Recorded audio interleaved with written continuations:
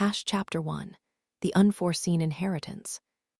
The smell of old paper and dust motes dancing in the pale shaft of afternoon sun was Lyra Vance's preferred perfume. It clung to her clothes, her hair, even settled into the fine lines around her eyes, a constant, comforting reminder of the world she inhabited. Her small office, tucked away above a bustling antique shop on a cobbled side street, was less an office and more a carefully curated archaeological dig of her own life. Stacks of architectural treatises, some dating back centuries, towering precariously on every available surface, threatened to topple with the slightest vibration. Framed blueprints, faded and intricate, adorned the exposed brick walls, their inked lines whispering forgotten stories of forgotten eras. A half-eaten sandwich sat abandoned next to a magnifying glass, and a smudged charcoal sketch of a gargoyle from a particularly challenging restoration project she was barely keeping afloat. Lyra traced the delicate curve of a flying buttress on the paper before her, her brow furrowed in concentration, but her mind was elsewhere, as it so often was these days. The numbers on her balance sheet, a cruel, stark contrast to the elegant geometry of her work, were a relentless hum beneath the surface of her thoughts. Vance Architectural Histories, her one-woman passion project, was slowly, agonizingly bleeding dry. The truth, cold and unyielding, was that people didn't pay for ghost stories woven into stone, not when the economy was tightening its grip like a medieval corset. They wanted modern, sleek, efficient. Not the painstaking, loving dissection of a Renaissance palace's hidden passages, or a Victorian manor's forgotten secret garden, not the meticulous research into the lives and loves that had shaped a building's very bones. The sharp, insistent buzz of her intercom startled her, making her jump and smudge the charcoal. "Blast," she muttered, wiping her finger on an already stained napkin, a dark smear across her thumb. She leaned over her desk, her hand hovering over the answer button, a moment of hesitation. It was probably Mrs. Henderson from downstairs, complaining about the faint scent of turpentine that occasionally wafted through the floorboards, or perhaps a bill collector disguised as a friendly inquiry, their tone too sweet to be genuine. The world outside her dusty sanctuary often felt like an unwelcome intruder, a jarring note in her carefully constructed symphony of the past. "Yes," she called into the speaker, her voice a little more clipped than she intended, a defensive edge she hadn't meant to reveal. "Miss Vance," a crisp, unfamiliar voice, utterly devoid of Mrs. Henderson's theatrical sigh or the saccharine politeness of a debt collector, spoke through the static. It was precise, professional, almost chillingly so. "This is Oak Haven and Finch Legal. We're calling regarding the estate of Beatrice Vance. Your presence is required for the reading of her last will and testament. We've sent a formal summons by courier."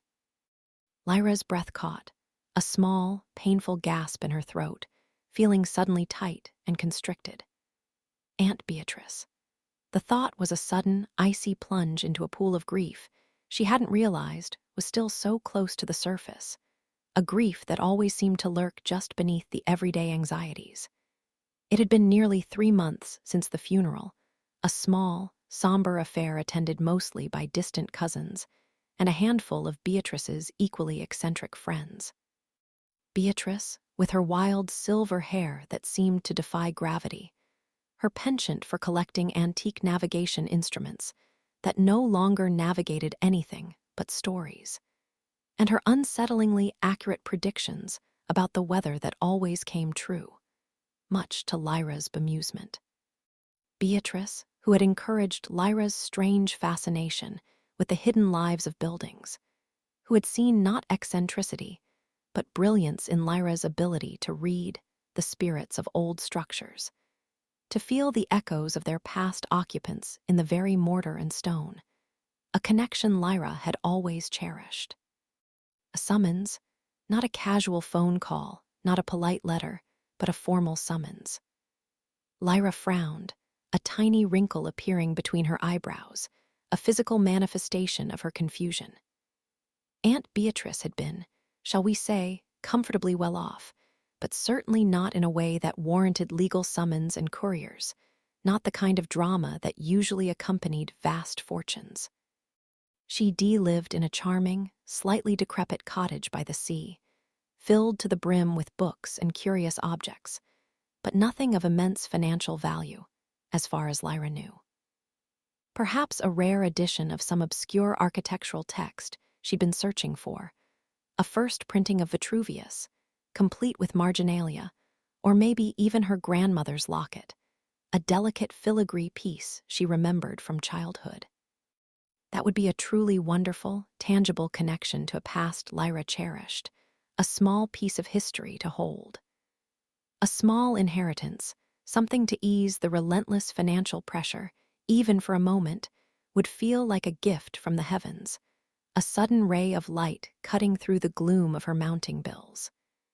She allowed herself to hope, just a little. The courier arrived 2 days later, a stiff-backed young man in a dark suit who seemed utterly out of place amidst the fragrant chaos of Lyra's office, his crisp professionalism clashing with the gentle disorder. He handed her a thick vellum envelope, sealed with an impressive wax crest, its symbol a stylized oak tree. The paper crackled faintly as she opened it, the formal wording blurring slightly before her eyes, a dizzying array of legal jargon.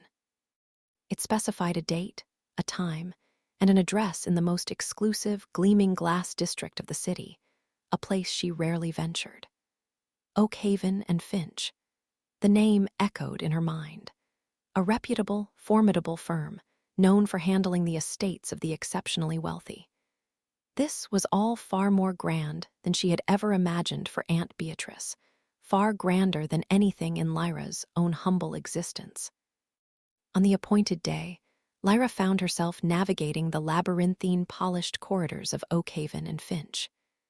The building itself was a monument to modern prosperity, all sleek chrome, cool glass, and hushed efficiency. It felt utterly alien to her, a stark contrast to the warm, dust-laden embrace of her own world, a world of peeling paint and creaking floorboards. The air conditioning hummed with a sterile precision that made her shiver slightly, despite the unseasonable warmth outside, a coldness that seemed to seep into her bones. Her worn tweed blazer, usually a source of comfort and confidence, suddenly felt threadbare and out of place, its familiar scent of old books somehow amplified and foreign. She clutched her small, leather-bound notebook, a nervous habit, feeling the smooth, familiar texture of the aged cover beneath her thumb, a small anchor in a sea of unfamiliarity. A receptionist, whose smile seemed surgically affixed, a perfect, unmoving mask, directed her to a meeting room on the 30th floor. The lift ascended with a dizzying speed, making Lyra's ears pop with a faint pressure change. When the doors silently slid open, revealing an expanse of muted tones and understated luxury, she stepped into a large, exquisitely appointed chamber. The room was bathed in a soft, diffused light filtering through tall, frosted windows that offered no glimpse of the city outside, only a hazy glow. A long, gleaming mahogany table dominated the space, its surface reflecting the subtle glow of hidden lamps, a mirror to the muted elegance. Several high-backed leather chairs, so dark they seemed to absorb the light, were arranged around it. There were already a few people present. A couple Lyra vaguely recognized as distant cousins, looking distinctly uncomfortable, fidgeting with their hands. An elderly woman with a severe bun and an expression of polite disapproval, whom Lyra thought might have been Beatrice's former housekeeper, her lips pursed in a thin line. And then, at the head of the table, a woman who commanded attention without uttering a single word, her presence a silent assertion of authority. She was impeccably dressed in a charcoal gray suit that seemed to have been sculpted onto her frame, a second skin of precision tailoring. Her silver hair was pulled back into a sophisticated knot, not a single strand out of place, and her posture was ramrod straight, radiating an almost regal authority. Her eyes, a striking shade of cool gray, met Lyra's for a fleeting moment, and Lyra felt an unsettling prickle down her spine, a strange sense of being both scrutinized and dismissed. The woman offered a small, almost imperceptible nod, a gesture of acknowledgement that held no warmth. This must be Lyra Ashwood, the lead solicitor for Oakhaven and Finch, the one who had signed the summons. There was an aura about her, an undeniable sense of power, and a veiled intensity that hinted at depths far beyond the polished veneer, a quiet, formidable force. Lyra took an empty seat, carefully pulling out the heavy leather chair, the soft sigh of the cushion, a small sound in the quiet room. She tried to calm the nervous flutter in her stomach, a persistent butterfly trapped inside. She folded her hands in her lap, her gaze sweeping over the polished surfaces, the tasteful abstract art on the walls that told no stories. She closed her eyes for a moment, trying to invoke Aunt Beatrice's presence, to ground herself in the memory of her warmth and irreverent humor, to find some anchor in the familiar. What did Beatrice have up her sleeve? A collection of antique maps, perhaps with secret annotations. A first edition of some obscure treatise on Gothic architecture, a volume Lyra had long coveted. Lyra allowed herself a small, hopeful fantasy of a modest sum, just enough to pay the outstanding bills, perhaps even to replace her ancient, wheezing desktop computer. A machine that sounded like it was constantly on the verge of expiring. Lyra Ashwood cleared her throat, a soft, deliberate sound that instantly silenced the murmurs of the room, a subtle, effective command. Her voice, when she spoke, was calm and articulate, each word perfectly enunciated, each syllable given its due. Good afternoon. Thank you all for attending the reading of the last will and testament of Beatrice Thorne Vance. Lyra's breath hitched again. Thorne Vance. That was her aunt's full name, of course, but the Thorne part was rarely used, almost always omitted. It was her mother's maiden name, a lineage that Lyra knew little about, beyond vague mentions of a family that had once been prominent but had faded into obscurity, a name whispered more than spoken. It felt like a minor detail, but Ashwood's deliberate emphasis on it somehow amplified its significance, casting a faint shadow of unease. The lawyer began to read, her voice a steady drone, detailing various small bequests to charities and distant relatives. A silver locket to cousin Mildred, a collection of porcelain thimbles to the housekeeper, a generous sum to the local cat sanctuary that Beatrice had always supported. Lyra listened, nodding politely when her turn hadn't yet come, patiently waiting for the mention of a book, an artifact, or that small, precious sum of money that felt like a lifeline. She felt a pang of disappointment as the smaller items were distributed. Had Beatrice left her nothing? Had her hopes been misplaced? Then Lyra Ashwood paused, her gaze sweeping the room, lingering for a fraction longer on Lyra, a slight tightening of her lips. A subtle shift in the atmosphere, a tightening of the air, a prickle of anticipation that was almost painful. And now, she continued, her voice dropping slightly, imbued with a new, almost solemn weight, we come to the primary beneficiary and the central provision of Beatrice's estate. Lyra straightened in her chair, a sudden tremor running through her, a cold dread beginning to coil in her stomach. This was it. To my beloved niece, Lyra Vance, Ashwood read, her eyes fixed on Lyra, their cool gray depths unreadable. I bequeath, in its entirety, the property known as the Ethelberg Estate, situated on Thorne Island, off the coast of Maine. Ethelberg Estate, Thorne Island. The words hung in the air, heavy and unbelievable, echoing in the sudden silence of the room. Lyra felt a wave of dizziness wash over her, a sudden unreality to the moment. Maine, an island. Aunt Beatrice lived in a charming, slightly damp cottage in Cornwall, a familiar, cozy place Lyra knew intimately. What was this? She must have misheard. This couldn't be right. An estate. The concept was so far removed from her own reality it felt like a dream. A rustle of whispers broke out among the other attendees, quickly silenced by a sharp glance from Ashwood, her gaze like a physical restraint. However, the lawyer continued, her voice unwavering, this bequest is made under an extraordinary codicil, a condition set forth with meticulous detail by the deceased. The Ethelberg estate, including all its structures, land, and proprietary technologies, is to be co-inherited by Lyra Vance and one other individual, Kaelen Thorne. The name hit Lyra like a physical blow, stealing the air from her lungs, leaving her gasping internally. Kaelen Thorne. The Kaelen Thorne, the reclusive tech mogul, the elusive inventor whose name was synonymous with revolutionary advancements in AI and cybernetics. The man whose face, despite his legendary privacy, was occasionally splashed across the covers of Forbes and Wired, always with that same unreadable intensity in his eyes, a storm cloud gaze that seemed to pierce through the glossy pages. It was impossible. She knew of him, of course, everyone did. His company, Thorne Dynamics, was a titan, a shadowy behemoth that shaped the future from behind its impenetrable walls.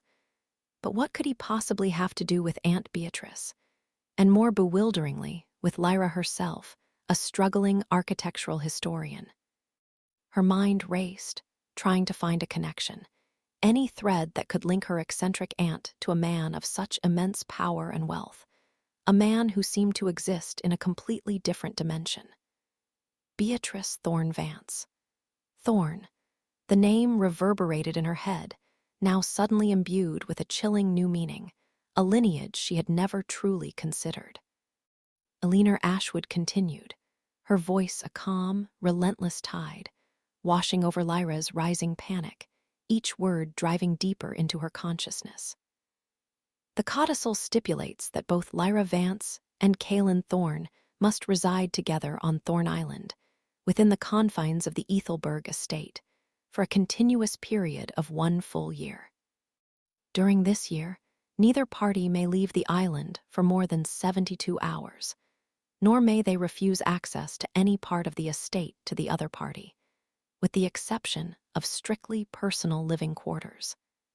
Should either party fail to meet these conditions, or unilaterally abandon the residency requirement, the entire estate, including all its assets, and the cutting-edge research and development facility currently operated by Thorne Dynamics on the island, will immediately revert to the Ashwood Foundation. Lyra could feel the blood draining from her face, leaving her cold and clammy. A full year, with Kaelen Thorne, on a remote island, the sheer audacity, the utter mind-boggling impossibility of it all, and the Ashwood Foundation. The name, Ashwood, matching the lawyer's surname, sent another jolt through her, a sudden, chilling realization. A shadowy, ancient foundation with questionable motives, as her eccentric academic mentor, Barnaby Finch, had once cryptically hinted when discussing forgotten land trusts and the hidden power structures behind them, always with a glint in his eye. The stakes were astronomical. Not just a house, not just an estate, but Kaelen Thorne's entire R&D facility, his life's work, the future of his empire. A cold, heavy dread settled in Lyra's chest, a lead weight pressing down on her lungs. This wasn't an inheritance, it was a prison sentence. A gilded cage, perhaps opulent and meticulously designed, but a cage nonetheless, designed by her inscrutable aunt, a final, bewildering act of defiance. She felt a burning question rising in her throat, a desperate need for answers, but no words would form, her mouth suddenly dry. As if on cue, a soft, almost imperceptible click echoed through the room as the heavy oak door at the far end swung open with a soft, deliberate whoosh. All heads turned, a collective gasp rippling through the small group. A man entered, and the temperature in the room seemed to drop by several degrees. A sudden, inexplicable chill that made the hairs on Lyra's arms stand on end. He was tall, impossibly so, with an athletic build that spoke of coiled strength rather than bulk, a lean, dangerous grace. He moved with a predatory grace, each step deliberate, silent, as if he existed slightly outside the normal laws of sound. His dark, impeccably tailored suit, a masterpiece of modern design, seemed to absorb the light around him, making him appear as if he were carved from shadow itself. His hair was midnight black, swept back from a high, intelligent forehead. His face was angular, almost stark, with a sharp jawline and high cheekbones that gave him a chiseled, almost severe look. And his eyes. They were the color of storm clouds, an intense, piercing gray that seemed to see everything, yet reveal nothing, a perfect, impenetrable mask. Beside him, a hulking figure in a less formal, but equally dark suit entered, his gaze sweeping the room with an unnervingly efficient precision, his head turning slowly, like a radar. His presence was a physical barrier, a wall of implied threat, radiating a silent warning. This had to be Sela's Reed, Kaelen Thorne's notorious head of security, the ex-Black Ops operative whose reputation preceded him in whispers throughout the tech world, a legend of ruthless efficiency. He radiated an aura of dangerous competence, his eyes, like tiny pinpricks of ice, resting on Lyra for a fraction too long, assessing, calculating, a silent threat. Lyra felt a shiver of pure instinctual fear, a primal alarm bell ringing in her mind. Kaelen Thorne himself didn't even glance at the assembled relatives, his attention seemingly above such trivialities. His storm-gray eyes, devoid of any discernible emotion, went straight to Lyra Ashwood, a direct, unwavering beam of focus. "Is this necessary?" His voice was a low rumble, surprisingly deep, with an undercurrent of impatience that was almost palpable, an immediate demand for efficiency. It was not a question, but a statement of deep displeasure, an irritation that he was even here. Lyra Ashwood remained impassive, her composure unruffled, a testament to her own strength. "Mr. Thorne, it is a requirement of the will that all primary beneficiaries be present for the full reading, or at least the relevant portions." Thorne merely offered a curt nod, a barely perceptible dip of his head, then finally his gaze shifted. It swept over the other attendees with a dismissive indifference, a flicker of boredom in his eyes before landing on Lyra. For a brief, agonizing moment, their eyes met. Lyra felt a jolt as if struck by a lightning bolt, a sudden, overwhelming sensation. Those eyes held no warmth, no recognition, only a chilling, analytical scrutiny. She felt utterly exposed, her small, insignificant existence laid bare under his unwavering gaze, stripped of all pretense. It was like being observed by a particularly intelligent, utterly uninterested predator, assessing prey without a flicker of emotion.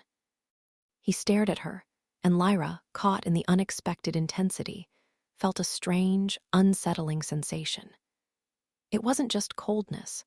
There was something else, an almost blank quality beneath the piercing intelligence, as if he were looking through her, not at her, as if her face held no information his mind could process.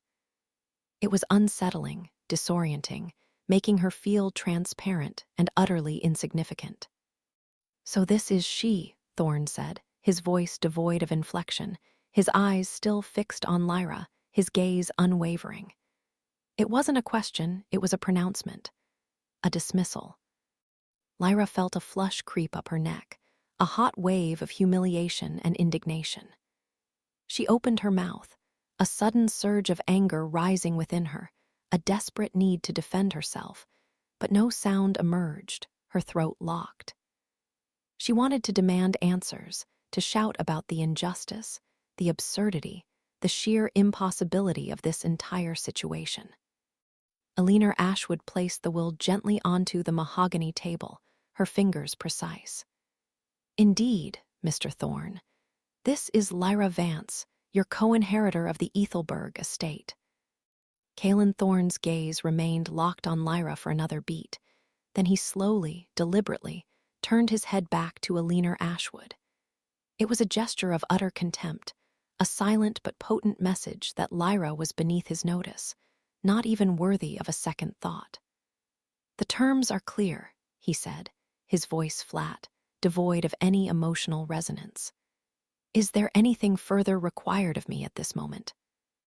"A signature acknowledging receipt of the will's terms, Mr. Thorne," Ashwood replied, pushing a document across the table, her tone still perfectly modulated.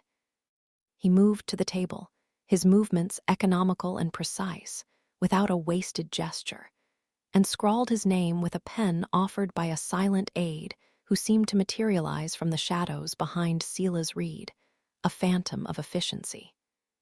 He didn't sit. He didn't linger. He didn't even acknowledge Lyra's presence again, treating her as if she were part of the furniture. His signature complete, he turned. "Sela's," he said, and the single word was a command, a silent signal of departure. Sela's reed, who had remained watchful at the door, his eyes scanning the room, nodded. The two men moved towards the exit with the same silent, synchronized efficiency they had entered. Thorne didn't spare a backward glance. The heavy oak door closed with a soft click, leaving Lyra and the handful of bewildered relatives in stunned silence, the sound of their whispers suddenly loud in the sudden vacuum Thorne had left. The air in the room, which had seemed so oppressive moments before, now felt thin, almost brittle, as if it might shatter. Lyra stared at the closed door, her heart hammering against her ribs, a frantic bird trapped in a cage. That was it. Her first encounter with Kaelen Thorne, brief, chilling, and utterly hostile. He hadn't even truly seen her, not as a person, but as an obstacle, a necessary evil, a footnote in his grand, technological empire, an inconvenience to be endured. The dread that had been a dull ache moments before now bloomed into a full-blown terror, a cold, sickening wave washing over her. A year. A full year trapped on an island with that man, a man who viewed her with such profound disdain, who radiated such an intense, almost frightening aura of power and reclusion. Her aunt, Beatrice, what had she done? What game was she playing from beyond the grave? A final, elaborate, and utterly terrifying prank. Lyra felt a profound sense of isolation, of being utterly alone in the face of this impossible decree, a puppet on strings pulled by a ghost. The other relatives were whispering again, their glances darting between Lyra and the door, their shock slowly turning to speculation. She barely registered them. Her mind was already racing, trying to comprehend the magnitude of the situation, the sheer, crushing weight of it. Thorne Island, Ethelberg Estate, Kaelen Thorne, the shadowy foundation. It was all too much, a cascade of impossibilities. She rose slowly from her seat, her legs feeling strangely heavy, as if she were moving through water, each step an effort. The elegant room, the polished table, the hushed voices, all seemed to blur at the edges of her vision, losing their sharp contours. Her small, struggling business, her passion for old buildings, her quiet, predictable life. It all felt like a fragile, distant dream now, shattered by the cold, hard reality of an unforeseen inheritance and the terrifying prospect of a year spent in the shadow of a tech titan. The future, once a dimly lit path she could navigate, had just become a terrifying, impenetrable storm cloud, dark and full of unknown dangers. She had a whole year to live on an island with a man who looked at her as if she were a particularly irritating fly. The thought was a lead weight in her stomach. What had she gotten herself into? More importantly, what had Beatrice gotten her into? And was there any way out? The answer, she already knew, was a resounding, chilling no.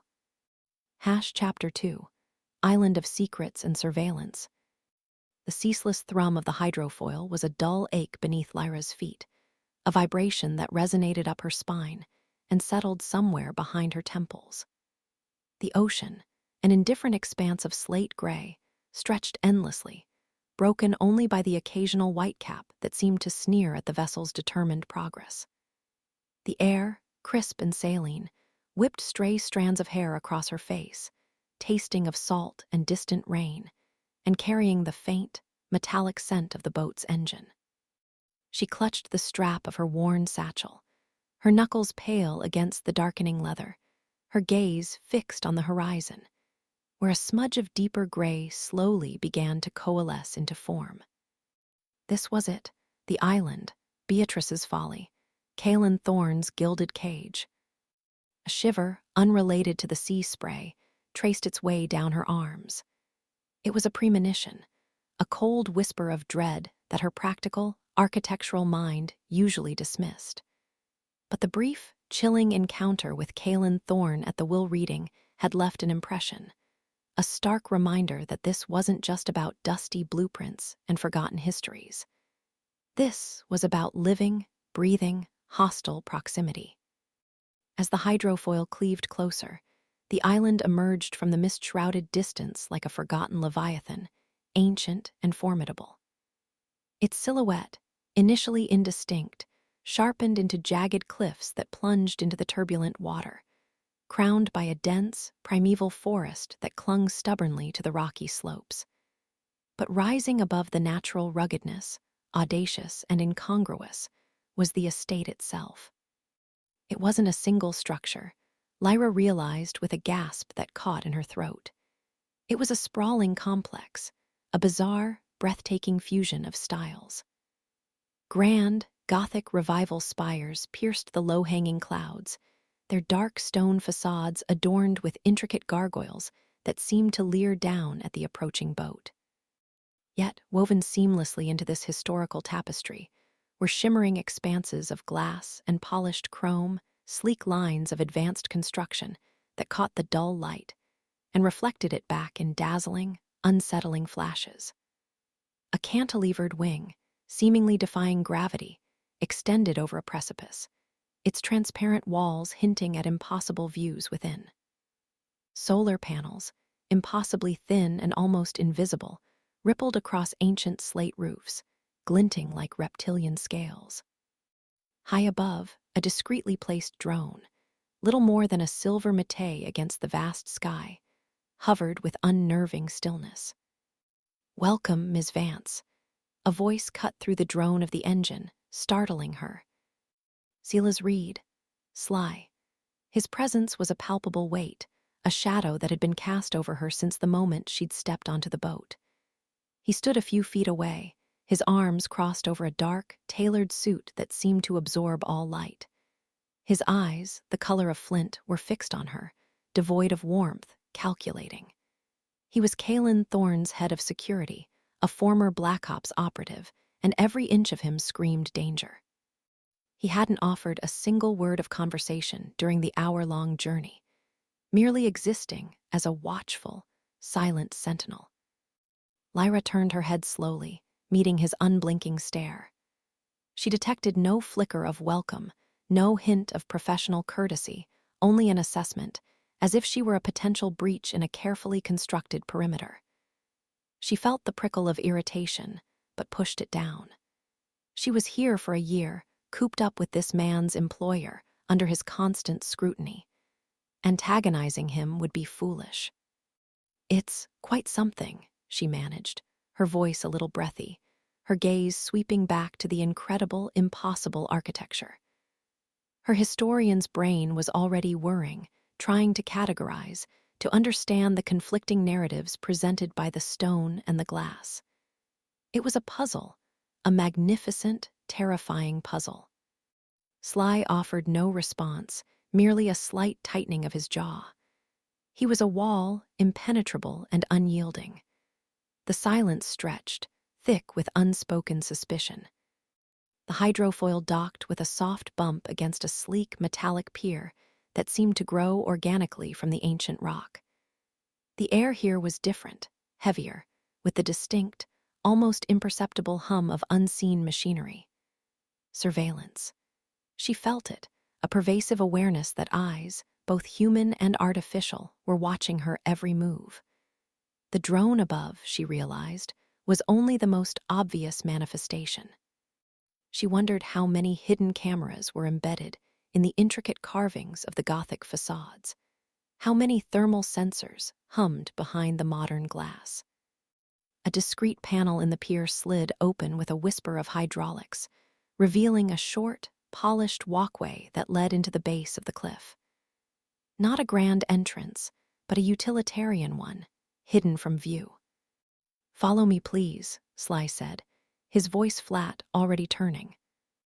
Lyra took a deep breath, the salt-laced air filling her lungs, sharp and invigorating. She straightened her shoulders, a small act of defiance. She wouldn't let them see her intimidated, not completely. The walkway led into a cavernous, subterranean passage carved from the living rock, illuminated by soft, pulsating light strips embedded in the ceiling. The air grew cooler, carrying the faint scent of damp earth and ozone. It felt less like an entrance to a home and more like an infiltration route into a fortress.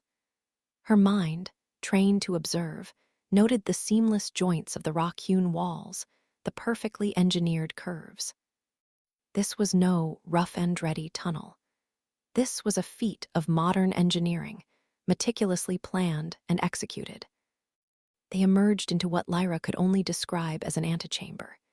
It was vast, circular, with a soaring ceiling that disappeared into shadow.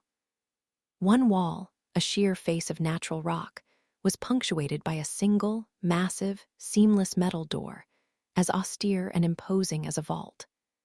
The opposite wall, however, was a breathtaking expanse of glass, offering a panoramic view of the tumultuous ocean and the distant mainland, now a faint smudge on the horizon. The glass itself, she noticed, was subtly curved, an architectural detail that suggested incredible structural integrity and perhaps a slight distortion in the view, almost like a fisheye lens. Her eyes, ever searching for historical context, scanned the space. The floor was a dark, polished stone, reflecting the dim light like an obsidian mirror. There were no decorative flourishes, no furniture, nothing to soften the stark grandeur. This was a place of transit, of controlled access. As she stood, taking in the impossible blend of raw nature and refined technology, a low, almost imperceptible hum resonated through the floor. A circular platform in the center of the chamber, previously indistinguishable from the surrounding floor, began to rise slowly, revealing itself as a massive, hydraulic lift. It was her ride to the main estate, no doubt. "Please step on," Sly instructed, his voice cutting through her absorption. Lyra complied, her heart thudding a little faster. The lift ascended with an unnerving smoothness, the world outside the glass wall falling away beneath them. Up and up they went, past the craggy cliff faces, past the lower tiers of the forest, until the main body of the estate slowly revealed itself in all its bewildering glory. It was more monumental than she had imagined from the boat. The Gothic spires were not merely decorative, they were structural, supporting vast, multi-story sections of the building. But the modern interventions were equally pervasive. A skywalk, a transparent tube of glass, connected two seemingly disparate wings, spanning a dizzying chasm. Data cables, thick as a man's arm, were subtly integrated into the ancient stone, their faint glow visible only upon close inspection. This wasn't just Kaelen Thorne's R&D facility. This was an architectural masterwork, a deliberate statement, an anachronism made flesh. And her aunt, Beatrice, had chosen to live here, to make this her home. What had she been thinking? The lift deposited them directly into a grand entrance hall, an explosion of carved dark wood, vaulted ceilings, and stained glass windows depicting scenes Lyra couldn't quite decipher in the dim, natural light. This was pure Gothic revival, opulent and heavy, the kind of space that echoed with centuries of unseen lives. But even here, the modern intruded. Discreetly mounted cameras, no larger than a thimble, were nestled within the intricate carvings of the archways. Small, circular vents, clearly not original, hummed softly from the corners of the ceiling. "Your quarters are on the third floor, west wing," Sly said, gesturing with a tilt of his head towards a grand staircase that spiraled upwards, its banister a twisted serpent of dark iron.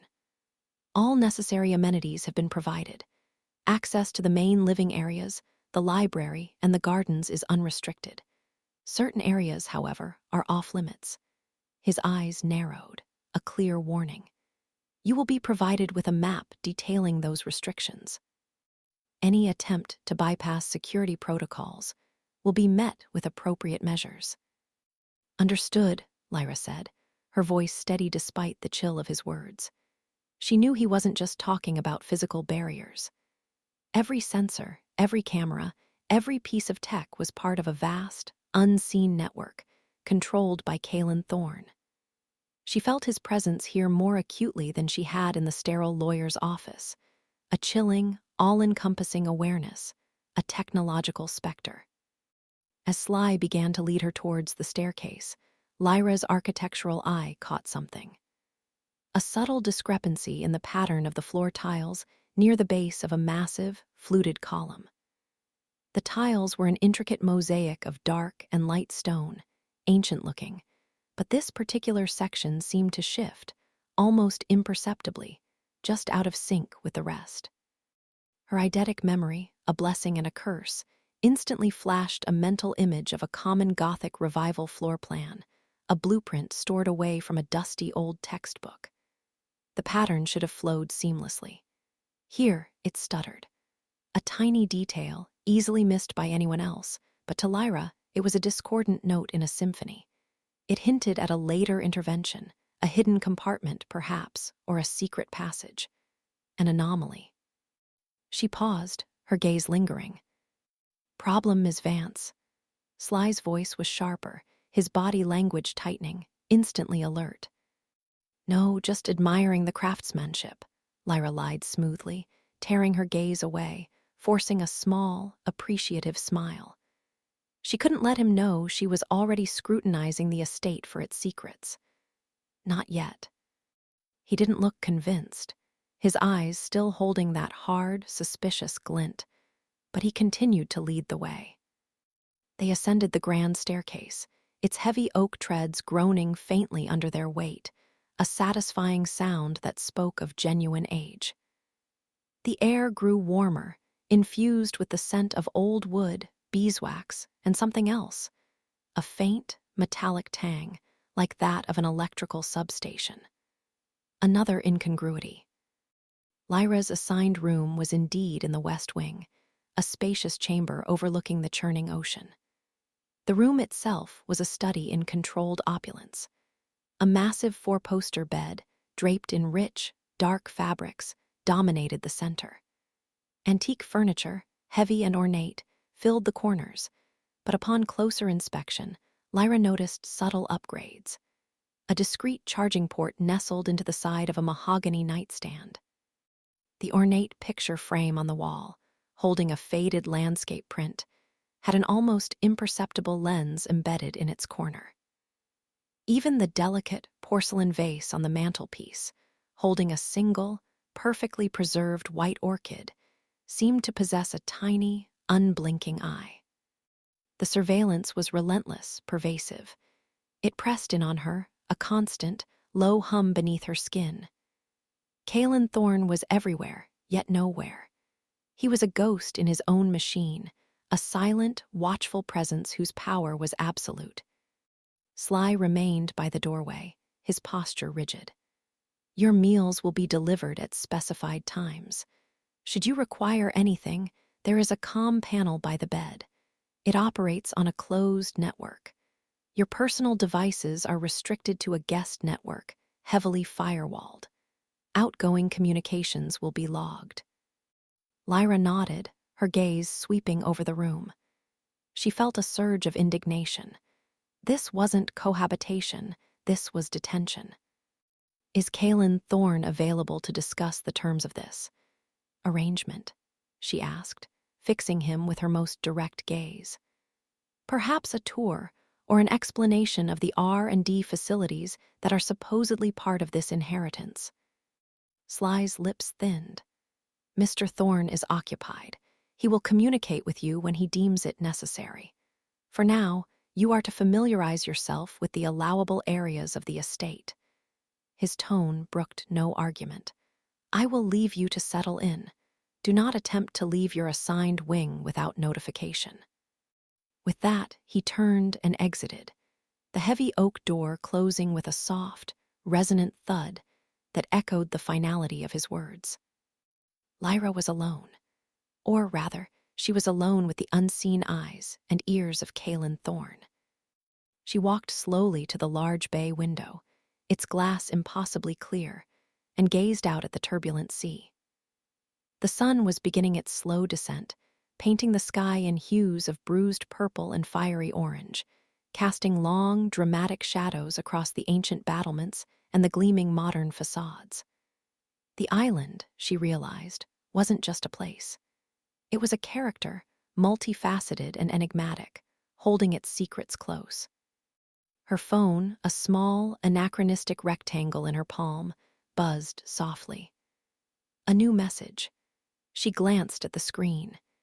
It was an email from Barnaby Finch, her eccentric academic mentor, whose pronouncements were often as cryptic as ancient prophecies.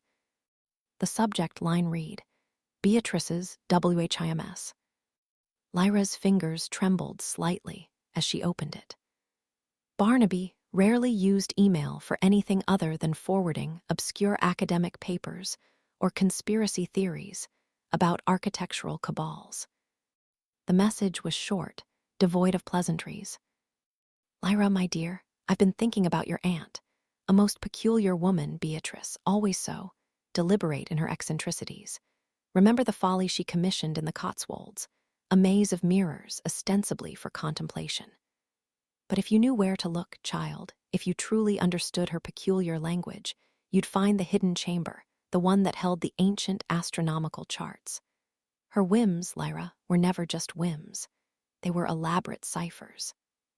And this island, this grand, impossible island, I have a feeling it's her magnum opus.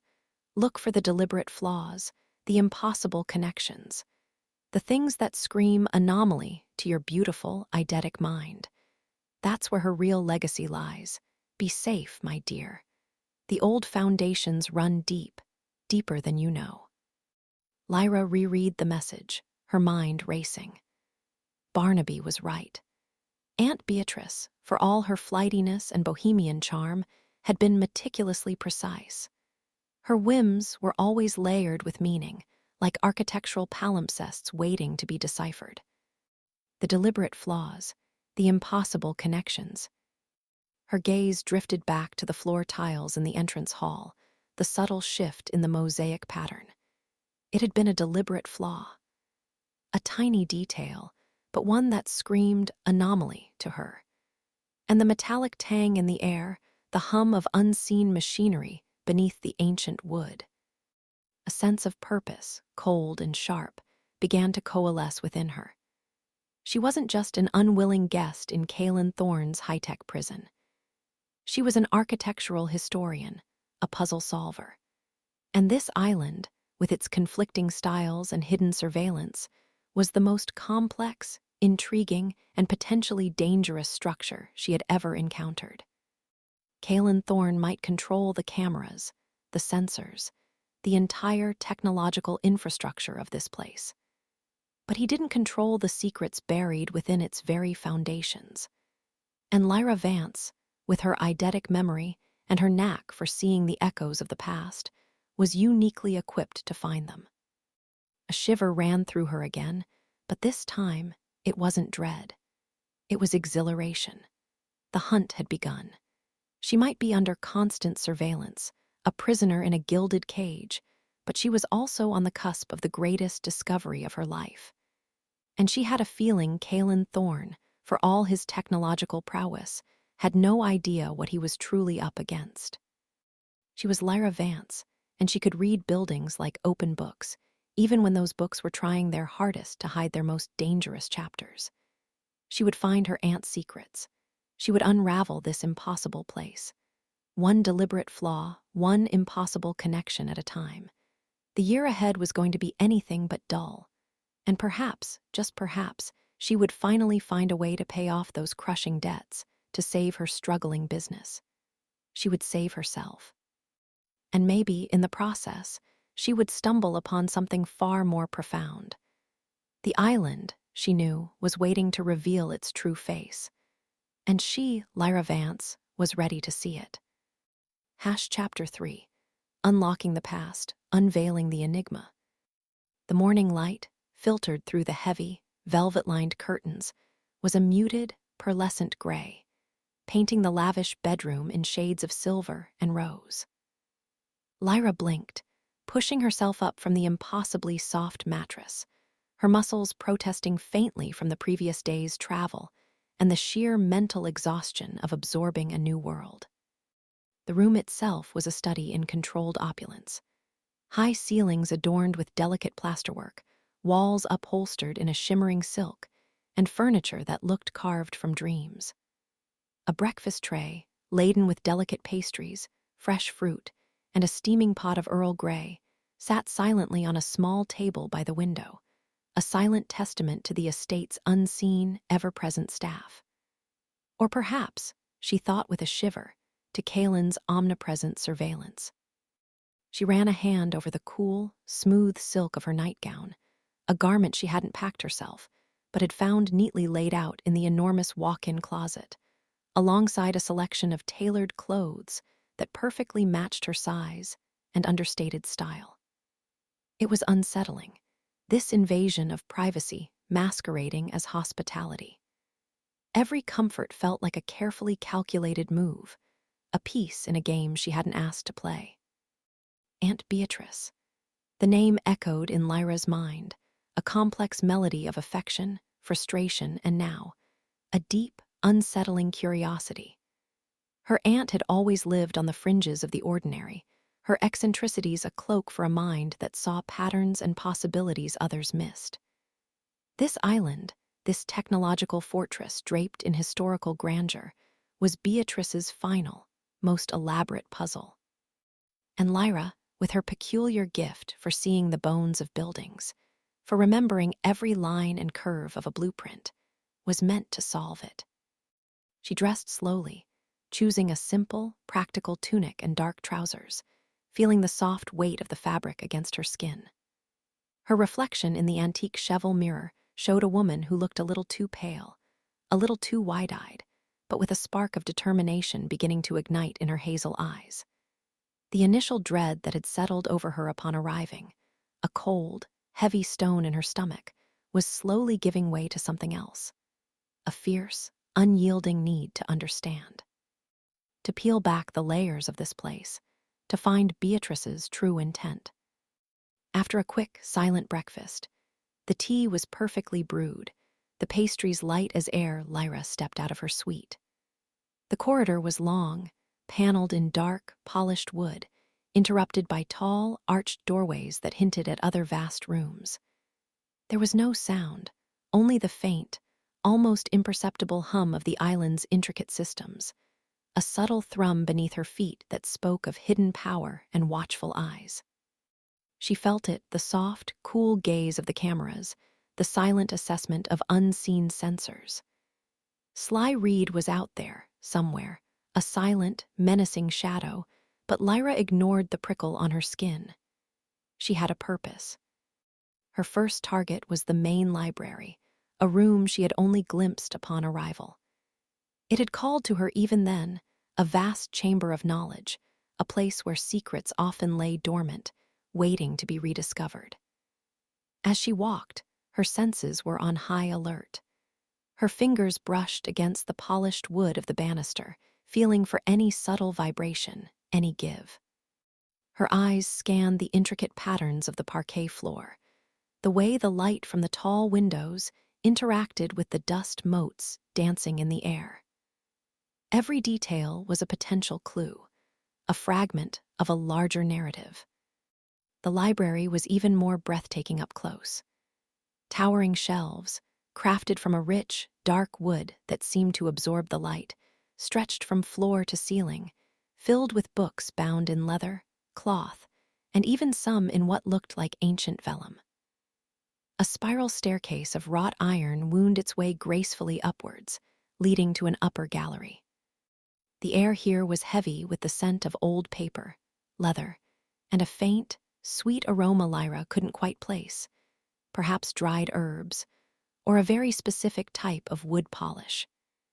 It was a comforting scent, a familiar one that reminded her of her own small, cluttered apartment filled with research texts. She began her meticulous exploration, not with the books, but with the structure itself. Her eidetic memory, a blessing and sometimes a curse, began to cross-reference the library's design with countless architectural styles she had studied. This wasn't just a grand library. There was a subtle dissonance, a feeling that something was deliberately out of place, yet perfectly disguised. Lyra moved slowly, deliberately, her gaze sweeping over every inch of the room. She ran her fingertips along the edges of the built-in shelves, feeling the minute imperfections, the way the wood met the stone of the walls. Her gaze lingered on the decorative molding around the doorways, the cornices that snaked along the ceiling, the carved newel posts of the staircase. She wasn't just seeing decorative elements. She was seeing stress points, load-bearing structures, the skeletal framework beneath the skin of the building. There, a faint, almost imperceptible hairline crack in the plasterwork above a particularly ornate mantelpiece. Most would dismiss it as age, a settling of the house. But Lyra noticed the way it didn't quite follow the natural lines of stress. It was too straight, too deliberate, almost as if it were a scar left by something else, something hidden behind. She climbed the spiral staircase, her hand gliding over the cool, smooth iron, each step a soft creak that echoed in the vast silence. From the upper gallery, the library unfurled beneath her, a grand tapestry woven with stories. She leaned over the railing, her eyes narrowed, focusing on the ceiling. The plasterwork here was different, slightly newer, a subtle variation in the pattern that would be invisible to anyone not trained to look for such things. It was a patch, a very, very good patch. A wave of something akin to vertigo washed over her, not from height, but from a sudden, vivid impression. A faint scent, not of old paper, but of citrus and something metallic like ozone. A fleeting image, quick as a blink, of a woman older, with kind, intelligent eyes and a mischievous smile, standing right where Lyra was, a small, worn leather-bound book clutched in her hands. Aunt Beatrice. The echoes were starting.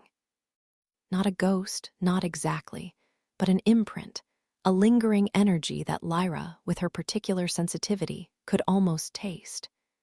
It was a powerful wave of emotion, a feeling of intense concentration, of quiet triumph. Lost in thought, Lyra. The voice, calm and clear, sliced through the quietude, startling Lyra so profoundly that she gasped, clutching the railing.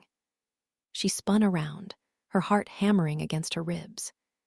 Anya Petrova stood at the foot of the spiral staircase, a faint, polite smile playing on her lips. She was even more striking than Lyra remembered from the will reading, her dark hair pulled back in a sleek, elegant ponytail, her sharp features framed by intelligent, almost predatory eyes. She wore a tailored jumpsuit of a deep sapphire blue, its fabric gleaming faintly under the library's soft lighting. Anya, Lyra managed, her voice a little breathy. She descended the stairs, trying to regain her composure, feeling the heat rising in her cheeks. "You startled me." "My apologies," Anya said, her smile widening just a fraction.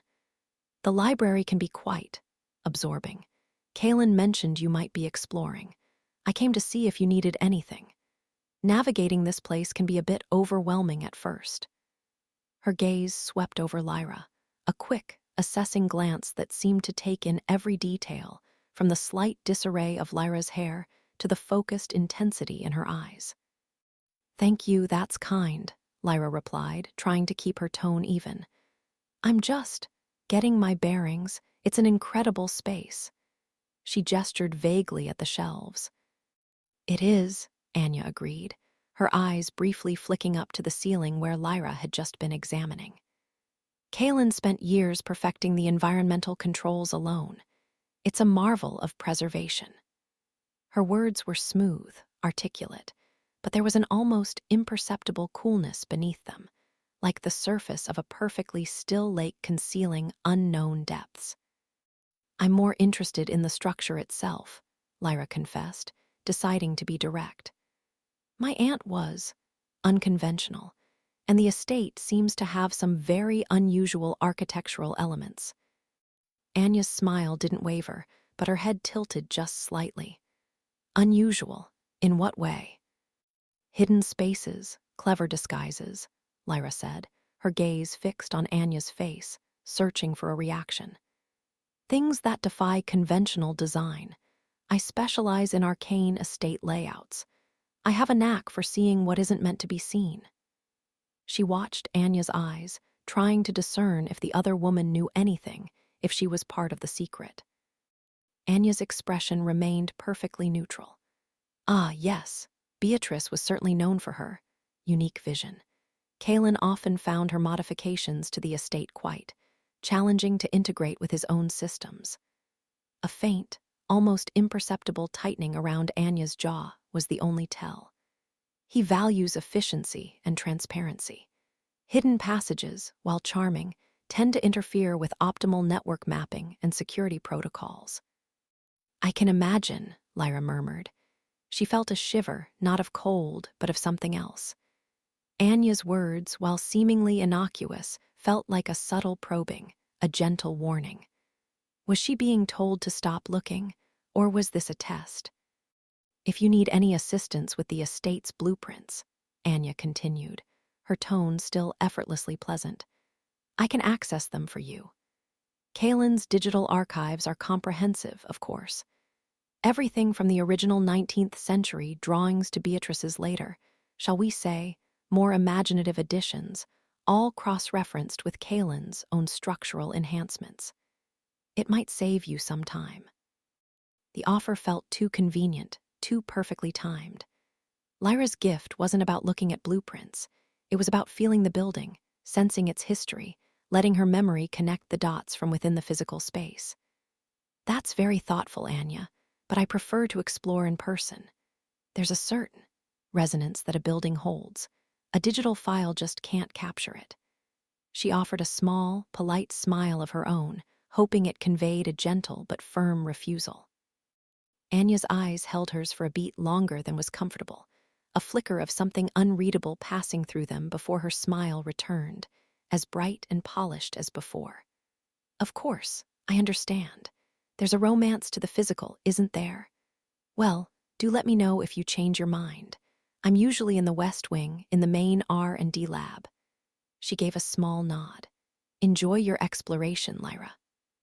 With another polite, almost imperceptible nod, she turned and glided silently out of the library, leaving Lyra once again alone in the vast, echoing space. Lyra let out a slow, steady breath she hadn't realized she was holding. Anya was interesting, too smooth, too perfect. Her offer of blueprints, while seemingly helpful, felt like an attempt to divert Lyra, to control the narrative. It confirmed Lyra's suspicion. There was something here, something worth hiding. And Anya, Kaelen's brilliant AI developer, was somehow involved, or at least aware of the need to protect the island's secrets. She returned to the wall with the subtle plaster crack, her senses heightened by the encounter. The faint scent of citrus and ozone returned, stronger now, almost as if Beatrice herself was encouraging her. Lyra ran her palm flat against the cool stone beneath the plaster, then moved to the dark wood paneling beside it. She tapped gently, systematically, her ear pressed close to the surface. The sound was mostly solid, but then a slight, almost imperceptible hollowness. A different resonance. Her fingers, nimble and precise, began to trace the intricate carvings of the paneling. She felt for seams, for slight depressions, for anything that didn't quite match the grain. Her mind raced, sifting through obscure architectural puzzles, mechanisms designed centuries ago to conceal valuables or provide escape routes. Beatrice had loved such things, had filled her conversations with references to Renaissance hidden rooms and Victorian secret passages. Beneath a particularly ornate rosette, Lyra's fingernail caught on something. Not a chip in the wood, but a tiny, almost invisible indentation. She pressed it, gently at first, then with a little more pressure. Nothing. She sighed, frustrated, and pulled her hand back. But as she did, her thumb brushed against a small, rough patch on the edge of the rosette itself. Not part of the carving. It was a texture, like a tiny, almost microscopic button or lever, perfectly flush with the wood. A spark of triumph ignited within her. This was it. This was Beatrice. She pressed the rough patch, this time with a deliberate, firm push. For a moment, nothing happened. Then, with a soft, almost inaudible click, a section of the wood paneling, perhaps 3 feet wide and 7 feet tall, recessed inward by a mere fraction of an inch, then slid silently to the side, revealing a narrow, darkened opening. A gasp escaped Lyra's lips, a sound of pure awe and exhilaration. The air that wafted out was cool and still, carrying the same faint scent of citrus and ozone, stronger now, mingled with the distinct aroma of old paper and something else, something metallic and sharp, like electricity. It was completely dark within the passage, a void, but Lyra could feel a faint draft, suggesting it was not a dead end. Her heart pounded in her chest, a thrilling drumbeat of discovery. She had found it, a hidden passage, just as Beatrice had intended. As she stood there, gazing into the darkness, a faint, metallic whirring sound caught her attention. It was distant, almost imperceptible, but it was there. And then a subtle, almost unconscious shift in the angle of a decorative camera lens high in the corner of the library, barely visible even to her keen eyes. Kaelen. He was watching. She could feel his gaze, cool and appraising, even through the technology. She wondered what he saw, what he thought of her unconventional methods, her persistence. Did he see a threat? Or perhaps, just perhaps, a flicker of something else, a grudging respect for someone who dared to look beyond the surface, just as he did in his own domain. The question hung in the air, unanswered, as Lyra took a tentative step towards the hidden opening, the darkness beckoning. Chapter 4. The first crack in the facade. The air in the north wing felt different today, thick and heavy, almost electrically charged. Lyra had been tracing the faint, almost imperceptible lines of a peculiar fresco in what Aunt Beatrice had always called the sunken library. A cavernous space carved into the cliff face, overlooking the churning sapphire expanse of the ocean. The library was usually bathed in a soft, diffused glow from the hidden light panels overhead, making the intricate geometric patterns of the fresco shimmer with an inner life. But today, the hum that usually permeated the estate, a low, constant thrum of unseen machinery and intricate systems, seemed to falter. It was a subtle shift, one most wouldn't notice, but Lyra, with her heightened sensitivity to the architectural pulse of a building, felt it like a skipped heartbeat. Her fingertips, calloused from years of tracing forgotten blueprints and ancient stone, ghosted over the cool, smooth surface of the wall.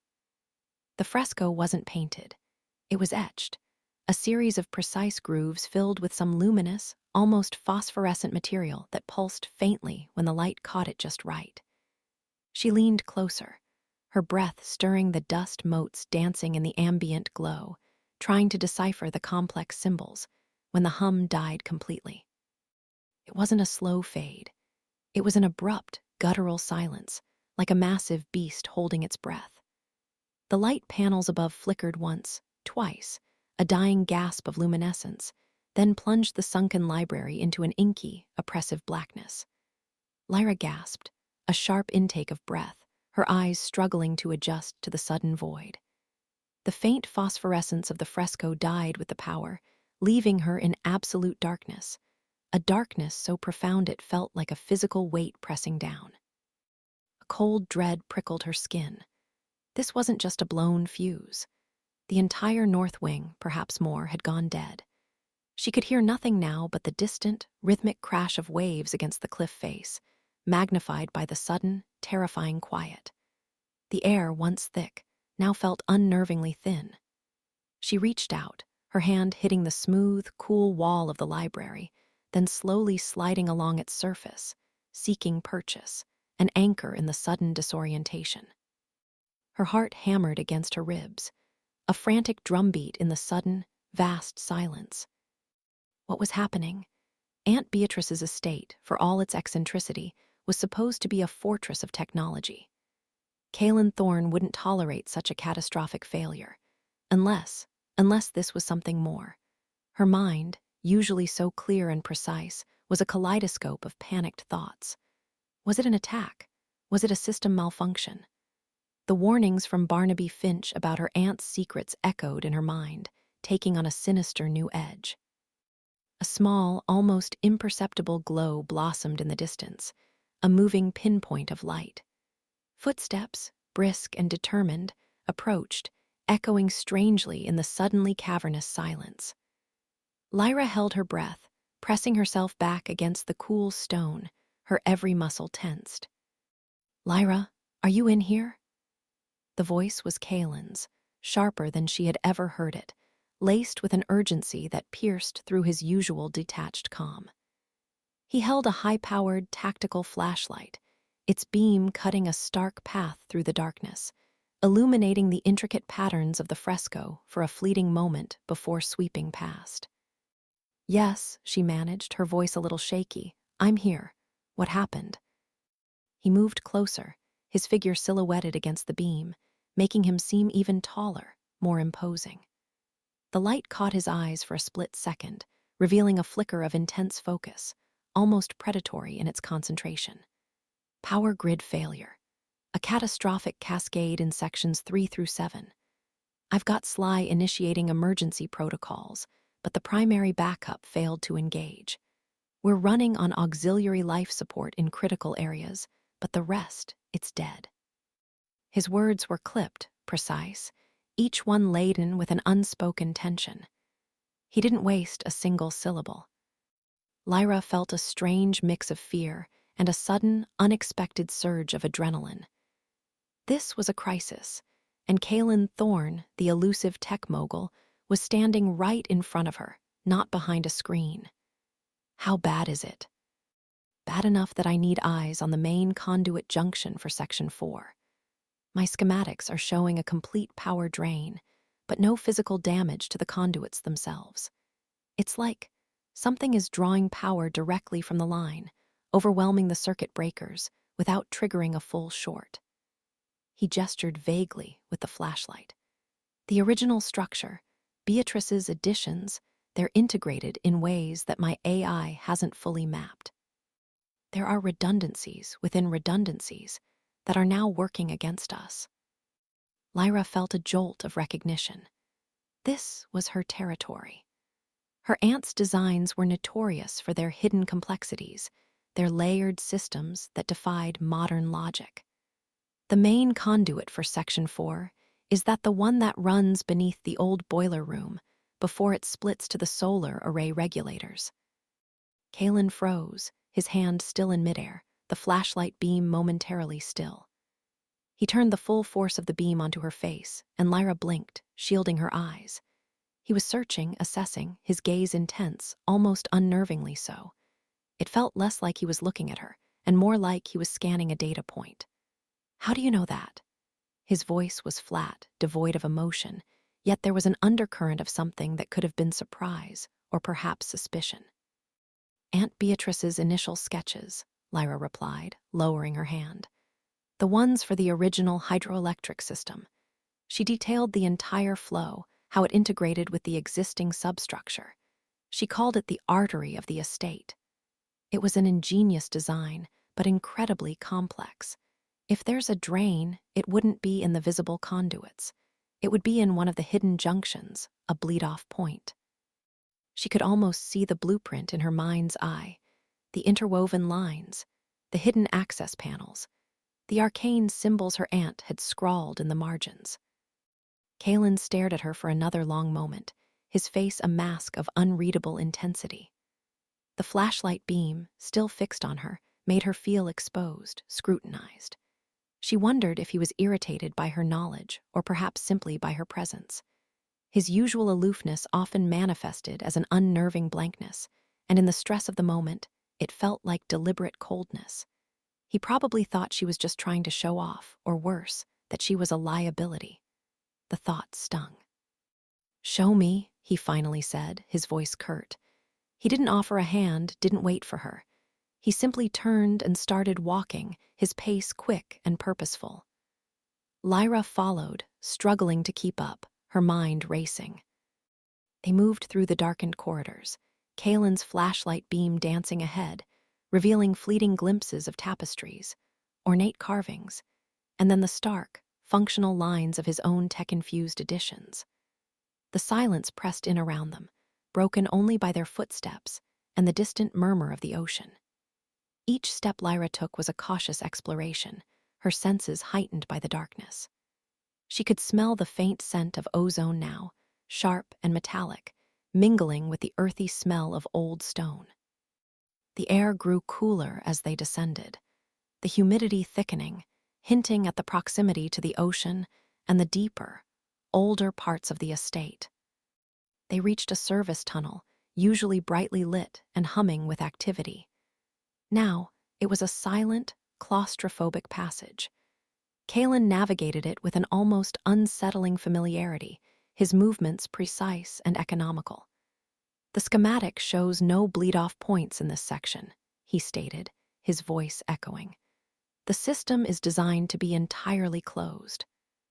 "Aunt Beatrice had a penchant for hidden access," Lyra countered, her voice firm despite the apprehension coiling in her stomach. She believed that true protection lay in misdirection. "The plans I saw had a maintenance junction, tucked behind what looked like a solid rock face in the old plans, but was actually a pressure-activated panel. It was meant for manual override of the original hydroelectric sluice gates, but it connected directly to the main power conduit." Kaelen stopped abruptly. He turned, the flashlight beam sweeping across the rough-hewn rock wall to their left. It looked utterly seamless, ancient, part of the cliff itself. He ran a gloved hand over the surface, his expression unreadable in the dim light. "Pressure activated." "Yes," Lyra affirmed, stepping forward, her fingers instinctively reaching for the subtle irregularities in the stone. "It wouldn't show up on thermal scans or energy signatures. It's purely mechanical. There's a slight depression, a faint chisel mark just here." Her fingers found it, a minuscule indentation that felt almost like a natural flaw. She pressed gently, then harder, shifting her weight. A soft click, barely audible over the rush of blood in her ears. A section of the rock, perhaps 2 meters wide and 3 meters high, slid inward with a low, grinding groan, revealing a small, dark cavity beyond. The air that rushed out was cool and damp, smelling faintly of metal, and something else, something ancient and earthy. Kaelen's head snapped up. His eyes, even in the gloom, seemed to widen fractionally. He didn't speak, but his posture shifted, a subtle slackening of his shoulders, a flicker of something that looked almost like astonishment. He shone the flashlight into the opening. Inside, a tangled mess of conduits, thick cables, and what looked like a very old, very heavy iron lever were revealed. And pulsating with an eerie, sickly green light was a device Lyra had never seen before. A strange, crystalline contraption attached directly to the thickest power conduit, humming with an unnatural energy. "What is that?" Lyra breathed, her voice a whisper of awe and horror. The green glow cast strange shadows on Kaelen's face, making his features stark and angular. "An energy siphon," Kaelen growled, his voice low and dangerous. "It's drawing power directly from the main line, bypassing all safety protocols. And it's not mine. This isn't just a malfunction. This is sabotage." His eyes narrowed, focusing on the device with an intensity that promised retribution. His face, usually so impassive, was now etched with a fierce, almost primal anger. He moved into the cavity, Lyra right behind him. He reached for his comms link, but then paused, frowning. "No signal," he muttered, frustration evident in his tone. "The siphon is creating a localized EMP field. Smart."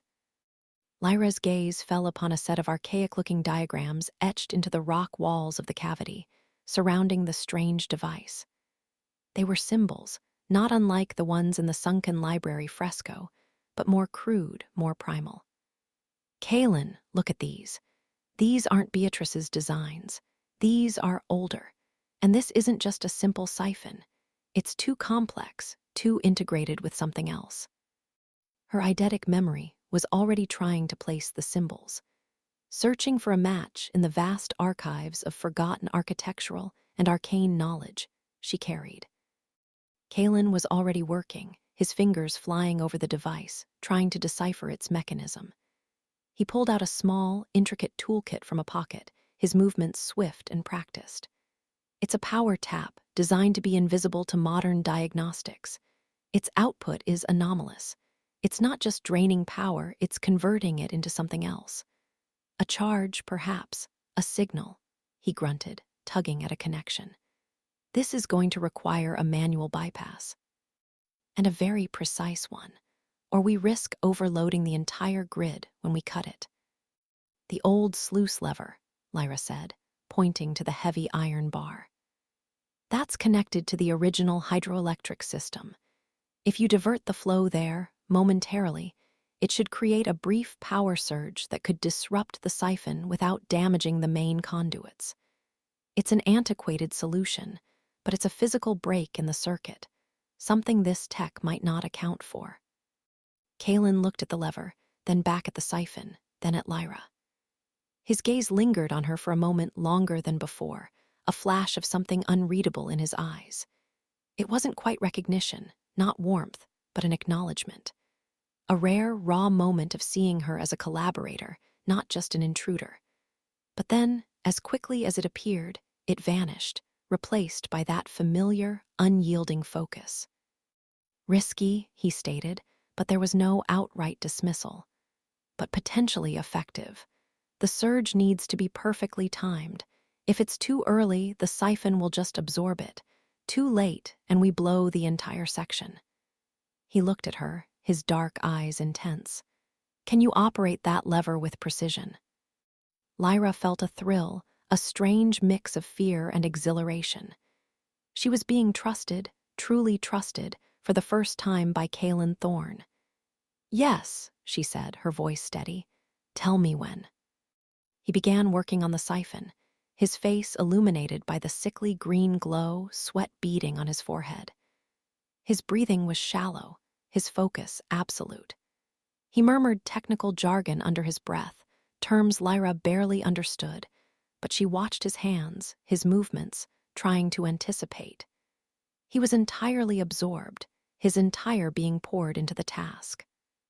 It was in these moments, stripped of his usual composed facade, that she saw him not as a distant mogul, but as a brilliant, almost desperate inventor. She also noticed, with a pang of unease, how he avoided her gaze, even when he spoke directly to her. It wasn't aggression exactly, but a deep-seated discomfort, as if direct eye contact was a painful, alien concept.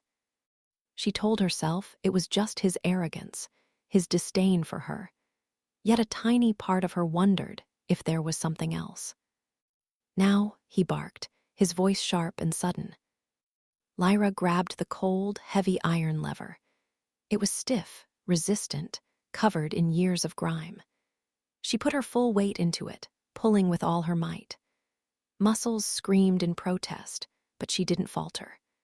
With a groan of ancient metal and a gush of rushing water from deep within the earth, the lever finally gave way, clanking into position. A blinding flash of white light erupted from the siphon, followed by a deafening crackle that made Lyra recoil. The green glow intensified, pulsed violently, then sputtered and died. The strange crystalline device went dark, inert. In the sudden absence of the siphon's eerie light, The main power conduits above their heads flickered once, then burst back to life, showering the cavity with a harsh, artificial brilliance. The familiar hum of the estate's systems roared back, vibrating through the very stone beneath their feet. Kaelen straightened, stepping back from the now lifeless siphon. He looked utterly drained, his hair slightly disheveled, a streak of grime on his cheek. He looked at the device, then slowly, deliberately turned his head to Lyra. His eyes, now in the full light, held a flicker of something she couldn't quite decipher. It wasn't gratitude, not exactly. More like a profound, almost stunned acknowledgement. A brief, charged moment hung between them, the air thick with the afterglow of shared tension and success. She saw him, truly saw him, for the first time, not as a remote, arrogant figure, but as a man under immense pressure, capable of both fierce intelligence and a strange vulnerability. And he, for a fleeting instant, seemed to see her too, not just as a codicil in a will, but as a vital, unexpected partner. Then, as if a switch had been flipped, his expression hardened, that impenetrable mask sliding back into place. "Good work, Vance," he said, his voice clipped, already retreating into his accustomed aloofness. He turned away, pulling out his comms link again. Sly status report. Power restored to sections 3 through 7. Investigate the breach in the North Service Tunnel, sublevel 2. I found the siphon. It's been neutralized. I want a full forensic analysis immediately. The moment was over, gone as quickly as it had appeared. Lyra felt a pang of disappointment, a strange sense of loss. She had glimpsed something, a tiny crack in his formidable facade, and now it was sealed once more. As Kaelen was barking orders into his comms, the distant sound of an approaching vehicle caught Lyra's attention, cutting through the newly restored hum of the estate. A low, powerful engine, pulling up to the main entrance. That was too fast for Sly's team to have mobilized.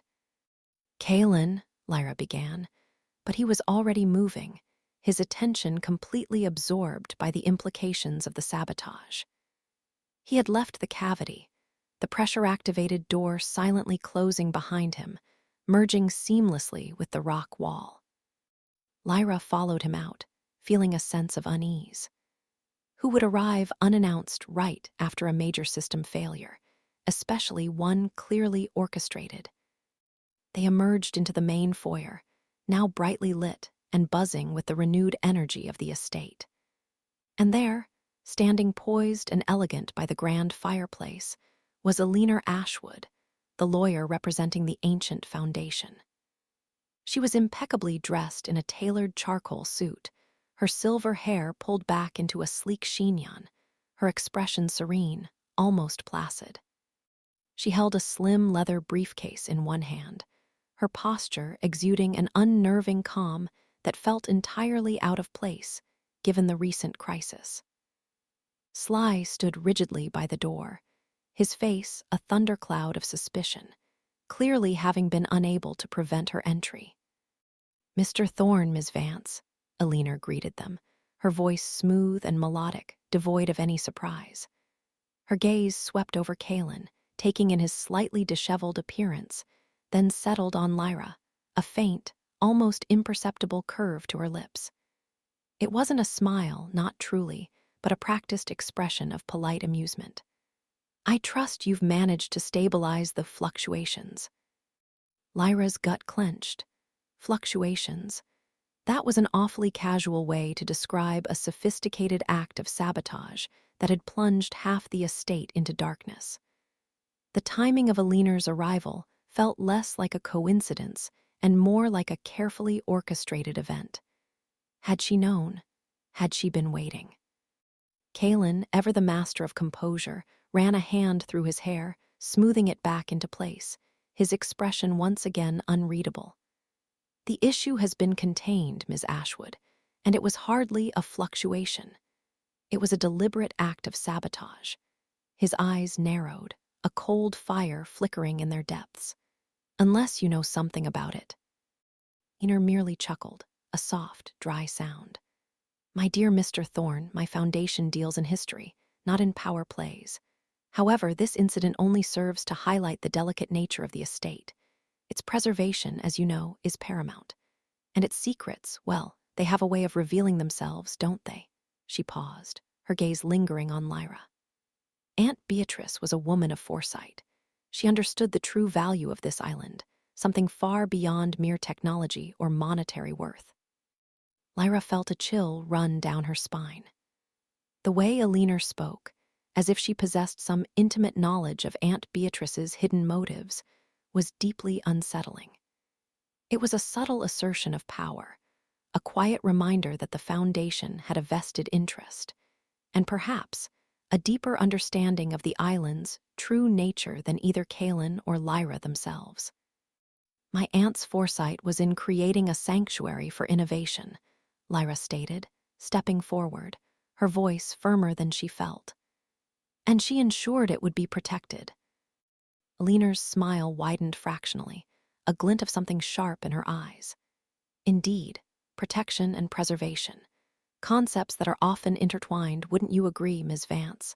The terms of the codicil are quite clear. 1 year, and should anything compromise the integrity of the estate, the Foundation is prepared to step in to ensure its continued safeguarding. Her gaze was unwavering, a silent warning. We simply wish to ensure the estate remains in capable hands, and that its deeper purpose is respected. Lyra met her gaze, a defiance rising within her. The deeper purpose. What did that even mean? And how could Eccentric Ashwood arrive moments after a sophisticated attack, so calm, so knowing? Her suspicions solidified. The ancient Foundation wasn't just an administrative entity. They were actively involved, perhaps even orchestrating events, pulling strings from the shadows. And they clearly had an agenda that went far beyond simply preserving an old building. They wanted the island and its secrets for themselves. The fragile connection Lyra had just formed with Kaelen, born of necessity and shared danger, suddenly felt like a vital, albeit precarious, alliance against a far more insidious threat. Chapter 5. Shared Spaces, Unshared Truths. The polished ebony dining table stretched before Lyra like a dark, reflective lake, mirroring the subtle glow of the suspended light fixtures above. Each fixture was a delicate, intricate filigree of brushed chrome and frosted glass, designed to cast a soft, almost ethereal luminescence that made the grand dining hall feel less like a room and more like a carefully curated dreamscape. Outside the panoramic window, the twilight sky bled from bruised purple into an inky black, dotted with the first hesitant stars. And the distant, rhythmic sigh of the ocean was the only sound permitted to break the profound silence within these walls. Lyra traced the rim of her water glass with a nervous fingertip, the cool crystal a small anchor in the vast, unsettling quiet. Kaelen Thorne sat at the opposite end of the impossibly long table, a solitary figure framed by the encroaching night. He ate with a measured, almost surgical precision, his movements economical, devoid of any superfluous flourish. The aroma of wild mushroom consommé, delicate and earthy, wafted from the porcelain bowl before her. But her appetite felt strangely suspended, held hostage by the peculiar tension that always seemed to hum in the air whenever he was near. She found herself, against her own will, studying him. The way his dark hair fell across his brow, catching the light in a way that made it seem spun from midnight itself. The sharp, clean line of his jaw, the subtle flex of a muscle as he chewed. His eyes, she knew, were a piercing, almost startling shade of blue, but they rarely met hers directly. Instead, they scanned the room, the table, the patterns on the intricate antique rug beneath their feet, everywhere but her face. It was a peculiar habit, one that she had initially dismissed as the height of arrogance, a visual manifestation of his disinterest. But after the power grid incident, after seeing that flicker of vulnerability, that raw, focused intensity, she wasn't so sure. There was a difference between deliberate avoidance and a genuine inability to connect. The thought was a disquieting whisper in her mind. A uniformed server, a silent phantom in impeccable livery, appeared from a hidden door in the wall, gliding across the room to clear their bowls. Lyra barely registered their presence, her gaze still snagged on Kaelen. He picked up his fork, the silver glinting, and began to delicately dissect a piece of pan-seared sea bass, his fingers long and elegant, capable of both immense power and surprising grace. The power systems are fully stabilized now, aren't they? Lyra ventured, her voice feeling too loud in the cavernous space. A small pebble dropped into a deep well. She internally winced at the banality of her attempt, but any topic felt better than the suffocating quiet. Kaelen paused, his fork hovering midway to his plate. He didn't look up immediately. His gaze flickered towards the window, then to a spot just above her left shoulder. Yes, Lyra, all parameters are nominal. The redundant systems are robust. His voice was a low, resonant baritone, surprisingly soft despite its underlying authority. It was a voice that commanded attention without needing to raise its volume. Good, she managed, feeling a blush creep up her neck. Her internal monologue screamed at her for sounding so utterly inept. What did she expect? A confession of undying gratitude, a sudden outpouring of human emotion. This was Kaelen Thorne, the enigmatic billionaire, the man who seemed to exist in a different dimension of intellect and detachment. Another uncomfortable silence stretched, thick and cloying. Lyra focused on her plate, pushing a stray pea around with her fork. The peas were perfectly green, almost jewel-like, a testament to the meticulous attention to detail that permeated every aspect of this estate. Her aunt, Beatrice, had always insisted on perfection, but this was beyond anything Lyra had ever witnessed. It was an almost clinical pursuit of flawlessness, a carefully constructed bubble designed to isolate and protect. From what? I've been examining the original schematics for the main conservatory, Lyra said, abandoning all pretense of polite small talk and diving into the one subject that always seemed to ignite a spark within her. There's a curious discrepancy in the load-bearing calculations for the central dome. It appears deliberately over-engineered, almost as if it was designed to support something far heavier than just glass and steel. This time, Kaelen looked directly at her, or rather, his eyes fixed on a point somewhere around her hairline. The intensity was still there, the focused concentration, but it felt less like disinterest and more like a deeply ingrained habit. He slowly put his fork down, the delicate clink echoing faintly. Over-engineered, he repeated, a subtle furrow appearing between his dark brows. Explain. A small thrill, a tiny, almost imperceptible tremor of excitement, ran through Lyra. She had his attention. Real attention, not just polite acknowledgement.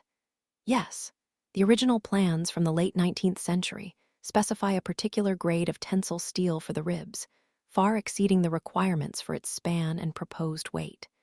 And the foundation footings, they go deeper than necessary for a structure of that size, even considering the island's seismic stability. It's almost as if it was meant to be reinforced for a future edition, or to conceal something significant within its core structure. She leaned forward slightly, caught up in the intellectual puzzle. My aunt, Beatrice, was notoriously clever with her improvements. She would often build in layers, creating false bottoms and hidden compartments in her designs. I've seen echoes of that here, in the way certain wall panels don't quite align with the underlying structural beams, or how the ventilation systems seem to have redundant, unused conduits. It's like the house itself is a coded message. Kaelen remained still, his gaze still fixed on her hairline, but his mind, she could almost feel it, was racing. His lips, usually a thin, unsmiling line, were now slightly parted. A coded message, he murmured, the words barely audible. He seemed to be processing her every word, turning them over, analyzing them. You're suggesting the original architect, or perhaps your aunt, deliberately incorporated these redundancies, these hidden compartments, for a specific, non-architectural purpose. Precisely, Lyra confirmed, her voice gaining confidence. It's not just about aesthetics or structural integrity. It's about narrative. Buildings tell stories. And this one is whispering secrets. A flicker, a genuine spark of interest, ignited in Kaelen's eyes. It was fleeting, quickly masked, but Lyra saw it. A rare, unguarded moment.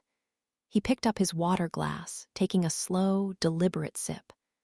Fascinating, he said, the word weighted with genuine consideration. I had always assumed them to be architectural eccentricities, perhaps overzealous calculations by an overly cautious engineer. My own scans have detected structural anomalies, yes, but I attributed them to settling or outdated construction methods. I never considered intent. He didn't look away, not yet. This sustained focus, even if it wasn't quite meeting her eyes, felt different. It was a connection, however tenuous, forged in the shared language of the island's mysteries. For a brief, intoxicating moment, the suffocating silence of the dining hall was replaced by the thrilling hum of two minds, finally, truly engaging. Just as the fragile connection seemed poised to deepen, a shadow fell across the threshold of the dining room. Lyra didn't need to turn to know who it was. The air shifted, growing heavy, charged with a simmering tension that always accompanied his presence. Sela's Sly Reed. He didn't announce himself, didn't make a sound, yet his arrival was as palpable as a thunderclap. His eyes, cold and assessing, swept over Lyra, lingering for a beat too long before flicking to Kaelen. "Everything all right, Kaelen?"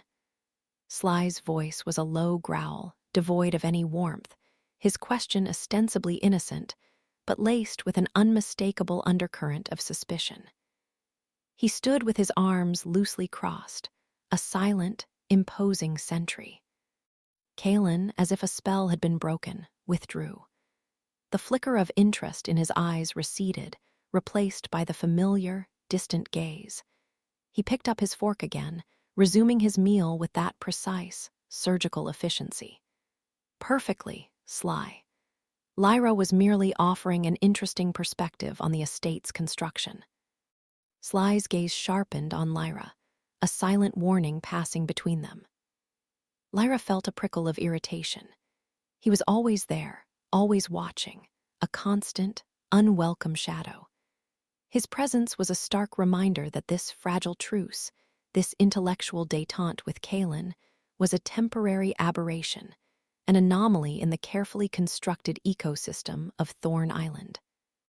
Later that evening, the encounter with Sly replayed in Lyra's mind as she wandered through the estate's sprawling library, the scent of aged paper and polished wood a comforting balm. She ran her hand over the spines of leather-bound volumes, her mind still buzzing from the dining room conversation. Kaelen Thorne, the impenetrable tech mogul, had been genuinely intrigued. It was a small victory, a tiny crack in the wall, but it was enough to fuel her resolve. Her fingers brushed against a section of shelving that felt subtly different.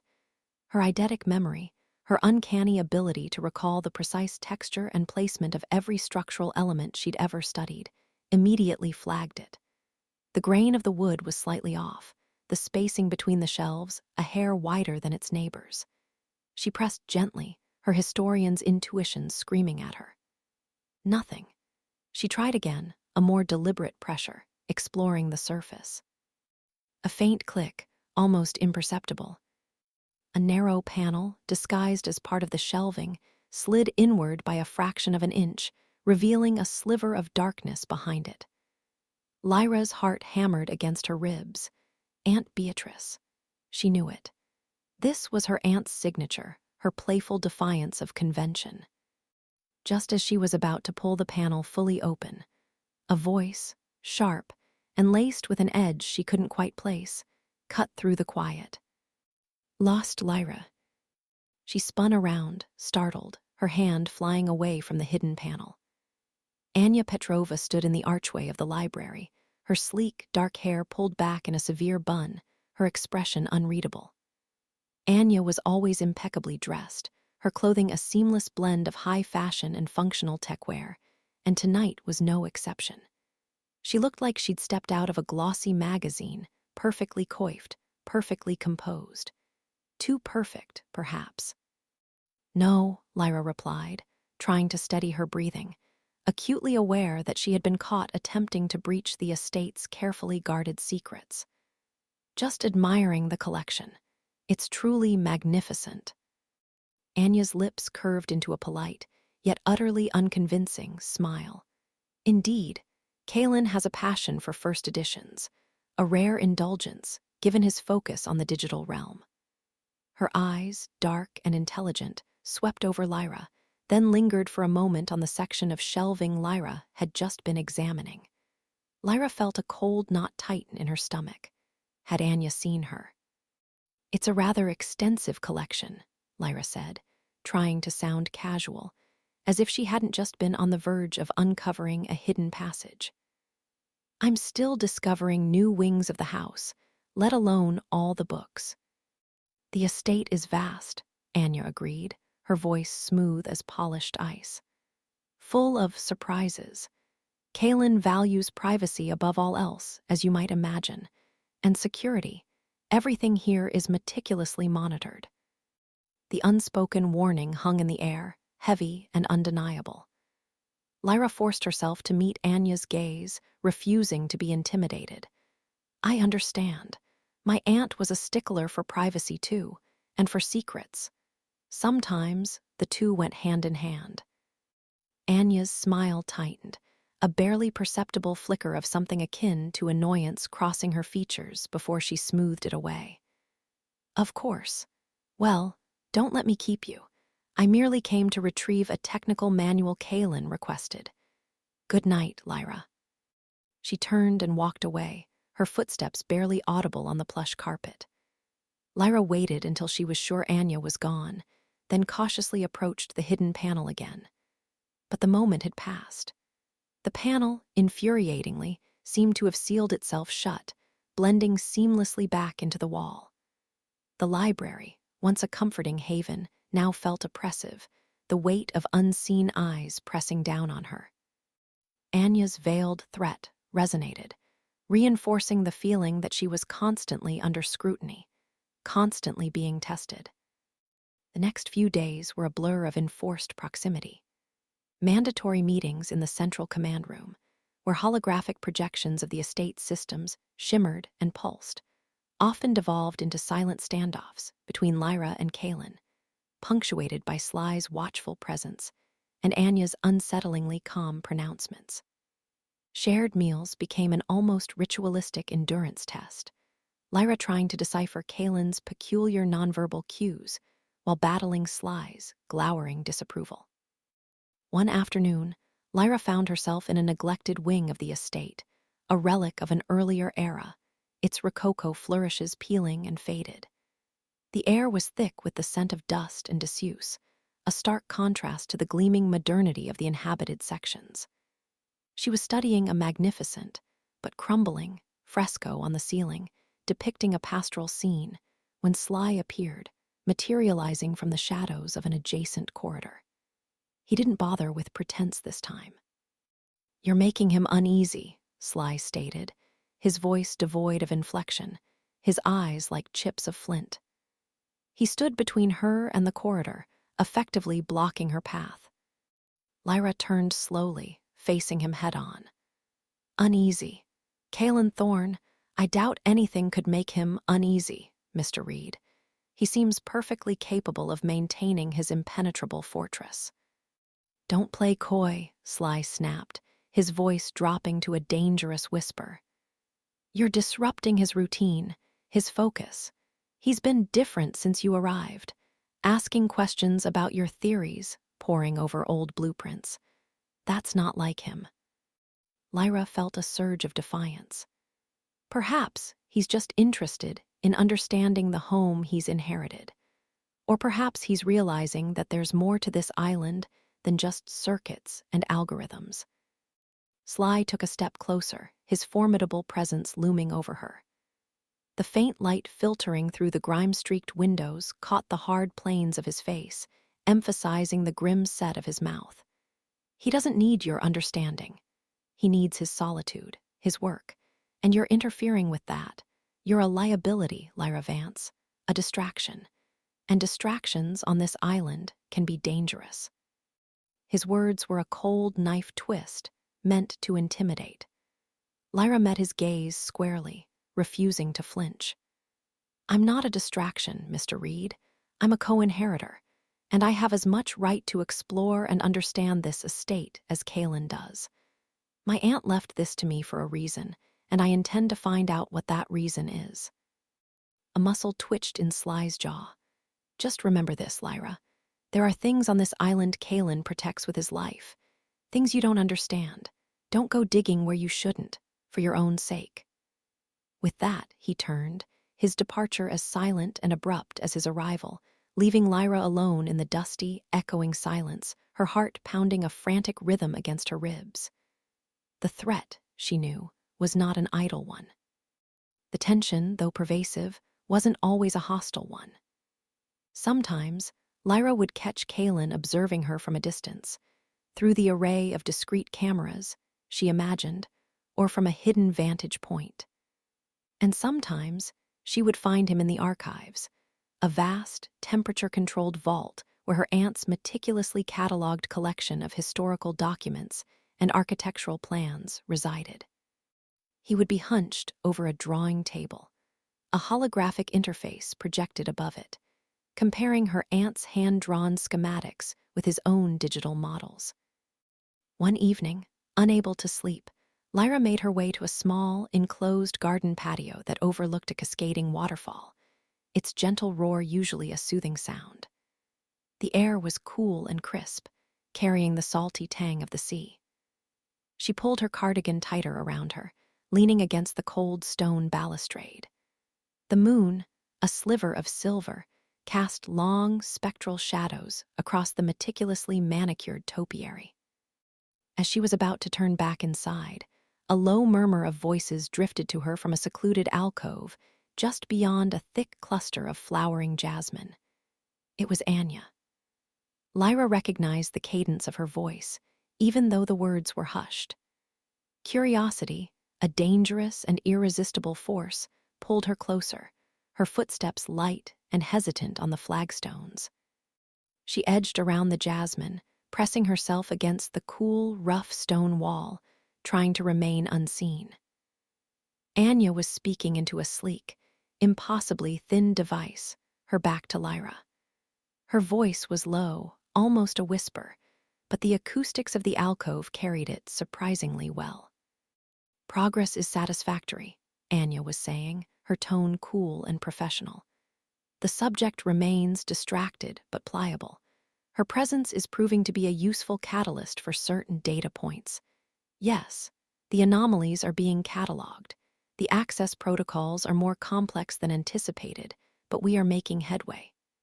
No, Thorne remains unaware of the depth.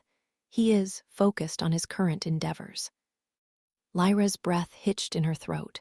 Her heart hammered a frantic drum against her ribs. Subject, her presence useful, distracted but pliable. The words were chilling, painting a picture of calculated manipulation. And the reference to Kaelen, unaware of the depth, sent a cold dread spiraling through her. Anya paused, listening intently to the response from the other end of the line. Lyra held her breath, scarcely daring to move a muscle. The timeline is aggressive, Anya continued, her voice hardening slightly. But feasible. The objective remains paramount. The island's secrets, they will be ours. Just ensure the Foundation maintains its pressure. It keeps Thorne contained. Yes, understood. I will be in touch. Anya snapped the device shut, the faint click sounding like a gunshot in the silent night. She remained still for a moment, her back to Lyra, gazing out at the moonlit ocean. Then, with a subtle shift of her shoulders, She turned, and Lyra, with a gasp she barely stifled, pressed herself further into the shadows, praying she hadn't been seen. Anya swept out of the alcove, her movements fluid and silent, disappearing back into the main estate. Lyra waited, frozen, for what felt like an eternity, her entire body trembling. The words echoed in her mind. The island's secrets, they will be ours. And ensure the Foundation maintains its pressure. It keeps Thorne contained. Anya Petrova was not just Kaelen's lead AI developer. She was a spy. And the shadowy Foundation, represented by Eleanor Ashwood, was somehow involved, using Lyra herself as a useful catalyst. A pawn in a game she hadn't even known she was playing. The realization hit her with the force of a physical blow. Her aunt's will, the codicil, the requirement to live on the island, it was all part of a much larger, far more dangerous scheme. Kaelen, with his reclusiveness and his peculiar social habits, was not just an eccentric billionaire. He was a target. And Lyra, the struggling architectural historian, was unwittingly trapped in the crossfire, caught between Kaelen's carefully guarded secrets and the insidious machinations of an unknown enemy, all while the island itself seemed to hum with hidden intentions. She had to be careful, more careful than she had ever been in her life. The whispers of the island were no longer just echoes of the past. They were urgent warnings for the present. Chapter 6, The Foundation's Shadow. The air in the grand drawing room seemed to thicken, growing heavy and still, the way it sometimes did just before a storm broke over the ocean. Lyra could feel it pressing down on her, a subtle physical manifestation of the tension that had entered the room with Eleanor Ashwood. The lawyer, poised and elegant in a suit the color of deep twilight, sat across from them, her hands clasped serenely on the polished surface of the antique mahogany table. A single, perfectly manicured finger tapped a rhythm Lyra could barely discern, yet it resonated like a hammer blow against the fragile peace of the estate. Lyra's gaze drifted from Eleanor's composed features to Kaelen, who sat beside her, his posture rigid, his eyes fixed on some indeterminate point beyond the window. He was a statue of contained fury, a dormant volcano Lyra had begun to recognize, but one that Eleanor seemed utterly immune to. "It is imperative," Eleanor began, her voice a low, melodic purr that somehow managed to cut through the oppressive silence, "that we understand the magnitude of what is at stake here. The Foundation, as you know, Madame Vance, is not merely a legal entity. It is an institution, one with roots that predate many modern nations, an unbroken lineage stretching back through centuries. It has, for generations, been the steward of certain truths." She paused, her eyes, like chips of glacial ice, finally settling on Lyra. "And of certain legacies." Lyra felt a shiver trace its way down her spine.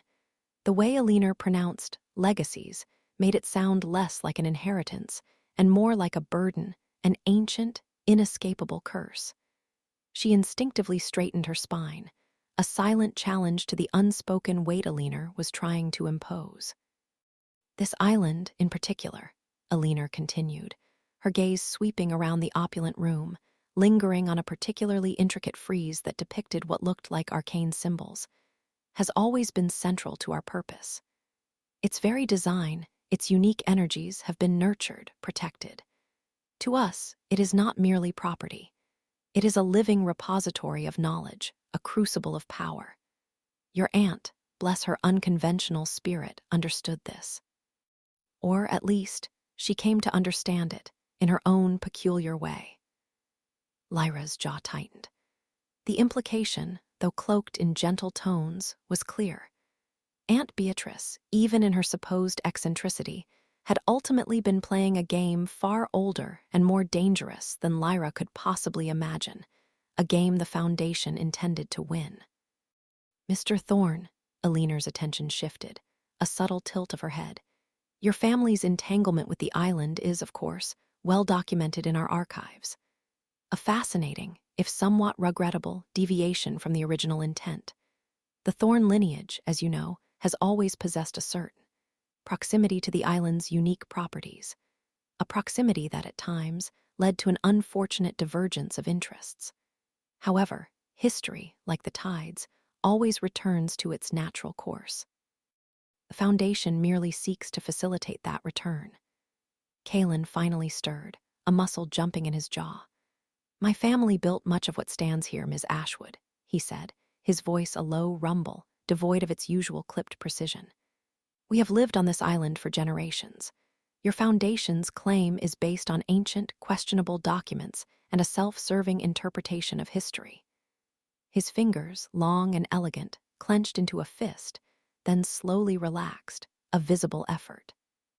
Lyra watched him, a knot forming in her stomach. He rarely showed such raw emotion, such a clear break in his usual stoicism. Elinor's words were striking a nerve, a deep, resonant chord that spoke of more than just property disputes. Elinor merely smiled, a thin, almost pitying curve of her lips. "History, Mr. Thorne, is rarely as simple as property deeds. It is a tapestry woven with threads of blood, ambition, and profound truths. And sometimes, those threads connect in ways we only belatedly come to understand. Your family's history, I assure you, is far more intertwined with the Foundation's objectives than you currently realize. The codicil is merely a mechanism, a final opportunity for alignment. Fail to meet its terms, and the island, with all its secrets and its immense potential, will revert to its rightful custodians. It is, ultimately, for the greater good." She stood then, her movement fluid and silent, like a shadow detaching itself from the wall. "Think on it. I shall return as always." With a final, enigmatic glance that seemed to encompass both threat and invitation, she exited the room, leaving behind an unsettling stillness, an echo of her chilling words. Lyra felt the silence expand, pressing in on her, almost suffocating. Kaelen remained unmoving beside her, a statue once more, but this time, Lyra could practically feel the tremor running beneath his surface. The air still hummed with the afterimage of Elinor's presence, her subtle pronouncements. Her words had been a carefully crafted assault, aiming not just at the legal ownership of the island, but at Kaelen's very identity, his family's legacy. Lyra found herself replaying Elinor's phrases in her mind, turning them over like smooth, cold stones. Unbroken lineage, steward of certain truths, regrettable deviation, unfortunate divergence of interests, tapestry woven with threads of blood. Each word was a tiny barb, designed to embed itself in the subconscious, to fester. The weight of it all settled on Lyra's shoulders, heavy and cold. It wasn't just about the inheritance anymore, if it ever truly had been. Her aunt's whims suddenly felt less like playful eccentricities and more like desperate maneuvers in a game of cosmic chess. Lyra's eidetic memory, usually a comfort, became a burden, replaying every detail of Elinor's facial expressions, the precise cadence of her voice, the subtle shift in Kaelen's jaw. She knew, with a certainty that resonated deep in her bones, that the answers lay not just in the future, in how they navigated this year of cohabitation, but in the past, in the hidden layers of the island itself, and in Kaelen's own guarded history. A restless energy began to thrum beneath Lyra's skin. She couldn't sit still, couldn't just let Elinor's words hang in the air like a poisonous mist. She needed to move, to search, to peel back the layers of this place until its secrets bled out. Her gaze drifted, unconsciously at first, across the room's intricate design. Her eyes, trained to see beyond the superficial, scanned the cornices, the paneling, the subtle shifts in pattern and texture. She had always felt a connection to the buildings she studied, a unique ability to see the echoes of past occupants, to sense the imprints they left behind. Now, those echoes felt stronger, clearer, particularly those of Aunt Beatrice. They pulled at her, a silent, insistent whisper guiding her attention to a section of wall she'd overlooked before, a seemingly innocuous stretch of carved oak paneling. It was the way the grain aligned, or rather, misaligned, just infinitesimally, from the surrounding panels. A hairline fracture in the wood that wasn't a natural imperfection, but a deliberate cut, almost perfectly concealed. Her architect's eye, honed by years of studying arcane designs, picked up on the subtle anomaly, a faint difference in the reflection of light, a fraction of an inch in the width of a reveal. Her heart began to beat a little faster, a low thrum against her ribs. This was it. This was the kind of detail her aunt reveled in, the kind of secret she meticulously buried.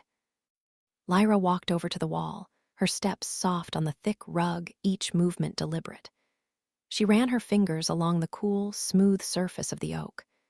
The wood was old, imbued with the scent of age and polish. Her fingers traced the almost invisible line, feeling for a seam, a catch, anything.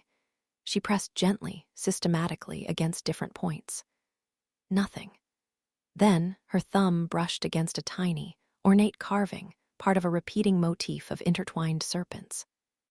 It felt slightly looser, almost like a miniature button. With a barely audible click, a section of the paneling, perhaps 3 feet wide, retracted inward with a soft sigh of ancient gears, then slid silently to the side, revealing a dark, narrow opening. A gasp escaped Lyra's lips, hushed and reverent. The air that wafted out was cool and dry, carrying the unmistakable scent of aged paper and forgotten dust. Dust motes, disturbed by the sudden influx of light from the drawing room, danced like tiny, glittering constellations in the shaft of illumination. This wasn't just a hidden passage. It felt like a portal to the past. She hesitated for a moment, glancing back at Kaelen.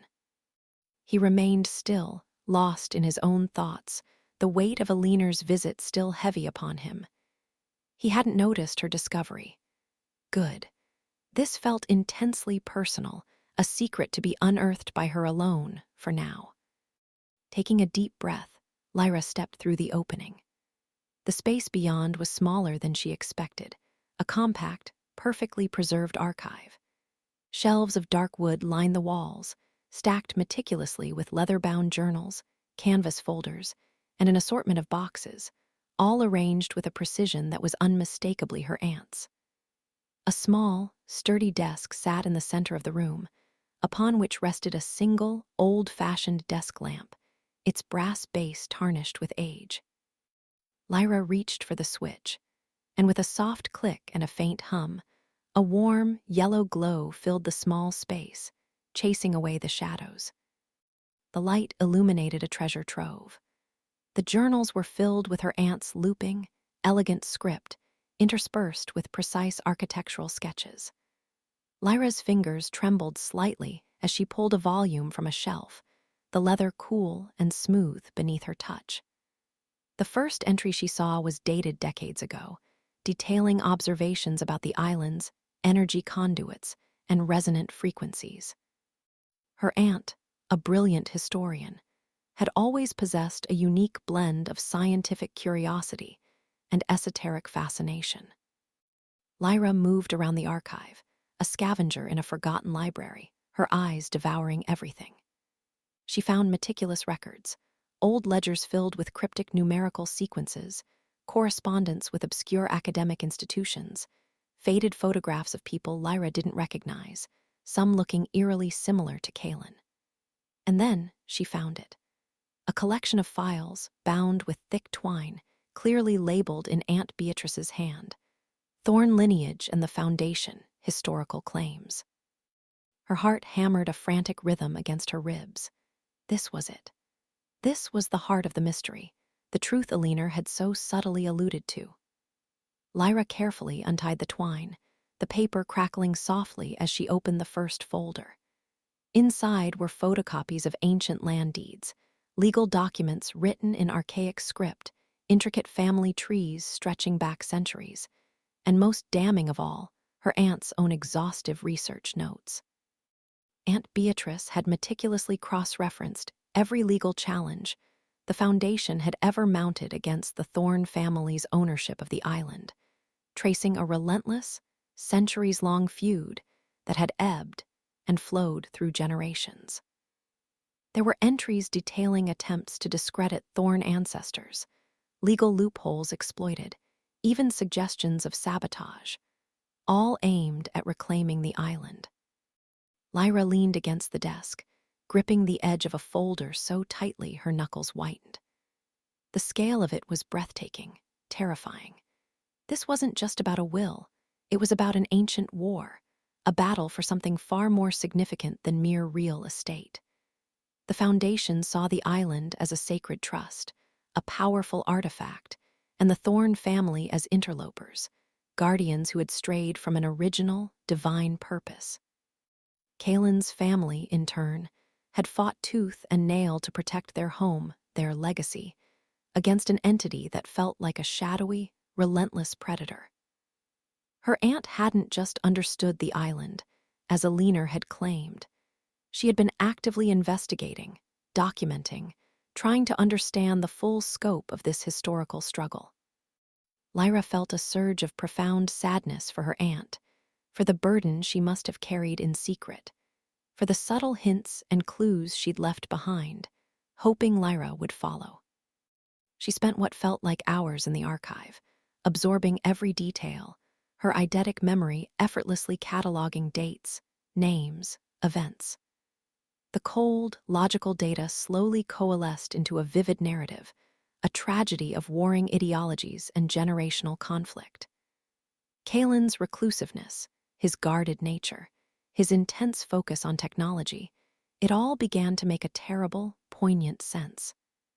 He wasn't just protecting his R&D. He was protecting his inheritance, his family's legacy, from an enemy that had never truly ceased its efforts to reclaim what it considered its own. Lyra felt a deep pang of empathy for him, a sudden understanding that transcended their initial hostility. Eventually, the silence in the archive grew too heavy, the weight of the past too immense to bear alone. Lyra gathered a selection of the most pertinent documents, photographs, and her aunt's notes, carefully retying the twine around the folders. With a final glance around the hidden room, she stepped back into the drawing room, pushing the panel back into place with a soft click. Kaelen was still there, now standing by the vast windows, gazing out at the tumultuous ocean, his back to her. "Kaelen," Lyra's voice was softer than she intended, a little tremulous with the weight of her discovery. He turned slowly, his expression still distant, preoccupied. Lyra held up the folders. I found something important." He watched her, his eyes unreadable, a flicker of something, perhaps suspicion, perhaps weariness, passing through them. "What is it, Lyra?" His voice was flat, devoid of inflection. Lyra walked towards him, placing the documents on a nearby side table. "It's about your family, and the Foundation, my aunt. She kept an archive, a hidden one." She gestured to the folders. "This goes back centuries, Kaelen. Eccentric Ashwood wasn't just making veiled threats. Your family, this island. It's been the subject of a relentless, generations-long dispute. The Foundation believes this island is theirs, historically, spiritually. They've been trying to reclaim it from your ancestors for as long as your family has been here." Kaelen's gaze dropped to the documents, his shoulders stiffening, a subtle tension radiating from him. He picked up an old photograph, its edges softened by time, depicting a stern-faced man with eyes that were strikingly similar to his own, standing on the very grounds of the estate. "My great-great-grandfather," he murmured, his voice barely audible.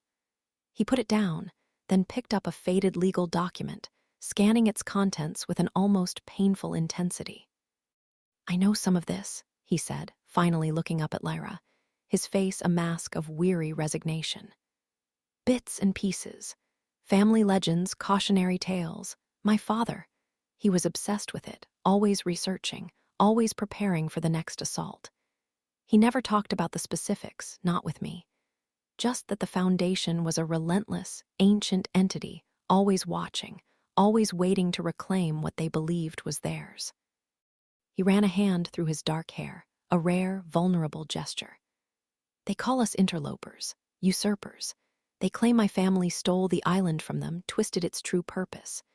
They say the original inhabitants, the ones they claim to represent, had a sacred covenant with the land, a connection to something older, and that my ancestors, through sheer force and technological might, broke that covenant.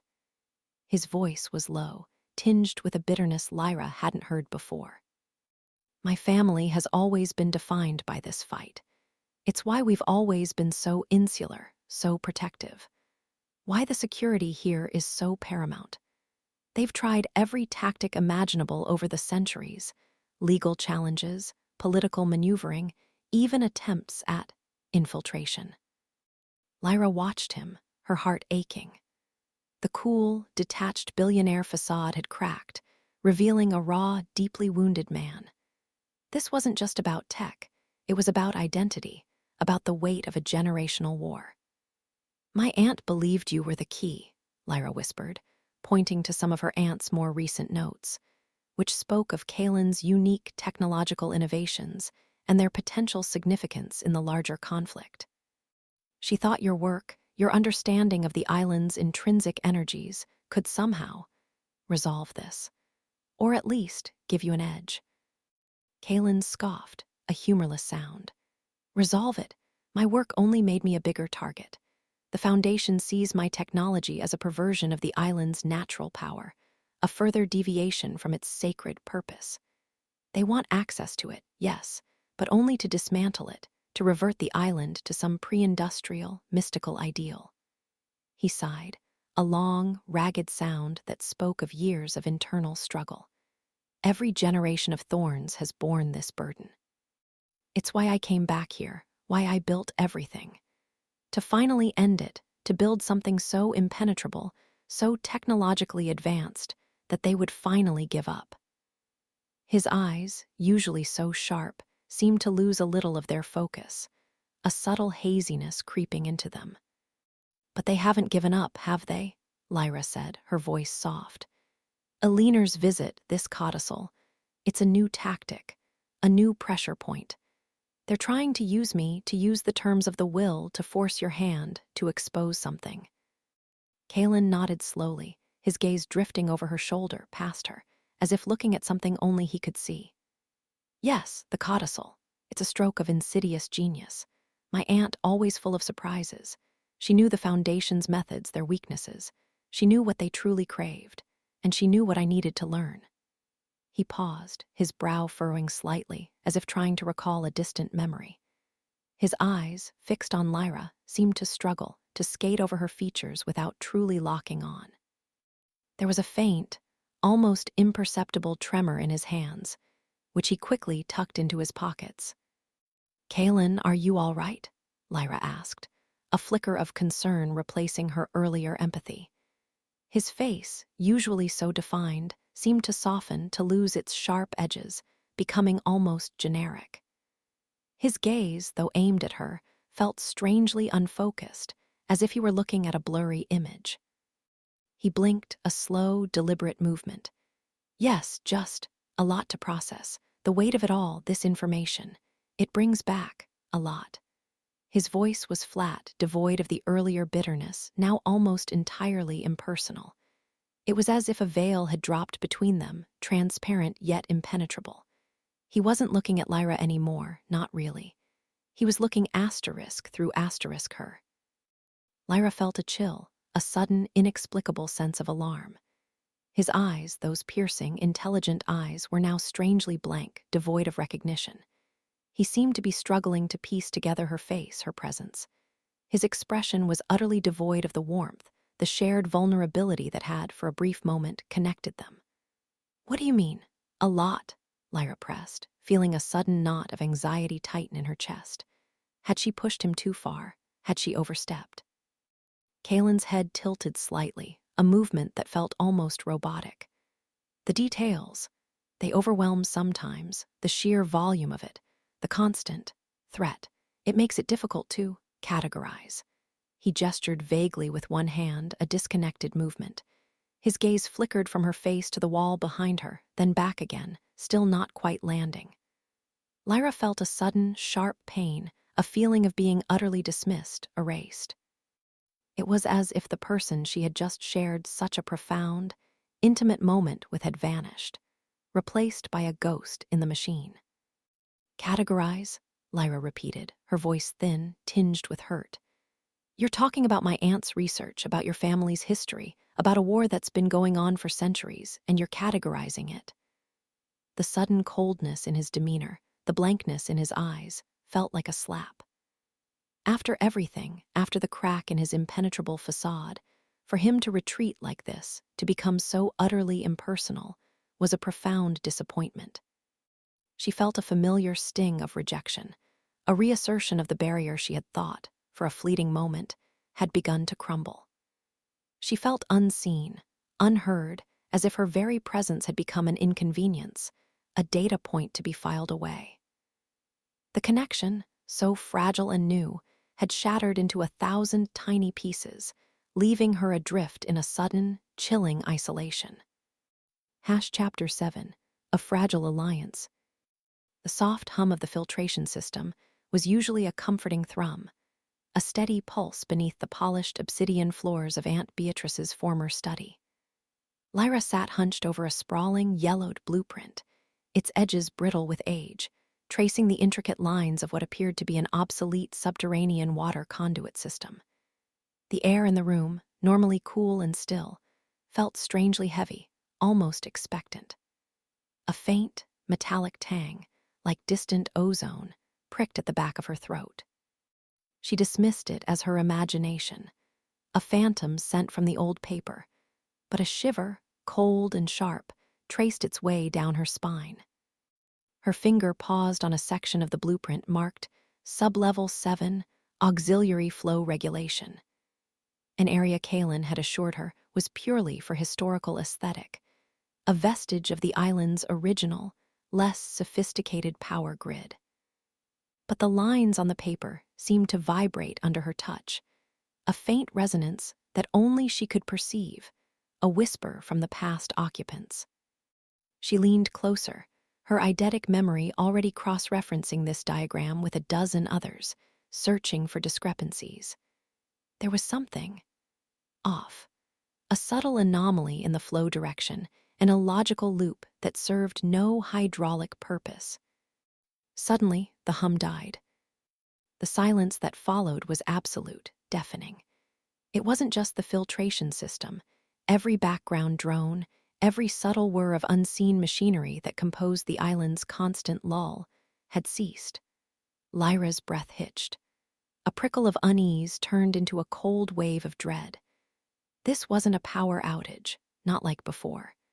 This was a deliberate severing, a sudden, brutal amputation of the island's vital signs. Then the lights flickered. Not a gentle dip, but a harsh, frantic strobe that painted the room in staccato flashes of light and shadow, making the antique furniture leap and recede like specters. A shrill, piercing klaxon tore through the silence, echoing from somewhere deep within the estate's core, a sound she hadn't known existed until this terrifying moment. It was a raw, primal scream of distress from the island itself. My God, she thought, her heart hammering against her ribs, it's happening. The doors to the study, usually gliding open with a barely perceptible sigh, now clanged shut with an alarming hydraulic hiss. The air pressure in the room shifted, creating a sudden suction that pulled at her hair.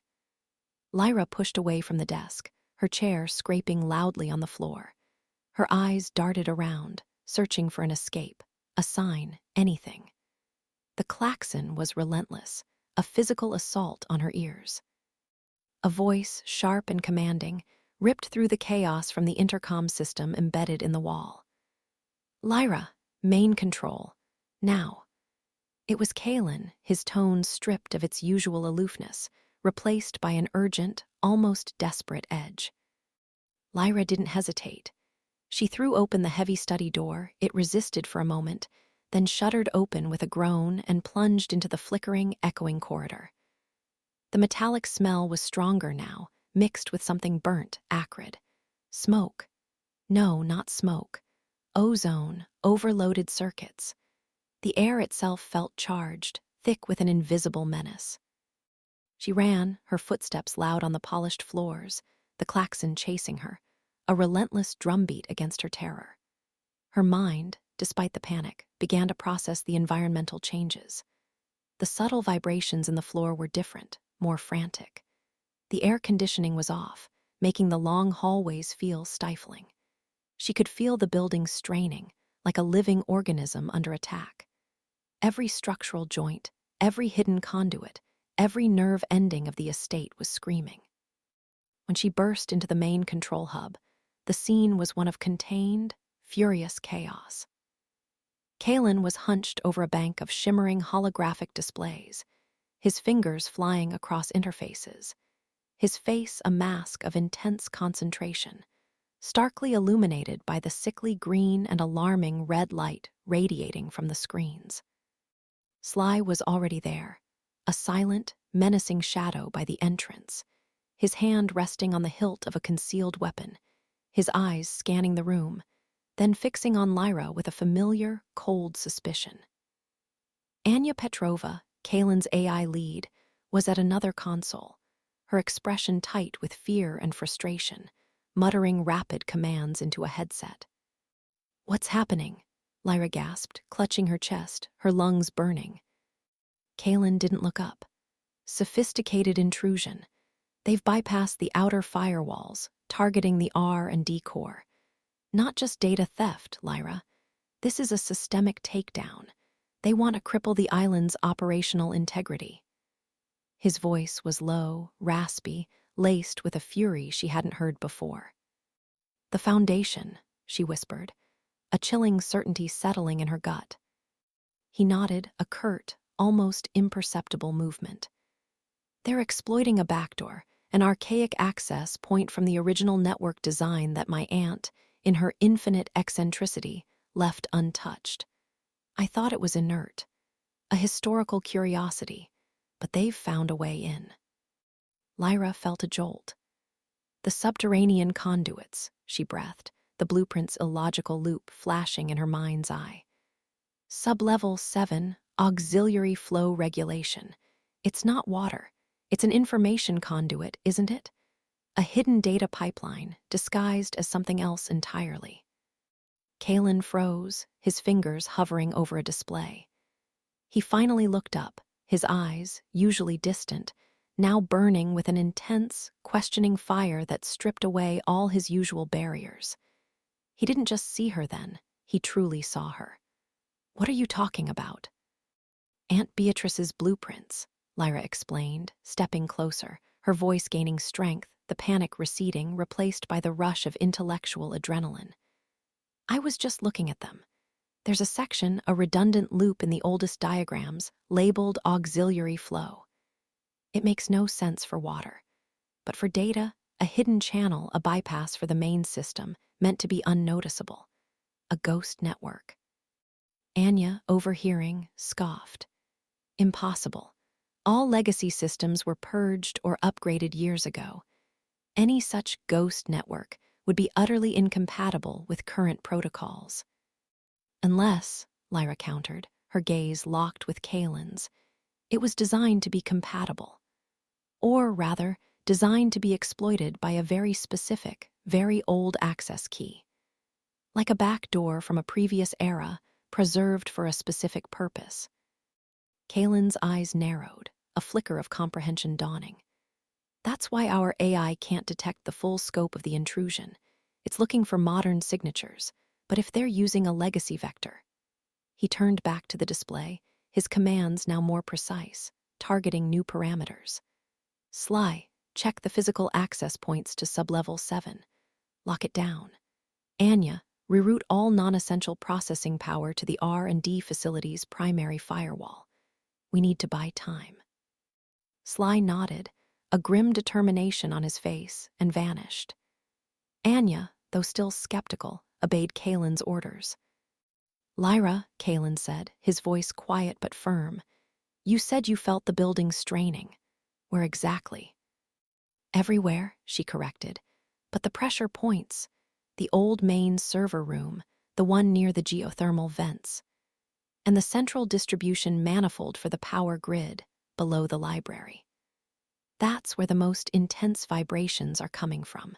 It's like they're trying to overload the physical hardware itself, not just corrupt the data. He spun a holographic map of the island's internal structure. They're using a distributed attack, a cascade failure designed to overwhelm not just the network, but the physical infrastructure, like a targeted EMP pulse, but through the hardline conduits. He gestured to a glowing red section on the map. We're losing power in Sector Gamma. That's the primary cooling for the quantum processors. If they overheat, the entire R&D facility goes offline, permanently. The old main server room, Lyra reiterated, pointing to a spot on the map. It has a manual override, a failsafe bypass for the cooling system. Aunt Beatrice always insisted on redundant, physical controls for critical systems, even if they were hidden. She remembered her aunt muttering about digital vulnerabilities and the tyranny of the unseen hand. Kaelen's gaze pierced her. You know the schematics for that bypass. I know the building, Lyra corrected, a faint smile touching her lips despite the terror. I've walked every inch of it in my mind 1,000 times. The bypass isn't on any digital blueprint. It's a physical lever, hidden behind a false panel, connected to an archaic pneumatic system. It won't show up on your network scans. It's analog. A flicker of awe, quickly masked by urgency, crossed Kaelen's face. Guide me. And so, their frantic dance began. Kaelen, the digital maestro, fighting an invisible war in the ethereal realm of code and data. Lyra, the architectural whisperer, navigating the physical labyrinth of the estate's hidden veins and arteries. They moved with a synchronized urgency, a strange, beautiful synergy. The main conduit for the R&D facility runs under the eastern wing, through a reinforced maintenance tunnel, Lyra instructed, her eyes tracing lines on a translucent screen Kaelen had pulled up, overlaying old schematics with current network flows. There's a junction box there, an old one, before the fiber optics were installed. It's designed to shunt excess power if a surge is detected. That's it, Kaelen exclaimed, his voice tight with discovery. They're attempting to force a surge through that junction, hoping to fry the R&D facility's power regulators. If we can manually activate the shunt, we can redirect the overload to an inert capacitor bank. They were in the subterranean service tunnels now, a network of narrow, dimly lit passages that smelled of damp concrete and ancient dust. The air thrummed with a low, disquieting vibration. Pipes groaned, and the occasional spark showered down from unseen junctions above. Lyra led the way, her hand pressed against the cold, rough wall, feeling the subtle shifts in the building's agony. Kaelen followed close behind, his powerful frame a reassuring presence in the oppressive darkness. A tablet clutched in his hand, its screen casting an eerie glow on his intense features. Left here, Lyra directed, her voice echoing strangely. Through that crawl space. It leads directly to the junction box. Aunt Beatrice always said you had to get hands-on with the real heart of the place. They squeezed through a surprisingly tight opening, dust motes dancing in Kaelen's tablet light. Lyra felt a momentary brush of his arm against hers, a jolt of unexpected connection amidst the chaos. Her heart skipped, but she pushed the feeling away, focusing on the task. They emerged into a small, cramped chamber, dominated by a massive, archaic junction box, bristling with thick, braided cables. The metal casing was hot to the touch, humming violently. A faint crackle of electricity was audible. There, Lyra pointed to a faded, almost invisible lever on the side of the box, obscured by layers of grime and old paint. The manual shunt. Kaelen dropped to his knees, his eyes scanning the box. I need to ensure the capacitor bank is isolated first, or this will just blow the entire system. His fingers flew across his tablet, his brow furrowed in concentration. They're pushing hard, I can see the voltage spiking. We have less than 60 seconds before critical overload. Lyra knelt beside him, her gaze fixed on the lever. Can you do it? I can, he affirmed, but it'll be a close call. The moment I isolate, you have to throw that lever. Timing is everything. Her hand reached out, hovering over the cold metal of the lever. She could feel the raw power surging through the cables, a terrifying, living thing. Her internal monologue screamed with doubt, with the immense pressure, but a strange calm settled over her. She trusted him, and in this moment, he trusted her. Now, Kaelen barked, his voice strained. Lyra grabbed the lever, its surface slick with a thin film of something metallic. She pulled with all her might. It resisted, groaning, then clicked into place with a resounding clang that echoed in the small chamber. A blinding flash of blue light erupted from the junction box, accompanied by a deafening boom. The entire chamber shook violently. Lyra cried out, shielding her eyes, feeling a searing heat wash over her. For a moment, she thought they had failed, that the island was lost. Then silence. The frantic hum of the junction box died. The oppressive thrum in the air ceased. The acrid smell slowly dissipated. The chamber, though still dim, felt cooler, calmer. Kaelen was already back on his tablet, his face pale but relieved. It worked. The surge was redirected. We bought ourselves time, Lyra. Anya is reporting system stabilization across Sector Gamma. The R&D core is secure. For now. Lyra let out a shaky breath she hadn't realized she was holding. Her hand was trembling, the phantom heat of the flash still tingling on her skin. She looked at Kaelen, truly looked at him, illuminated by the soft glow of his tablet. His usually guarded features were softened by exhaustion. His eyes, still intense, held a vulnerability she hadn't seen before. "We did it," she whispered, a profound sense of shared accomplishment washing over her. He met her gaze, and this time there was no mistaking the recognition in his eyes. He saw her.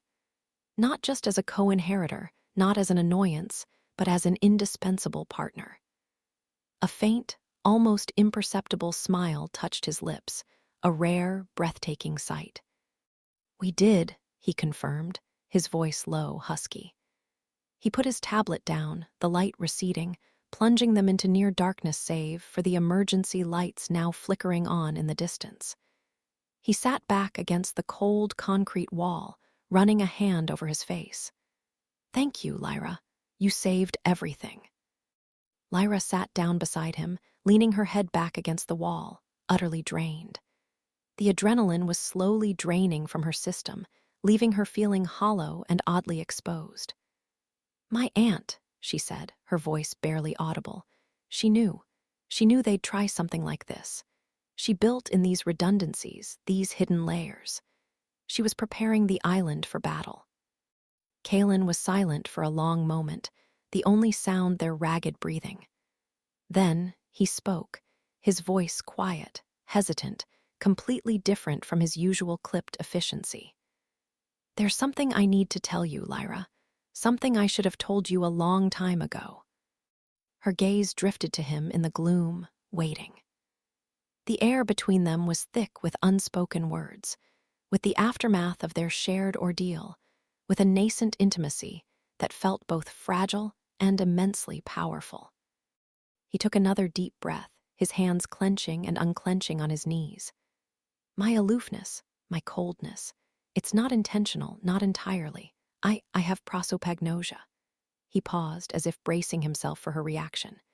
"Face blindness, not all the time. It's usually mild, manageable, but under extreme stress, like when I'm dealing with threats or intense emotional situations, it flares up.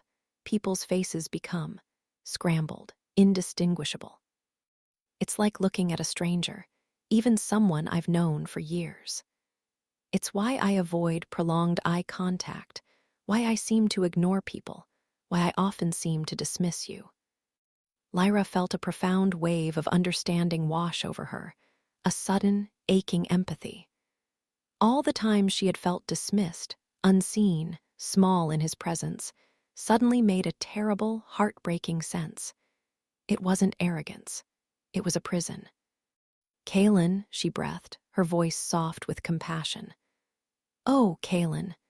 She reached out, her hand hovering, then gently placed it on his arm, a tentative, comforting touch. His muscles were tense, but he didn't pull away. "It's isolating," he continued, his voice barely above a whisper, terrifying. "It makes genuine connection almost impossible. I rely on voices, on mannerisms, on context to identify people. But when the stress hits, even those cues blur. It's why Sly is so protective, why I built this isolated life. It's easier than constantly trying to pretend I know who I'm talking to or offending someone by not recognizing them." Lyra squeezed his arm gently. "I understand, I really do. I thought you were just arrogant, distant. I'm so sorry." He looked at her, and for a fleeting moment, she saw something akin to relief in his eyes, something open and unguarded. "It's not your fault. I kept it hidden. It's hard to explain to people. Most don't believe it." "I believe you," she said, her voice firm. "And it changes everything. Not for the worse, for the better. Now I know." The connection between them, forged in the crucible of shared danger, deepened into something profoundly intimate. The air in the cramped chamber, once thick with tension, now felt charged with a different kind of energy, a quiet vulnerability. As their conversation settled into a comfortable silence, Lyra felt a faint shimmer at the edges of her vision. It wasn't the aftermath of the flash, but something else entirely. The walls of the chamber, the rough concrete, seemed to become translucent, shimmering like heat haze. Faint outlines began to appear, ghost-like figures, translucent and ethereal, moving with a purposeful grace. These were the echoes, clearer, more vivid than ever before. She saw them, the original creators of this island, or perhaps their descendants, working in this very chamber. They were dressed in simple, flowing garments, their faces obscured by time and the faintness of the vision, but their movements were precise, deliberate. They weren't building for mere functionality. They were inscribing meaning, embedding intention. One figure, tall and slender, with long, dark hair braided with what looked like luminous threads, leaned over this very junction box. Her hands, delicate yet strong, moved with a reverence that transcended engineering. Lyra felt a surge of understanding, a download of pure information. They weren't just building a power grid, they were creating a nexus, a confluence of energy and knowledge. The conduits weren't just for power or data, they were for something far more profound, something esoteric. She saw flashes of glyphs, strange, swirling symbols etched into the deepest layers of the island's foundation, vibrating with a silent energy.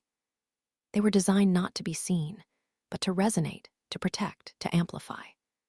The redundant systems, the archaic access points, the illogical loops, they were all part of a larger, intricate design. A protective web woven with ancient wisdom and cutting-edge, for their time technology, designed to safeguard something immense, something truly world-altering. The island wasn't just an estate, it was a vault, a repository of power, of knowledge, perhaps even of a forgotten lineage. And Aunt Beatrice, Lyra realized with a start, had not only known this, she had been an integral part of its continued guardianship. She had been preparing Lyra for this moment, for this understanding. The figures faded, the shimmer receding, leaving Lyra blinking in the dim light of the actual chamber. She looked at Kaelen, his face still etched with the raw aftermath of his confession, and knew that their shared purpose had just expanded exponentially. The fight against the Foundation wasn't just about an inheritance or an R&D facility. It was about something far, far older, something that connected them both to a lineage they were only just beginning to comprehend. The island wasn't just calling to her, it was revealing its deepest, most profound secrets. And Kaelen, the brilliant, isolated genius, was now inextricably linked to her in unraveling them. Their fragile alliance had just become a formidable partnership, forged in the heart of the island's hidden depths. Chapter 8, Betrayal and Revelation. The air in the control room was thick with the hum of processors, and the sharp scent of ozone, a metallic tang that pricked at Lyra's nostrils. Screens glowed with a frantic mosaic of data streams, intricate lines of code scrolling at dizzying speeds, network maps blinking with red alerts like an inflamed rash across a living organism. Kaelen, his face a mask of intense concentration, sat hunched over the main console, his fingers flying across the holographic interface, a blur of motion as he battled the unseen enemy. His usually severe expression was etched with a new kind of tension, a stark vulnerability Lyra had only just begun to glimpse. He was fighting not just for his R&D, but for something far more personal, the quiet sanctuary of his life. Lyra stood beside him, her own gaze fixed on a secondary monitor displaying the estate's internal architectural schematics, overlaid with real-time sensor data. Her mind was a whirlwind of connections, her eidetic memory sifting through every blueprint, every obscure historical detail her aunt had ever collected about this place. She was seeking out weaknesses, not in the external firewalls Kaelen was meticulously patching, but in the island's very bones, its internal flow, the subtle energy pathways Aunt Beatrice had so carefully concealed. The island was a living thing to her, and she could feel the attack like a chill spreading through its veins. "The external perimeter is holding," Kaelen murmured, his voice tight, a low rumble of focused energy. "They're attempting a distributed denial of service, trying to overload the primary firewalls to create a momentary breach. It's a brute force approach, not subtle enough to get past the new protocols." He paused, a flicker of something unreadable crossing his features. "Unless they have an internal vector." Lyra felt a prickle of unease, a cold sensation that started in her stomach and spread outward. She had been observing the subtle fluctuations in the internal network, patterns that didn't quite align with the external attack. It was like watching a perfectly designed circulatory system suddenly develop a rogue clot from within, not a wound from outside. Her suspicions about Anya had been a quiet, persistent whisper in the back of her mind, a discordant note in the symphony of the island's complex operations. Anya had always been too helpful, too eager to explain, her eyes holding a faint, unreadable glint that Lyra had instinctively distrusted. "There's something happening in the core energy conduits, Kaelen," Lyra said, her voice low, a counterpoint to the electronic cacophony. She pointed a finger at a specific section of the schematic, a confluence of energy relays deep within the R&D facility's sublevels. "The flow isn't right. It's not a direct attack, it's a redirection. A siphoning, almost, like someone's trying to reroute power from the primary defense systems to something else entirely." Kaelen's head snapped towards her, his eyes, usually so distant, now sharp with alarm. He quickly swiped a hand across his interface, bringing up the detailed energy schematics Lyra had indicated. His lips thinned into a grim line as he began to analyze the data. "That's impossible," he muttered, but the conviction in his voice wavered. "Those conduits are isolated, encrypted at multiple layers. Only a handful of us have access to that level of control." Sly Reed, who had been a silent, watchful presence in the corner of the room, his hand never straying far from the weapon holstered at his hip, shifted his weight. His gaze, usually so fixed on Lyra with suspicion, was now darting between Kaelen and the anomalous data on the screen.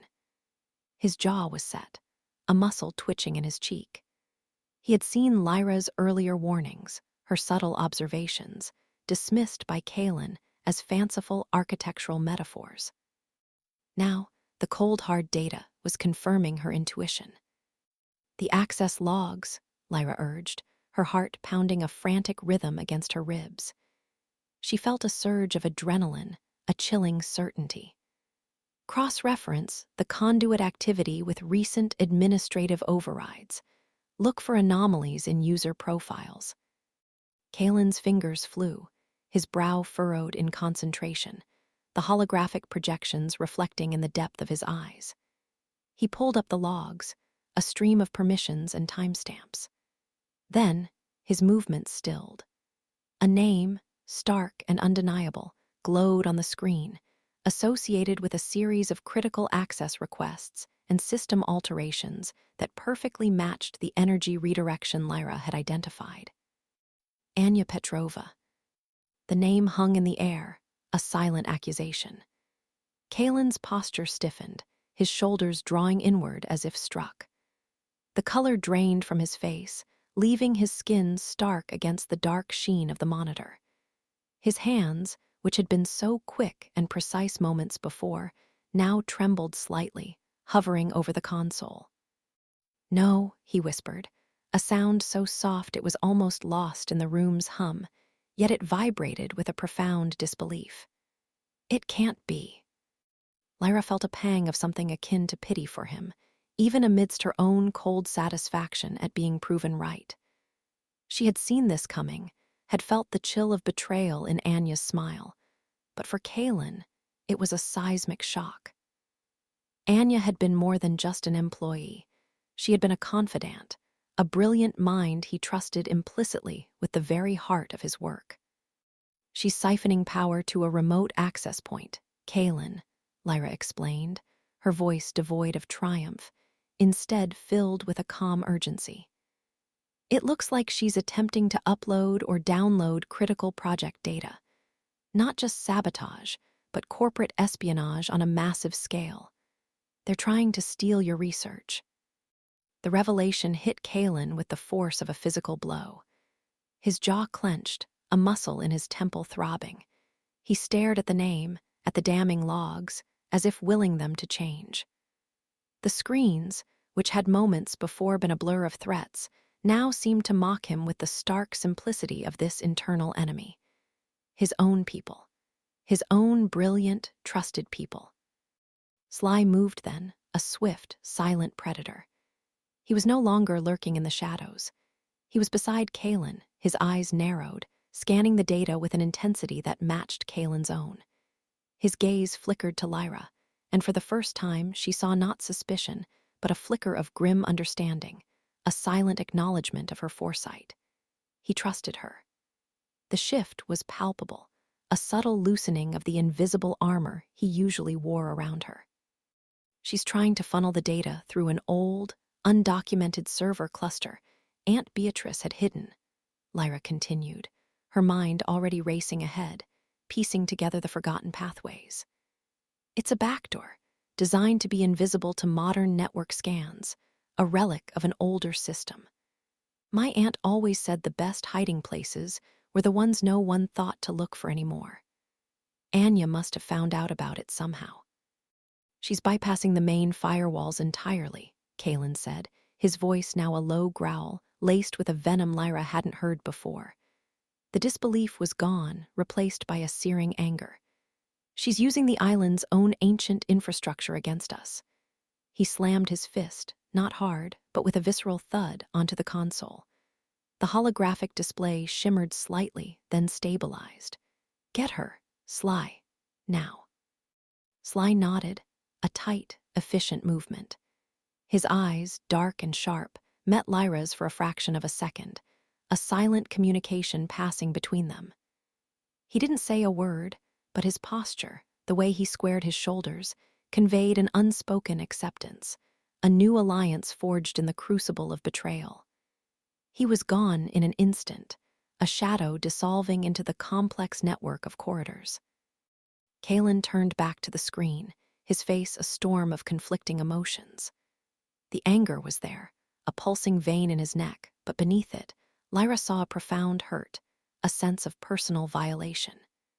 He had built his world on intellect, on the cold logic of data and algorithms, but he was still a human being, capable of being wounded by the actions of another. His prosopagnosia had made him wary, had built walls around him, but it hadn't made him immune to the pain of treachery. She was one of my first hires, Kaelen said, his voice hoarse, raw. He wasn't looking at Lyra, but at the glowing name on the screen, as if it were a phantom limb he had suddenly realized was missing. Brilliant, driven, I trusted her with everything. My core algorithms, my most sensitive projects, the future of Thorne Industries. His hands clenched into fists on the console, his knuckles white. She played me. All this time, she was feeding information, building a back door, waiting for the opportune moment. Lyra watched him, her heart aching with a surprising empathy. She had always seen Kaelen as an enigma, a brilliant but cold intellect, a fortress of solitude. To see him so exposed, so vulnerable, was disarming. The carefully constructed facade of the aloof billionaire had shattered, revealing the man beneath, a man capable of deep feeling, deep trust, and therefore deep hurt. It was a rare, raw emotional outburst, completely devoid of the usual intellectual distance he maintained. "I'm sorry, Kaelen," Lyra said softly, reaching out a hand instinctively, then pulling it back, unsure if he would welcome the gesture. "It's not your fault. Some people are just very good at deception." He finally looked at her, his eyes clouded with pain, the subtle shifts of his facial muscles making his prosopagnosia almost irrelevant in that moment. He saw her asterisk, not just a collection of features, but a presence, a comforting anchor in a sea of unraveling trust. "I should have seen it," he mumbled, his voice thick with self-reproach. "I pride myself on my ability to analyze patterns, to predict outcomes, and I missed this. I missed the most obvious, fundamental threat, right under my nose." "You were looking for external threats, for breaches in your carefully designed systems," Lyra gently corrected him, her voice a soothing balm. "Anya used your trust against you. That's not a flaw in your system, Kaelen. That's a flaw in her character." She moved a step closer, feeling the subtle warmth emanating from him, the subtle tremor that still ran through his frame. "And you weren't entirely alone. I saw something. I just didn't have the full picture until now." He nodded slowly, his gaze still holding hers, a silent acknowledgement of her insight, her unwavering support. The shared danger, the collaborative effort against the Foundation, had already created a fragile bridge between them. Now, Anya's betrayal, witnessed and understood together, solidified it. In this moment, Lyra wasn't just a co-inheritor, an architectural historian with peculiar theories. She was an ally, a confidant, someone who saw past the walls he had built. "We need to cut off her access," Kaelen said, his voice regaining some of its usual sharpness, the pain still there, but now tempered with renewed determination. "Seal off that server cluster. Contain the data." "I've already started mapping the conduits to that cluster," Lyra responded, her fingers flying across her own interface, bringing up a complex diagram. "My aunt built a physical kill switch, a manual override deep in the service tunnels beneath the R&D facility. It's designed to sever all ties to external networks through that specific cluster. A last resort if the digital defenses were compromised from within." Kaelen stared at the diagram, a flicker of surprise, then admiration in his eyes. A physical kill switch, Beatrice was always one step ahead. Elegant. He let out a ragged breath, running a hand through his already disheveled hair. "How do you know about that?" "Aunt Beatrice's notes," Lyra explained, tapping a section of her screen that showed a faded, handwritten diagram superimposed over the modern architectural plans. She called it the severing cord. She was obsessed with fail-safes, with ensuring the island's secrets could never be fully extracted without physical intervention. She wrote about it extensively, though cryptically. "I've been trying to decipher these passages for weeks." As Kaelen began issuing commands to lock down the compromised sections of the network, Lyra felt a renewed urgency to delve deeper into her aunt's fragmented journals. The adrenaline from the immediate threat was still coursing through her veins, but it was now coupled with a burning curiosity. Anya's betrayal had not only confirmed Lyra's intuition, but had also underscored the critical importance of understanding every hidden nuance of this island. If Anya, a brilliant AI developer, could exploit Aunt Beatrice's hidden architecture, then there were undoubtedly more secrets waiting to be unearthed, secrets that could either save or destroy everything. The control room gradually quieted as Kaelen reasserted control, the red alerts slowly receding, replaced by amber warnings, and then, finally, the steady green pulse of a stabilized network. The external attack was still ongoing, but Anya's internal sabotage had been neutralized. Sly radioed in a few minutes later, his voice clipped and efficient, confirming Anya had been apprehended. The silence that followed was heavy, laden with the weight of what had just transpired. Lyra, needing to occupy her restless mind, turned back to her aunt's notes, which she had projected onto a small, private display. The pages, filled with Beatrice's elegant, but often maddeningly oblique handwriting, seemed to shimmer with new meaning in the aftermath of the betrayal. She had been focusing on the passages concerning the island's energy conduits and defense mechanisms, but now, a different section caught her eye. It was a series of sketches, intricate patterns resembling ancient celestial maps, interspersed with what looked like musical notations and curious symbols that reminded Lyra of archaic alchemical sigils. Her aunt had always been fascinated by esoteric knowledge, incorporating it into her architectural designs in ways that baffled conventional experts. Lyra had initially dismissed these particular drawings as artistic flourishes or flights of fancy. But now, after witnessing the sophisticated, almost organic way Aunt Beatrice had designed the island's defenses, Lyra knew better. Nothing Beatrice did was without purpose. She remembered a particular phrase Beatrice had scrawled in the margin of one of these pages, almost illegibly. The heart of the island beats only for its true keeper, awakened by the resonance of the key. The resonance of the key. Lyra frowned, tracing the words with her finger on the screen.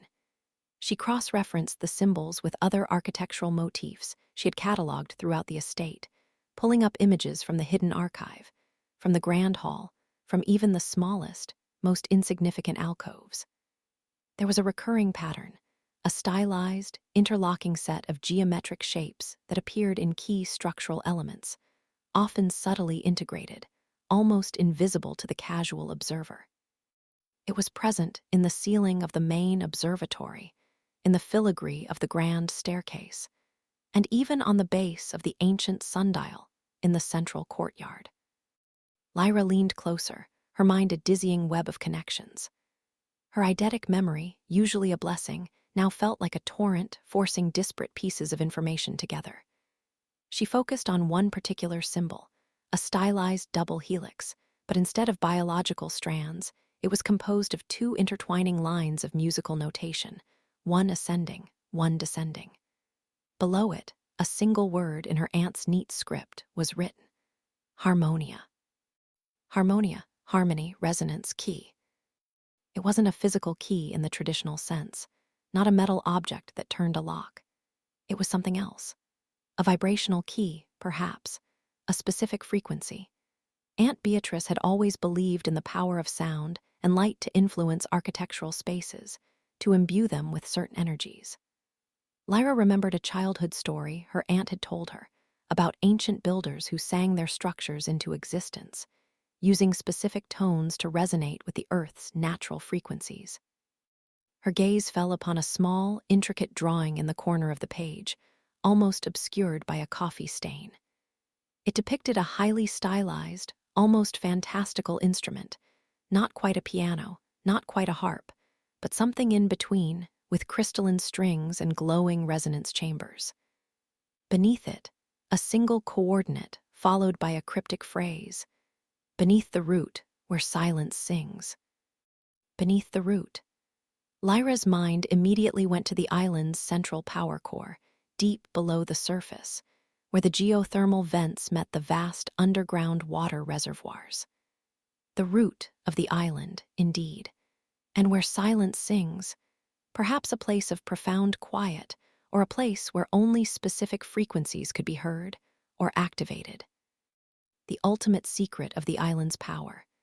It wasn't just about technology or even just about arcane architecture. It was about something far more fundamental, something that intertwined art, science, and the very essence of the earth itself. The key wasn't a passcode.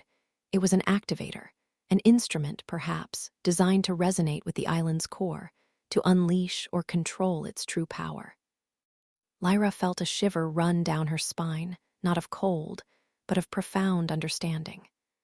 Aunt Beatrice hadn't just built an estate. She had built a living, breathing entity, a colossal instrument designed to be played. And the key was the means to play it, to unlock its ultimate potential. The Foundation wanted this power. Anya's employers wanted this power. And Kaelen, Lyra realized with a sudden surge of protectiveness, was unknowingly living on top of something far more significant, far more dangerous, than even he could fully grasp. She looked up across the room at Kaelen, who was now leaning back in his chair, staring blankly at the main screen, the tension in his shoulders still visible despite the receding crisis. His face was still pale, etched with the lingering pain of betrayal.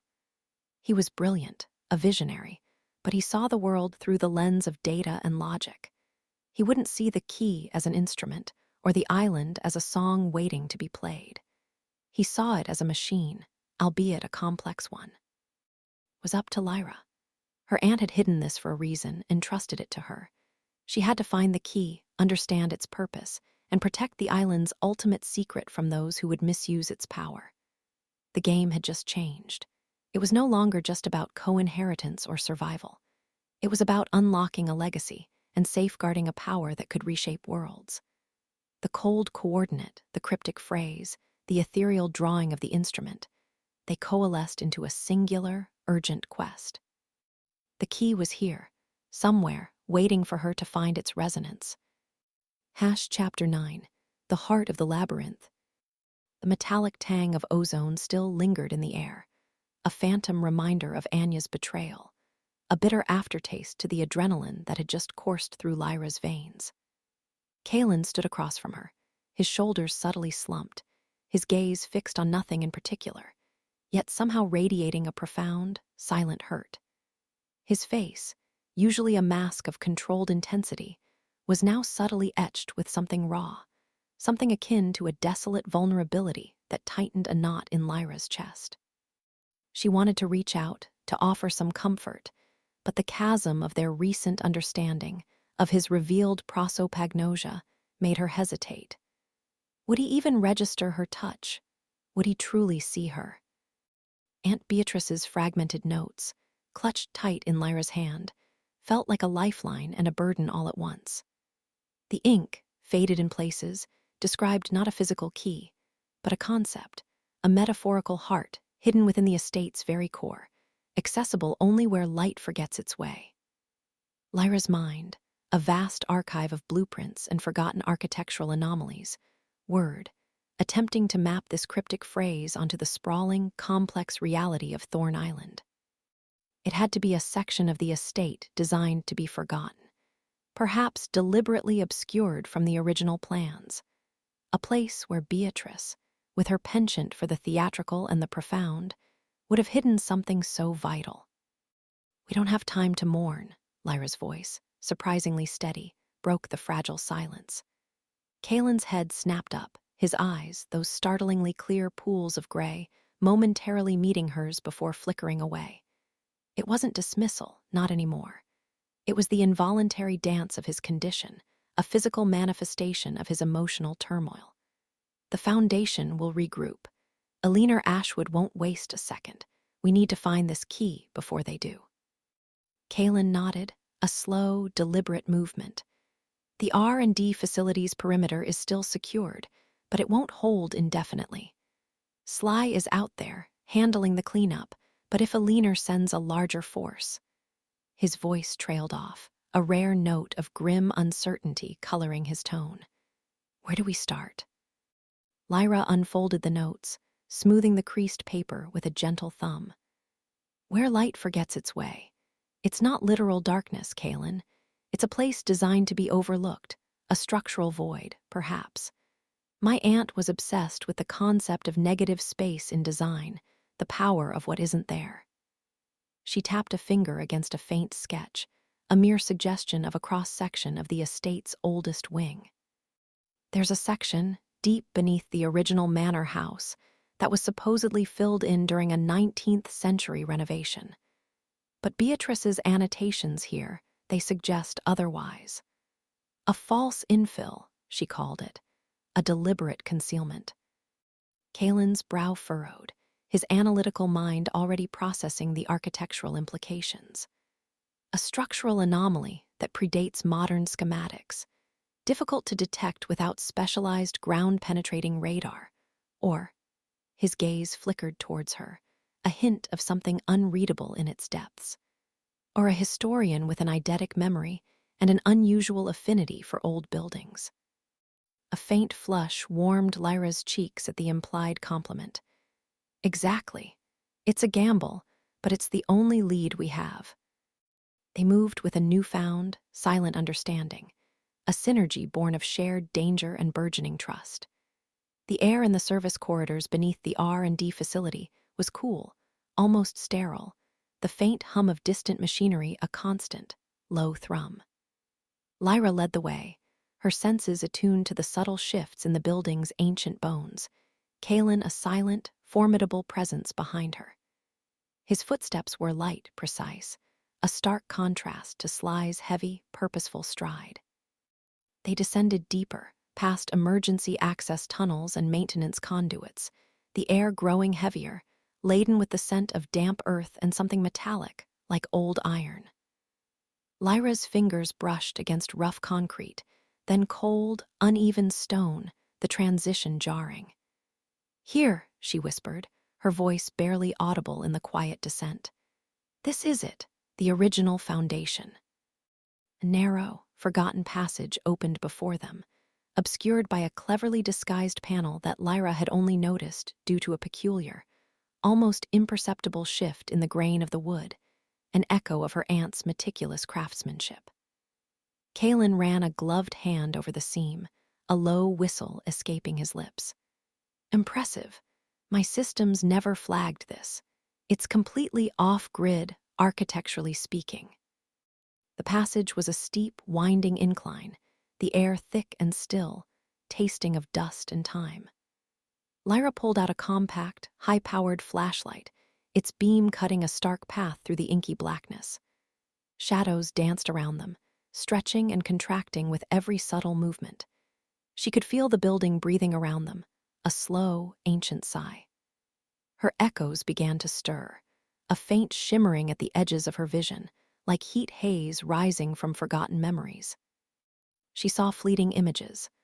A woman with Beatrice's auburn hair bent over a drafting table, her hand sketching furiously. A man, his face obscured by shadow, his posture conveying deep concern. The original builders, perhaps. Their hopes, their fears, imprinted on the very stones. "The notes mentioned a pressure plate," Lyra murmured, her voice tight with concentration.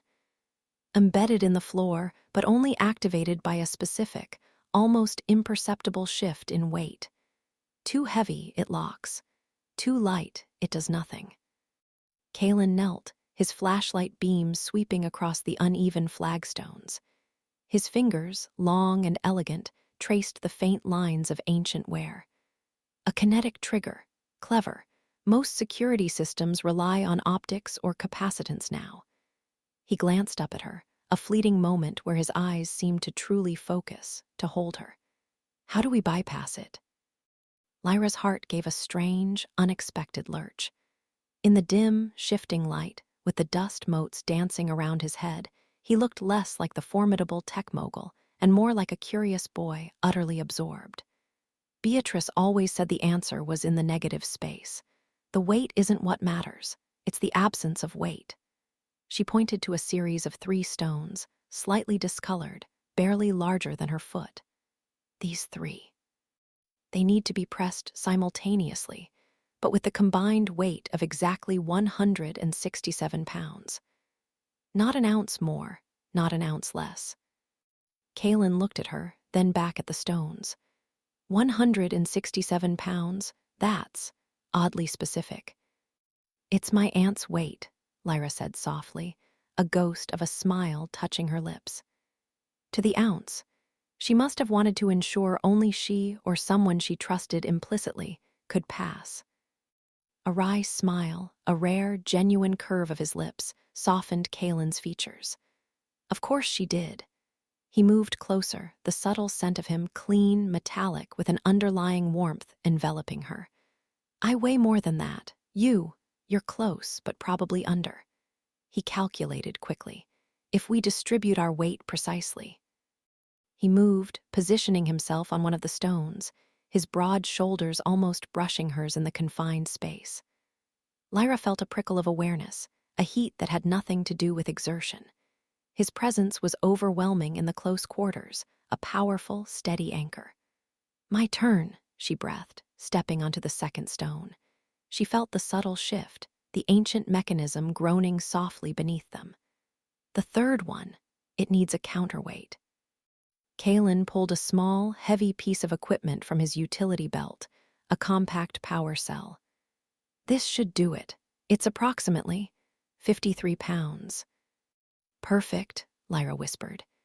They carefully placed the power cell on the third stone. A low click, almost inaudible, echoed through the passage.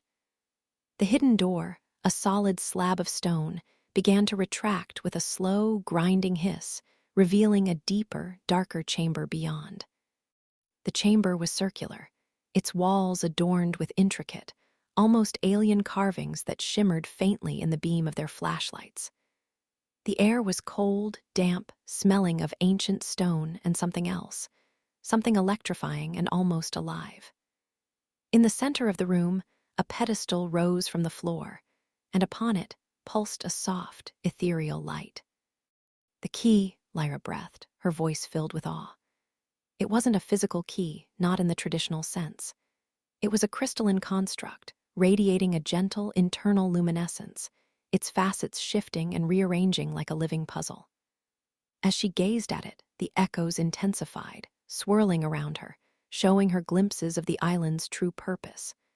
Not just a home, not just an R&D facility, but a repository of ancient knowledge, a nexus of power. Suddenly, a harsh, grating sound ripped through the quiet of the chamber, a distant explosion, followed by the staccato bursts of gunfire.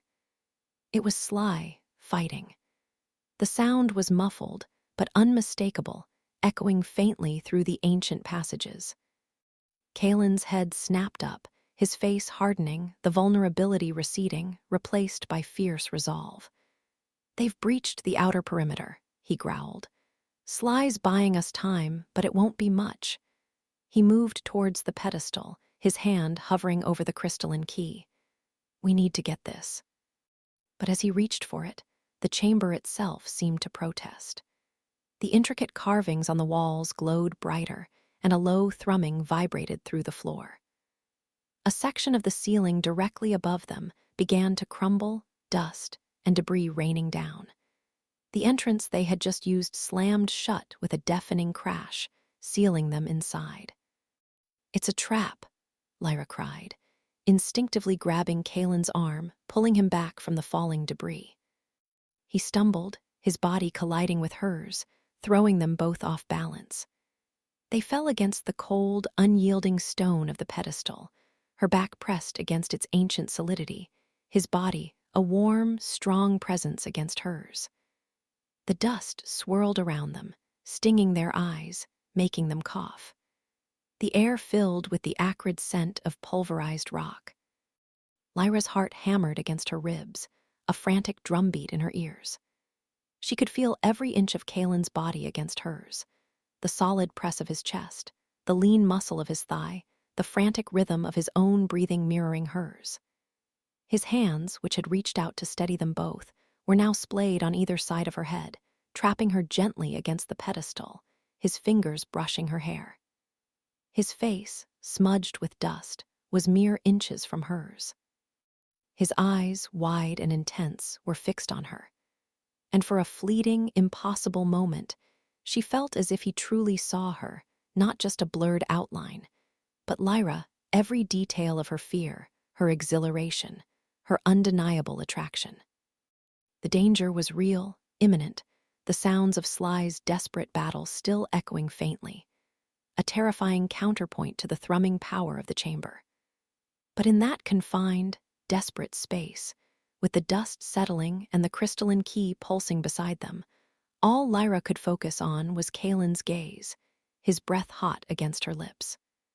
The world narrowed to this singular point of contact, this electrifying proximity. "Lyra," he whispered, his voice rough, laced with an emotion she couldn't quite decipher, but that resonated deep within her. It was fear, yes, but something else, something profound and yearning. She didn't answer, couldn't. Her eyes locked with his, searching for an answer she wasn't even sure she could articulate. Her fingers, still clutching his arm, tightened their grip, digging into the muscle beneath his sleeve. His gaze dropped to her lips, lingered for a breathless moment. And then, with a low, desperate groan that seemed to tear from the very core of him, Kaelen Thorne, the reclusive, untouchable tech mogul, leaned in. His lips met hers with a fierce, unexpected urgency, a desperate meeting of two souls on the precipice of both discovery and destruction. It wasn't gentle, wasn't tentative. It was a rush of raw emotion, a release of all the unspoken tension, the shared fears, the burgeoning longing that had simmered between them for weeks. His mouth was warm, firm, tasting faintly of metal and dust, and something else, something uniquely Kaelen. Lyra gasped into the kiss, a soft, breathless sound, and her lips parted, inviting him deeper. His arms, which had been bracing him, now wrapped around her, pulling her impossibly closer until there was no space left between them, only the desperate press of bodies, the frantic beat of two hearts fused into one tumultuous rhythm. She felt the subtle scratch of his stubble against her chin, the solid breadth of his shoulders beneath her hands as she clung to him, arching into the kiss as if her very life depended on it. His tongue, tentative at first, then bolder, explored the soft interior of her mouth, sending a shiver of pure sensation through her, a molten warmth spreading from her core outwards. A wave of dizziness washed over her, not from the kiss itself, but from the sudden, overwhelming realization of what this meant. It was a confession, a promise, a desperate anchoring in a world gone mad. In his embrace, pressed against the ancient pedestal, surrounded by danger and the pulsing light of the key, Lyra felt a terrifying, exhilarating sense of belonging. This was real. This was happening. Then a sudden, violent shudder ripped through the chamber, accompanied by a deafening roar that shook the very foundations of the island. The crystalline key pulsed erratically, its light flaring, casting stark, dancing shadows across their entwined forms. More debris rained down, forcing Kaelen to pull back, his chest heaving, his eyes still dark with a potent mix of passion and alarm. "We have to go," he rasped, his voice thick with emotion, his thumb brushing lingeringly over her still-parted lips. Now. The external assault intensified, a continuous barrage of concussive blasts that rattled the very air. Sly was still out there, holding the line, a single, unwavering bulwark against Aliner's renewed offensive. The thought spurred Lyra into action, cutting through the haze of the kiss. They had to retrieve the key. They had to make his sacrifice count. Kaelen, his face a mask of determination, turned back to the glowing crystal. He reached for it again, his movements precise, deliberate. This time, as his fingers closed around the key, it didn't resist. Instead, it pulsed with a blinding, pure white light, absorbing into his hand, into his very being. A surge of energy, cold and electric, arced through the chamber, momentarily illuminating the forgotten carvings with an otherworldly glow. The key was not an object to be carried, but a power to be contained, to be wielded. It had chosen Kaelen. "This way," Lyra shouted over the din, her architectural memory already scanning for alternate exits, for hidden passages that would lead them deeper, or perhaps out. The echoes around her were a frantic symphony now, guiding her towards a faint, almost invisible seam in the wall, half hidden by a falling piece of carved stone. "There's another passage, a service tunnel for the ancient waterworks." Kaelen, his hand still glowing faintly where the key had merged with him, gripped her hand, his touch steady and electrifying. "Then let's move," he said, his voice imbued with a new, potent resolve. "Before this entire island comes down around us." As they scrambled towards the hidden exit, the sounds of Sly's desperate, unwavering battle continued to reverberate through the ancient stone, a testament to his loyalty, buying them the precious, fleeting seconds they so desperately needed. The thud of impact, the crack of gunfire, the distant shout, each sound was a reminder of the escalating war and the heavy price of their desperate quest. They were running out of time, but they were running together, their hands intertwined. A fragile, powerful alliance against the encroaching darkness. Chapter 10. Confrontation and Consequences.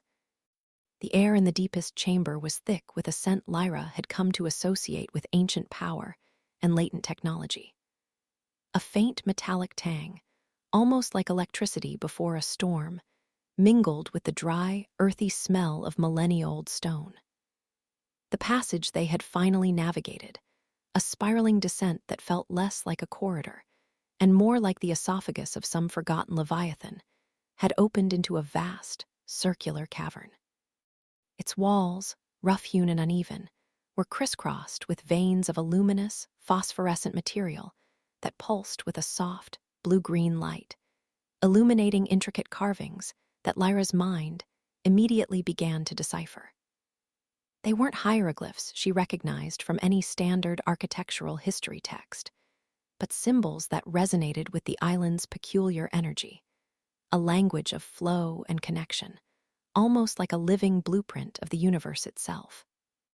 In the very center of the chamber, suspended above a swirling pool of what looked like liquid light, was the key. It wasn't a physical object in the traditional sense, no ornate box or jeweled mechanism she could hold in her hand. Instead, it was a colossal, crystalline console, almost organic in its elegance, radiating a low hum that vibrated through the very bedrock beneath Lyra's feet, through the soles of her worn boots, up into her bones. Runes, mirroring those on the cavern walls, glowed across its multifaceted surfaces, shifting and reforming in a silent, hypnotic dance. Data streams, like luminescent rivers of pure information, flowed into and out of its core, disappearing into hidden conduits that snaked up the cavern walls, merging with the phosphorescent veins. Kaelen stood beside her, his breath coming in short, sharp gasps, not from exertion, but from a profound awe that mirrored her own, a silent reverence that stripped away his usual guarded demeanor. His gaze, usually so intense and focused, was wide, almost vulnerable, reflecting the shifting, ethereal lights of the console. He reached out a hand, hesitating, his fingers splayed, trembling ever so slightly, then let them brush against one of the smooth, cool surfaces. A ripple of energy, a silent thrum that Lyra felt more than heard, passed through the crystal, and the glowing patterns intensified for a moment, as if acknowledging his touch, a silent greeting. "It's alive," Lyra whispered, the words catching in her throat, thick with wonder. The echoes here were deafening, a chorus of voices from the distant past, not individual people anymore, but the collective consciousness of those who had built this place.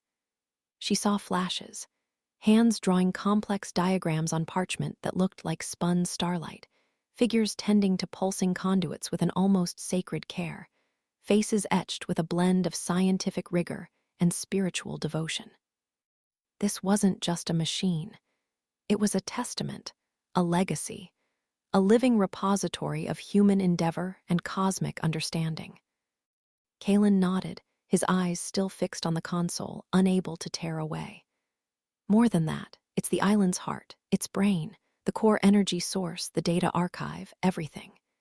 His voice was hushed, reverent, imbued with a gravity that resonated deep within Lyra. My ancestors, they didn't just build a research facility. They built a library of creation, powered by something beyond conventional understanding. Something they barely grasped themselves, perhaps. Lyra stepped closer, her architectural mind already mapping its internal structure, intuiting the pathways of energy and information, connecting the ancient glyphs to the intricate patterns in the island's very foundations. Her fingers, guided by an instinct that felt ancient, almost inherited, traced a specific sequence of runes, ones she'd seen faintly etched on a hidden keystone in the estate's original design, a forgotten symbol of unification.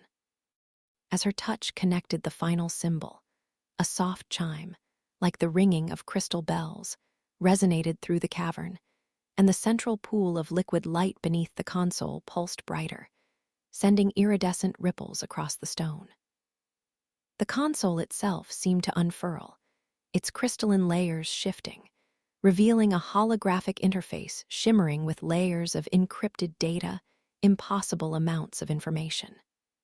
"This is it," Kaelen breathed, his voice tight with a profound emotion Lyra had rarely heard from him, a raw mixture of triumph and apprehension.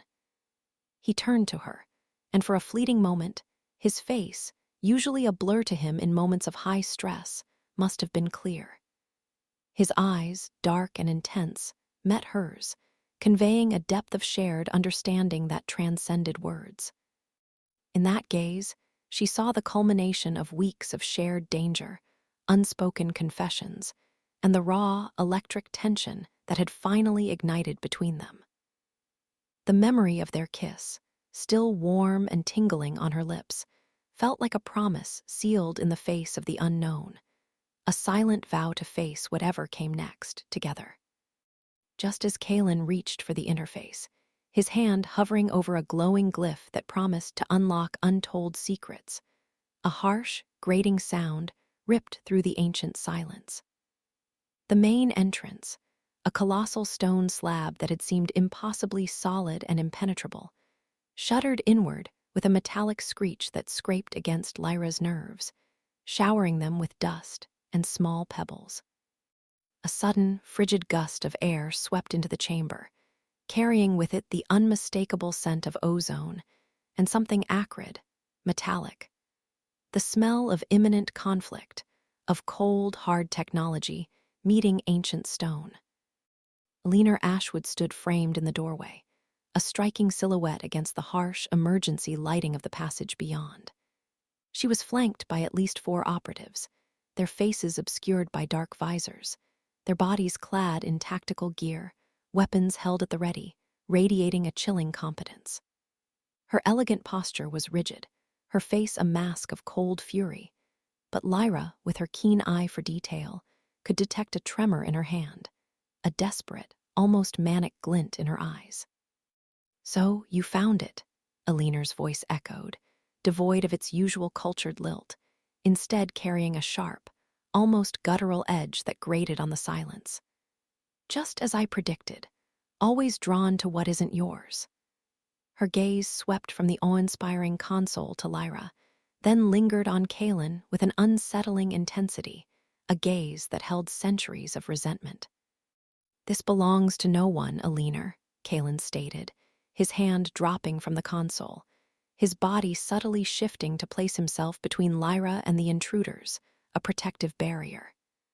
His voice, though calm, held an undercurrent of steel, an unwavering resolve. "It's a legacy to be protected, not owned, not exploited." "Protected?" Aliner scoffed, a bitter, humorless laugh escaping her lips, hollow in the vast chamber. "By a thorn, your family has done nothing but hoard it, exploit it, twist its purpose for generations. My ancestors were the true guardians, the ones who understood its power, before your bloodline stole it and banished us to the shadows." The revelation hit Lyra with the force of a physical blow, shaking her to her core.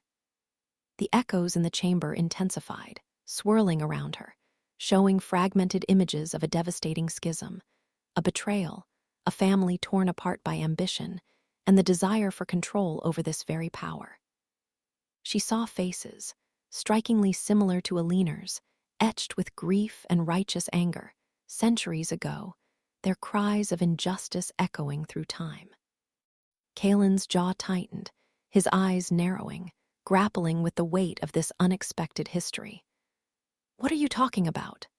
His voice was low, dangerous, a barely contained tremor of suppressed fury and shock. Lyra ignored him, her eyes fixed on the pulsating console, a covetous glint in their depths. "This island, this energy, it was meant for the Ashwood line. We were the custodians, the ones who communed with the original builders, who understood the true nature of the Nexus. But your ancestor, Kaelen Thorne, betrayed us. He saw only power, only profit.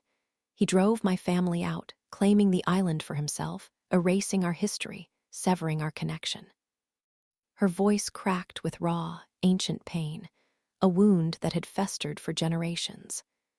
Every generation of Ashwoods has carried that wound, that injustice. And now, I will reclaim what is rightfully ours. Before Kaelen could respond, Lyra barked a command. "Secure the Nexus. Eliminate any resistance." Her voice was sharp, cutting through the tension. The operatives surged forward, their heavy boots thudding on the stone. Lyra felt Kaelen's hand find hers, a brief, reassuring squeeze, a silent promise of protection, before he pushed her gently behind him.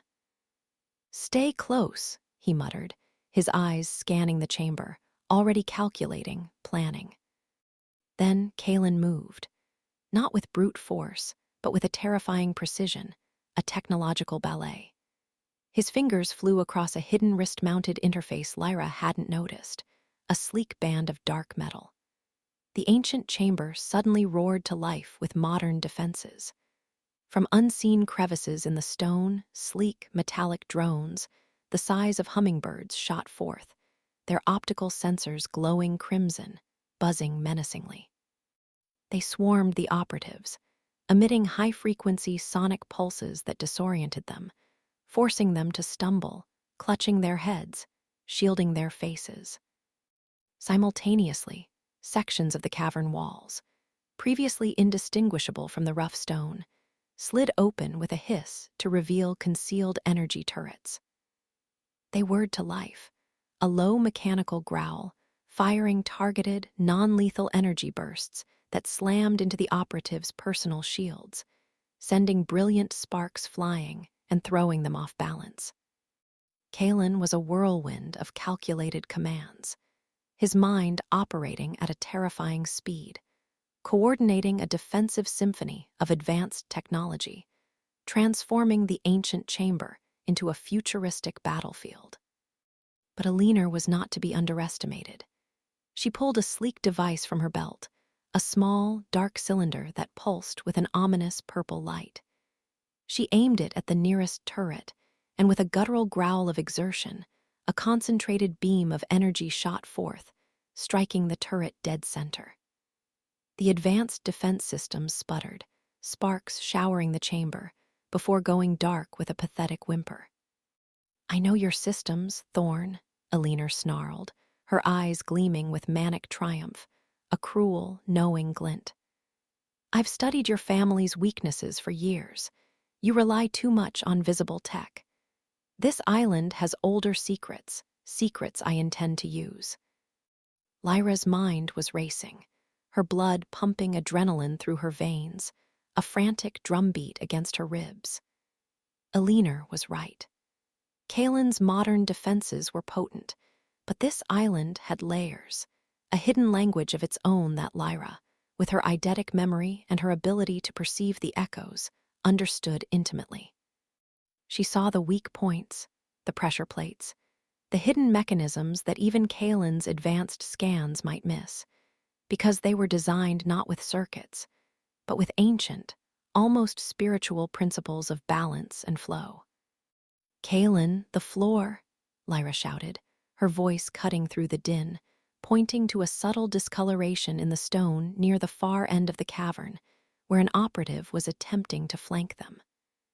There's a pressure plate connected to the water flow system for the upper aqueducts, a destabilizing force. Kaelen, without hesitation, didn't question her. He trusted her. His eyes flickered to the spot she indicated, then back to the console. He slammed his palm against a glowing glyph on the interface. A low rumble reverberated through the chamber, and with a deep gurgle, a section of the floor beneath the operative suddenly gave way, revealing a deep, slick shaft of rushing water. The operative barely managed to grab onto the crumbling edge, dangling precariously above the churning darkness. The air vents, Kaelen, the high-pressure vents near the main entrance. Lyra yelled again, her voice strained over the clash of energy bursts and the whirring of drones. She pointed to a series of decorative grates near where Eccentric stood, now trying to regroup her forces. They're linked to the ancient geothermal regulators. A sudden release can create a powerful updraft, disorienting them, blinding them. Kaelen nodded, his gaze intense, absorbing her input instantly, processing it with incredible speed. He manipulated the console again, his fingers a blur across the shimmering interface. A deafening whoosh erupted from the grates, sending a powerful current of superheated air billowing into the chamber. The force of it was incredible, a physical wall that buffeted the operatives, throwing them against the walls, their visors steaming up, their movements clumsy and disoriented. Even Eccentric staggered, momentarily losing her footing, her hair whipping around her face. This was their advantage.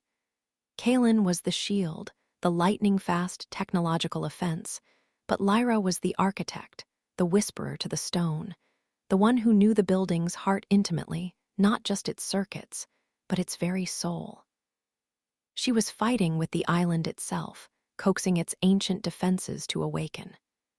One of Eccentric's operatives, however, managed to regain his footing, his movements more determined, and fired a grappling hook, embedding it into the ceiling directly above the nexus.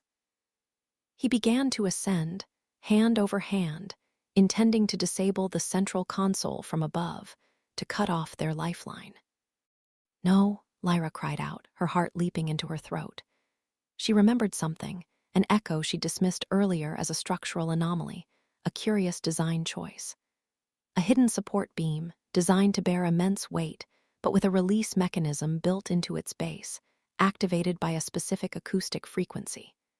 Kaelen, the resonance frequency, she urged, her voice desperate, straining. The support beam directly above the nexus.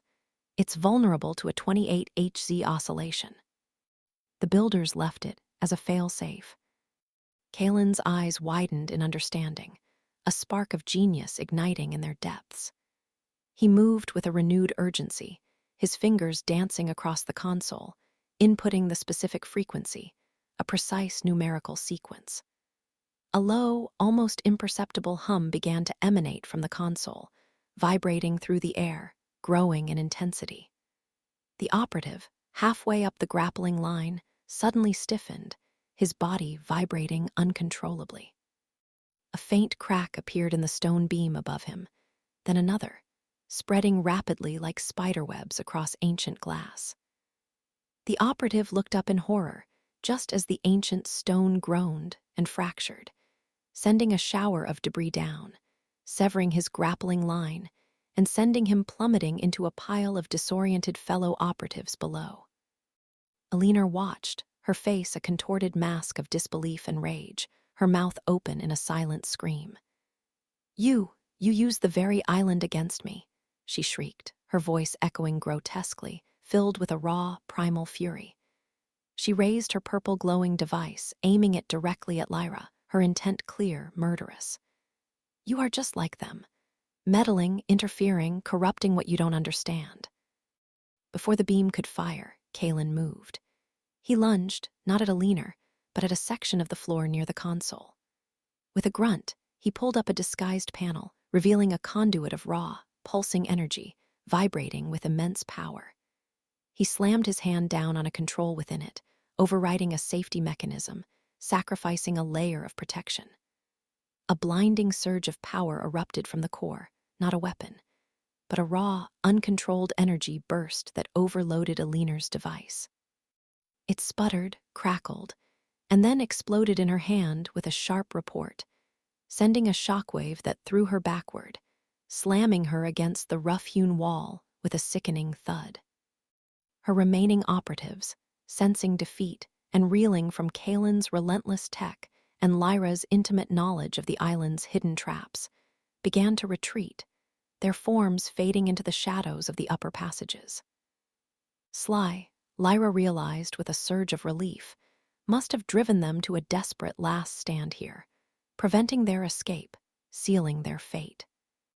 Aliner lay slumped against the wall, her arm bleeding, her face pale and streaked with dirt, but her eyes, though filled with pain, still burned with an unyielding resentment, a fire that refused to be quenched. Lyra and Kaelen approached cautiously, their footsteps echoing, the hum of the Nexus the only sound in the suddenly quiet chamber. "It was never about the Foundation, was it?" Lyra said softly, her voice carrying in the stillness, gentle yet firm. "It was always about your family, your personal pain." Aliner looked up, her gaze fixed on Kaelen, raw and accusing.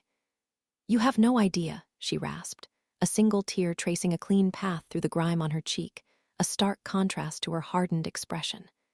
"My family, we were nothing after your ancestor, stripped of our purpose, our legacy, reduced to a footnote while the Thornes prospered on our birthright." Her voice trembled, a raw, exposed wound that had bled for centuries. "My grandmother, she told me stories, Lyra. Stories of the true power of this place, of the connection my ancestors had to the source. A connection that was genetic, intrinsic to the Ashwood line. She said the Thornes, they could only ever scratch the surface, they could never truly understand." Kaelen listened, his own face etched with a complex mix of shock, empathy, and a dawning understanding. "My family records, they were incomplete," he said, his voice quiet, almost a whisper, as if speaking to himself. "I knew of a historic dispute, a land claim, but not this, not a betrayal of this magnitude." He looked at Lyra, a silent question in his eyes, a desperate need for shared interpretation. He was seeing the human cost of his family's history, the legacy of a betrayal he hadn't known existed, a dark stain on his lineage. "The Thorne family, they buried it deep," Aliner continued, her voice gaining a desperate strength, fueled by her conviction. "They rewrote history, erasing the Ashwoods from the island's narrative, but the truth lives in the very stones of this place. The original builders, they foresaw this schism. They built protocols, contingencies, a way for the true bloodline to reclaim what was lost." She coughed, a ragged sound, pain momentarily eclipsing her anger. "I spent my life searching, researching, piecing together the fragments. The Foundation was just a means, a tool to get close, to finally take back what was stolen generations ago." Lyra felt a pang of profound sadness, a deep ache in her chest. Aliner wasn't just a villain. She was a woman driven to desperate measures by centuries of injustice, real or perceived. Her vendetta was deeply personal, rooted in a historical wrong that had festered across generations, poisoning her existence. "And you believed that reclaiming it through force, through sabotage, was the answer?" Lyra asked, her voice gentle, yet firm, holding no judgment, only a plea for understanding. "To bring down Kaelen's work, to destroy the current guardian just to fulfill an old grievance, to perpetuate the cycle of conflict." Aliner scoffed again, a dry, humorless sound that lacked any real mirth. "Justice, Lyra. It's called justice.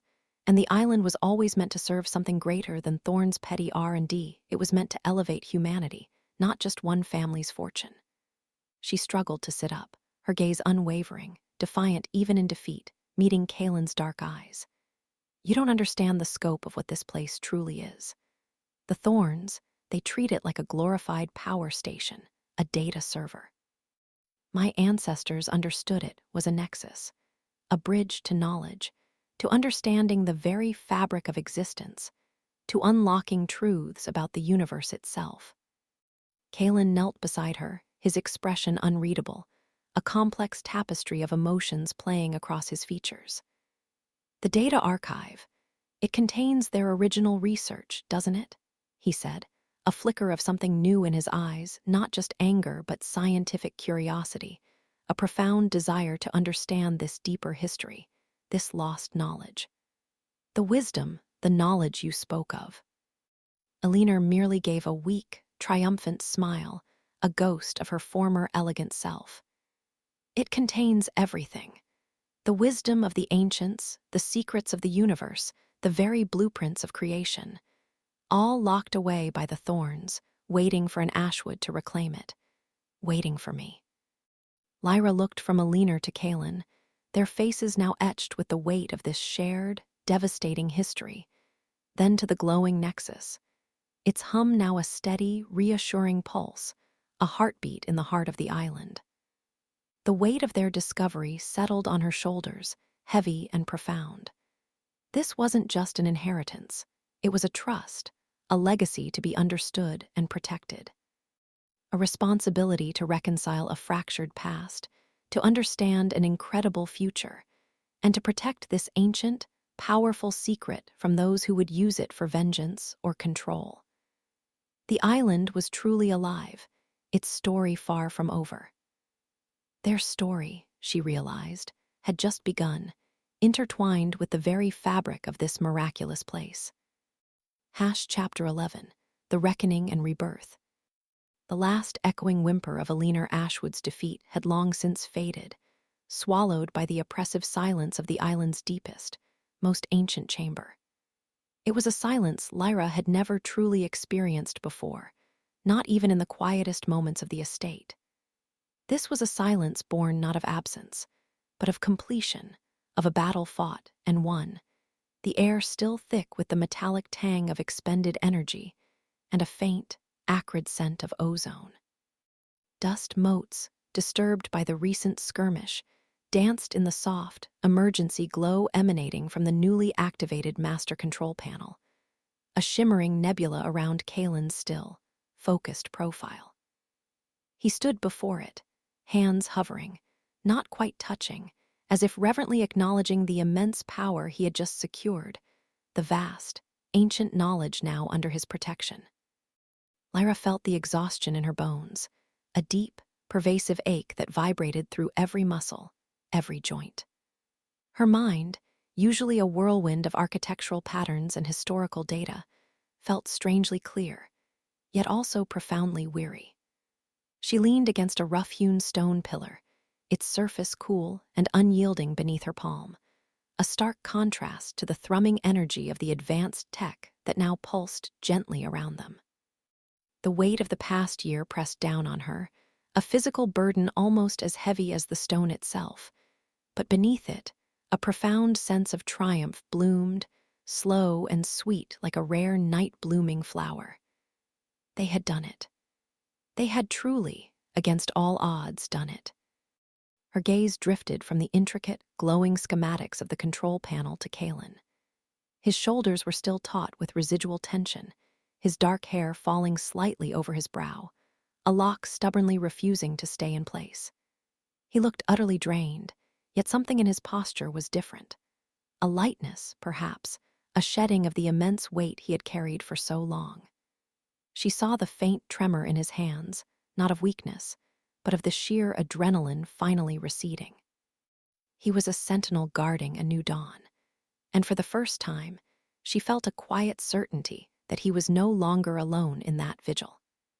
He turned slowly, his eyes, those intense, deep pools of midnight, finding hers across the cavernous space. And something shifted. It wasn't the fleeting recognition she had grown accustomed to, the momentary clarity before the familiar veil of prosopagnosia would drop, obscuring her features, rendering her a collection of sensory data rather than a distinct face. No, this was different. He was looking at her, truly looking. A warmth spread through Lyra, starting in her chest and radiating outwards, chasing away the chill of the ancient chamber. She saw a flicker of raw emotion in his gaze she hadn't often witnessed, a vulnerability that was both startling and incredibly tender. He took a hesitant step towards her, then another, his movements uncharacteristically slow, almost reverent. "Lyra," he breathed, his voice a low rumble in the quiet, and she heard it. Not just her name, but her. The recognition was palpable, a tangible thing that reached out and wrapped around her. She pushed herself off the pillar, her own legs feeling a little unsteady, but she met him halfway, drawn by an invisible thread. When they were close enough, she saw the minute details of his face, the faint line etched between his brows that spoke of years of intense thought, the slight shadows beneath his eyes from sleepless nights, the way his lips were parted just slightly, as if he were trying to commit her to memory, not with data points, but with something far more profound. "Kaelen," she whispered back, her voice thick with unshed tears. A release of all the fear, the frustration, the hope, and the deep, abiding affection that had built up over these long, impossible months. He reached out, his hand trembling slightly as he cupped her cheek. His touch was feather-light, almost hesitant, as if she might shatter. His thumb brushed over her skin, a slow, tender caress that sent shivers down her spine, not of cold, but of a profound, overwhelming warmth. His eyes, fixed on hers, seemed to drink in every detail. The faint freckles on her nose, the slight curve of her lips, the way her hair framed her face, even the small scar above her left eyebrow from a childhood tumble. There was no blankness, no searching, only absolute, unwavering recognition. "I can see you," he said, his voice barely audible, a profound revelation. "I can truly see you, Lyra." A sob caught in Lyra's throat. She hadn't realized how deeply she had yearned for those words, how much it had hurt, despite her understanding, to be an abstraction to him. Now, seeing the clarity in his eyes, the sheer wonder, the almost childlike joy, her own heart ached with a bittersweet happiness. She leaned into his touch, turning her face slightly to press a soft kiss into the palm of his hand. "Oh, Kaelen," she murmured, her eyes brimming. "I'm so glad." He pulled her closer then, his other arm wrapping around her waist, drawing her against the solid warmth of his body. She felt the steady beat of his heart against her ear, a rhythm of life and peace that quieted the last echoes of the battle within her. Her arms went around his back, holding on to him with a fierce tenderness, burying her face against his shoulder, inhaling the familiar scent of him, ozone, something metallic and uniquely Kaelen. They stood like that for a long time, simply holding each other in the heart of the island, in the nexus of its ancient secrets and its cutting-edge future. The hum of the master control panel was a lullaby, the soft glow a beacon. Lyra felt the echoes around them, not just of her aunt, but of generations of people who had guarded this place, who had dreamed of its potential. And now, she and Kaelen were part of that story, irrevocably entwined. Finally, Kaelen pulled back just enough to look at her again, his gaze still filled with that breathtaking clarity. We should get out of here," he said, his voice a little hoarse. But a faint, genuine smile touched his lips, a smile she rarely saw, full of light and relief. She nodded, a soft smile mirroring his. "Yes, I think we've earned a break." As they emerged from the deepest chamber, the familiar, slightly cooler air of the main corridor felt like a balm. Silas was waiting, leaning against the wall, arms crossed, his usual impenetrable expression softened by a flicker of relief that vanished as soon as he saw their eyes meet his. He straightened, his gaze assessing, lingering on Kaelen, then Lyra. He must have seen it too, the change in Kaelen's demeanor, the way their hands instinctively sought each other, fingers lacing together. "All clear, boss," Sly said, his voice gruff, but Lyra detected a new note of respect, perhaps even affection, in his tone as he looked at her. The last vestiges of his suspicion had finally dissolved. Kaelen simply nodded, a silent acknowledgement, his grip on Lyra's hand tightening reassuringly. "Good work, Sly. Secure the perimeter. No one gets near this section until I say so." "Already on it," Sly confirmed, turning to relay orders into his comms. They walked in comfortable silence through the labyrinthine corridors, the journey back feeling entirely different from all the times before. The intricate carvings, the concealed security panels, the hidden passages Lyra had discovered, they all seemed to hum with a new purpose now, a history finally understood, a future waiting to be written. Lyra felt the echoes of her Aunt Beatrice in every stone, every beam, a mischievous twinkle that seemed to say, "I told you so, darling." The island itself felt lighter, as if a great weight had been lifted from its ancient heart. The omnipresent surveillance systems, once a source of constant discomfort, now felt like a benevolent guardian, part of the protective shell Kaelen had built, and which they would now share. When they finally reached the elegant, sprawling living area on the main floor, the soft evening light was filtering through the panoramic windows, casting long, peaceful shadows across the polished floors. A gentle rain had begun to fall, a soothing rhythm against the glass, washing the world clean. Lyra sank onto the plush sofa, the velvet cool against her skin, a sigh escaping her lips. Kaelen sat beside her, closer than he ever would have dared in the early days, their shoulders almost touching. "A year," Lyra mused, her voice soft, barely above a whisper.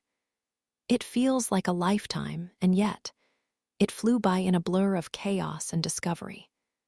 Kaelen turned his head, his gaze sweeping over her face again, lingering on her eyes, her mouth. "A lifetime," he agreed, his voice a low counterpoint to the rain. "I can't believe. I barely remember what life was like before you arrived, Lyra, before this." He gestured vaguely around them, encompassing the island, the estate, the entire tumultuous experience. She chuckled softly, a weary but genuine sound. "I imagine it was quieter, more predictable. And infinitely less interesting," he added, a wry twist to his lips.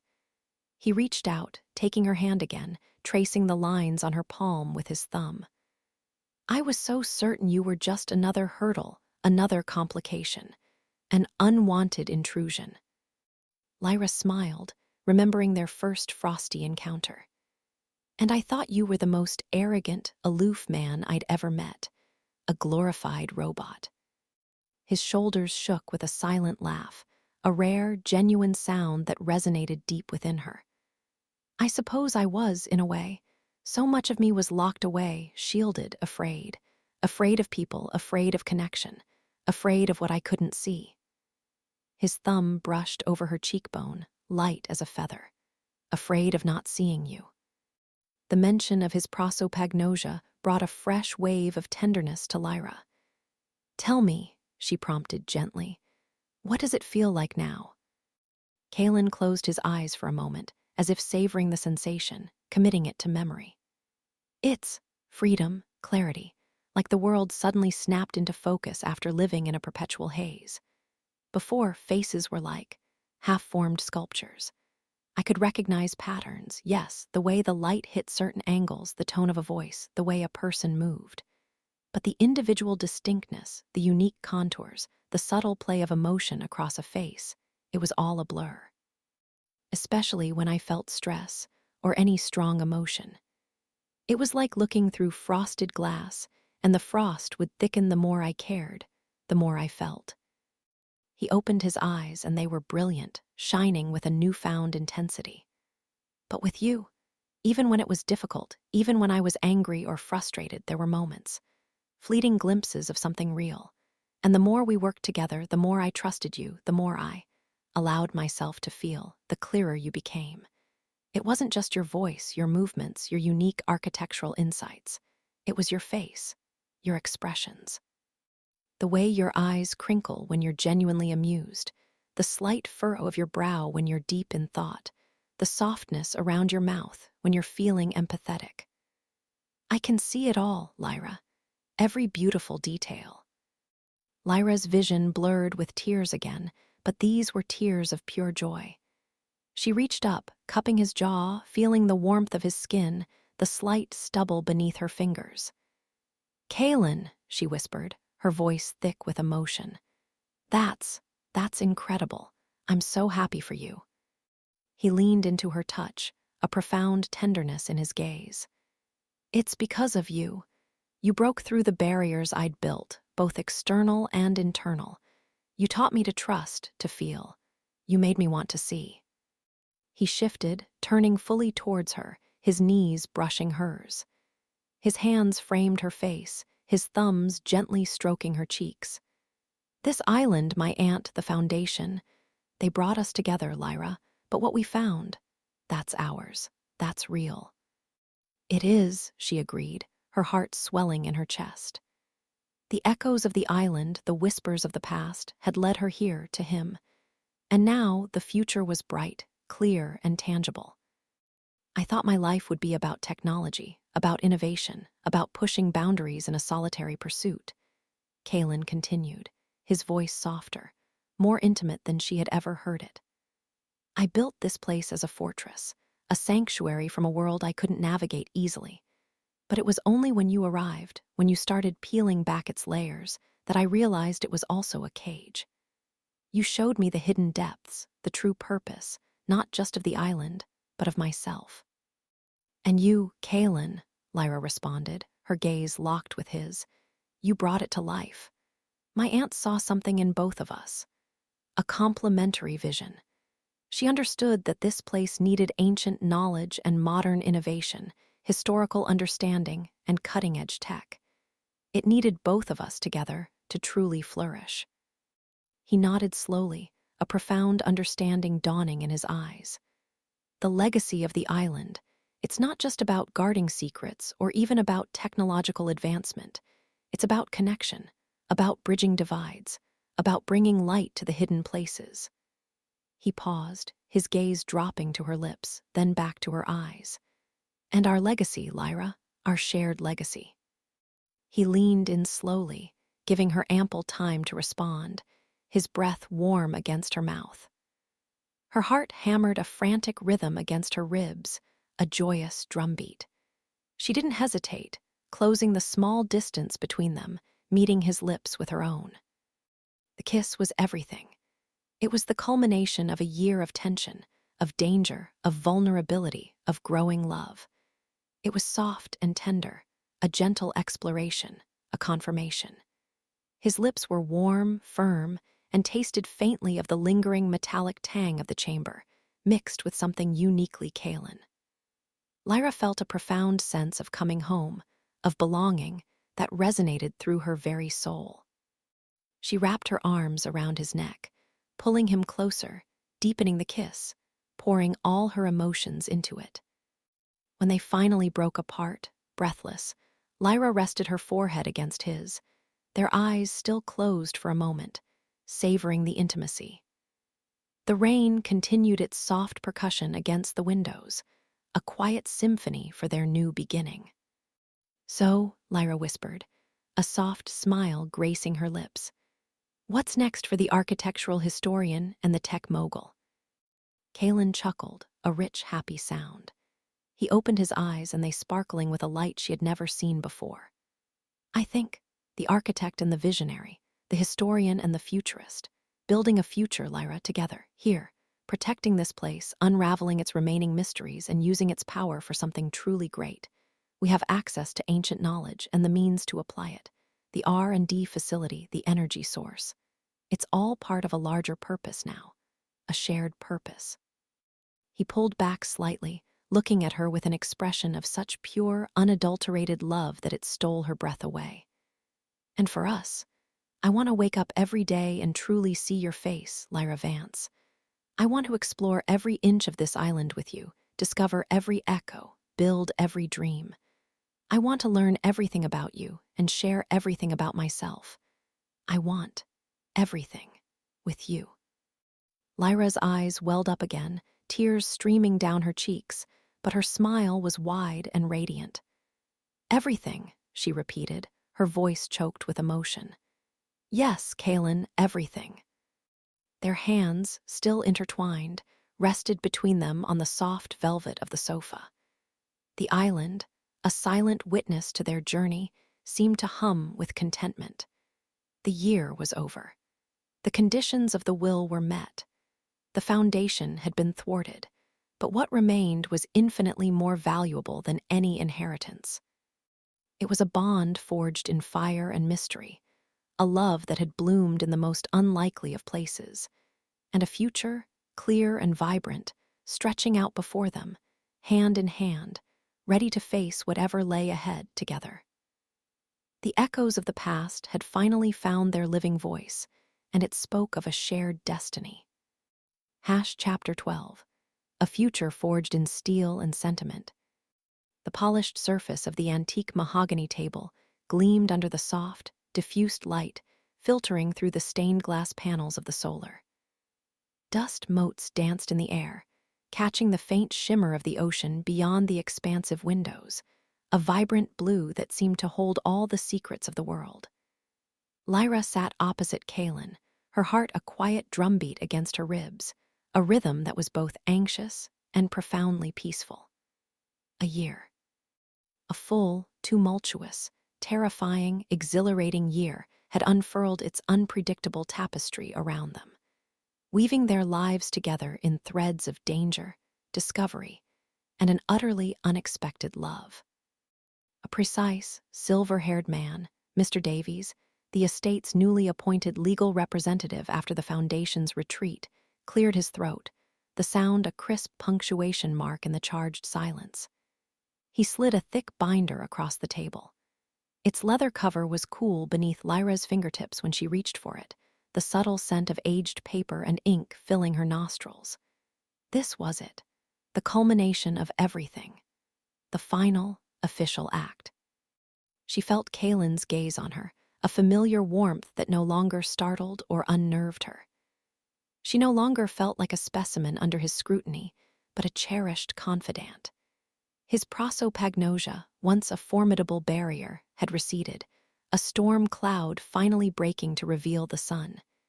He could see her now, truly see her. Not just the outline of a person, but the subtle crinkles at the corners of her eyes when she smiled, the faint scattering of freckles on her nose, the way her brow furrowed in concentration. The clarity in his eyes was a constant, breathtaking miracle to her. "The terms of the codicil," Mr. Davies began, his voice dry and professional, "have been met. Ms. Vance, Mr. Thorne, you have both fulfilled the requirement of residing on the island for a full year. The estate and all its assets, including the R&D facility, are now legally yours to claim." Lyra's fingers tightened on the binder. Claim. It felt so impersonal for something that had become so utterly personal. This island, once a cage, had become a canvas, a library, a home. It was saturated with her aunt's enigmatic legacy, with Kaelen's brilliant mind, and now with the very essence of their shared future. She remembered her first hostile encounter with Kaelen, the icy distance, the unsettling surveillance. She remembered the fear, the doubt, the bewildering echoes that had pulled her into the island's hidden depths.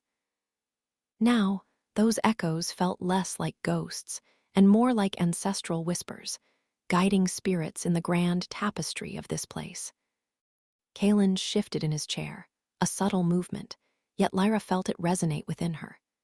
He leaned forward, his elbows resting on the polished wood, his gaze never leaving her face. There was a quiet intensity in his expression, a depth of emotion that used to be locked away behind a mask of indifference. He reached across the table, his hand covering hers where it rested on the binder, a gentle, reassuring weight. His skin was warm, a stark contrast to the coolness of the leather. "Are you ready, Lyra?"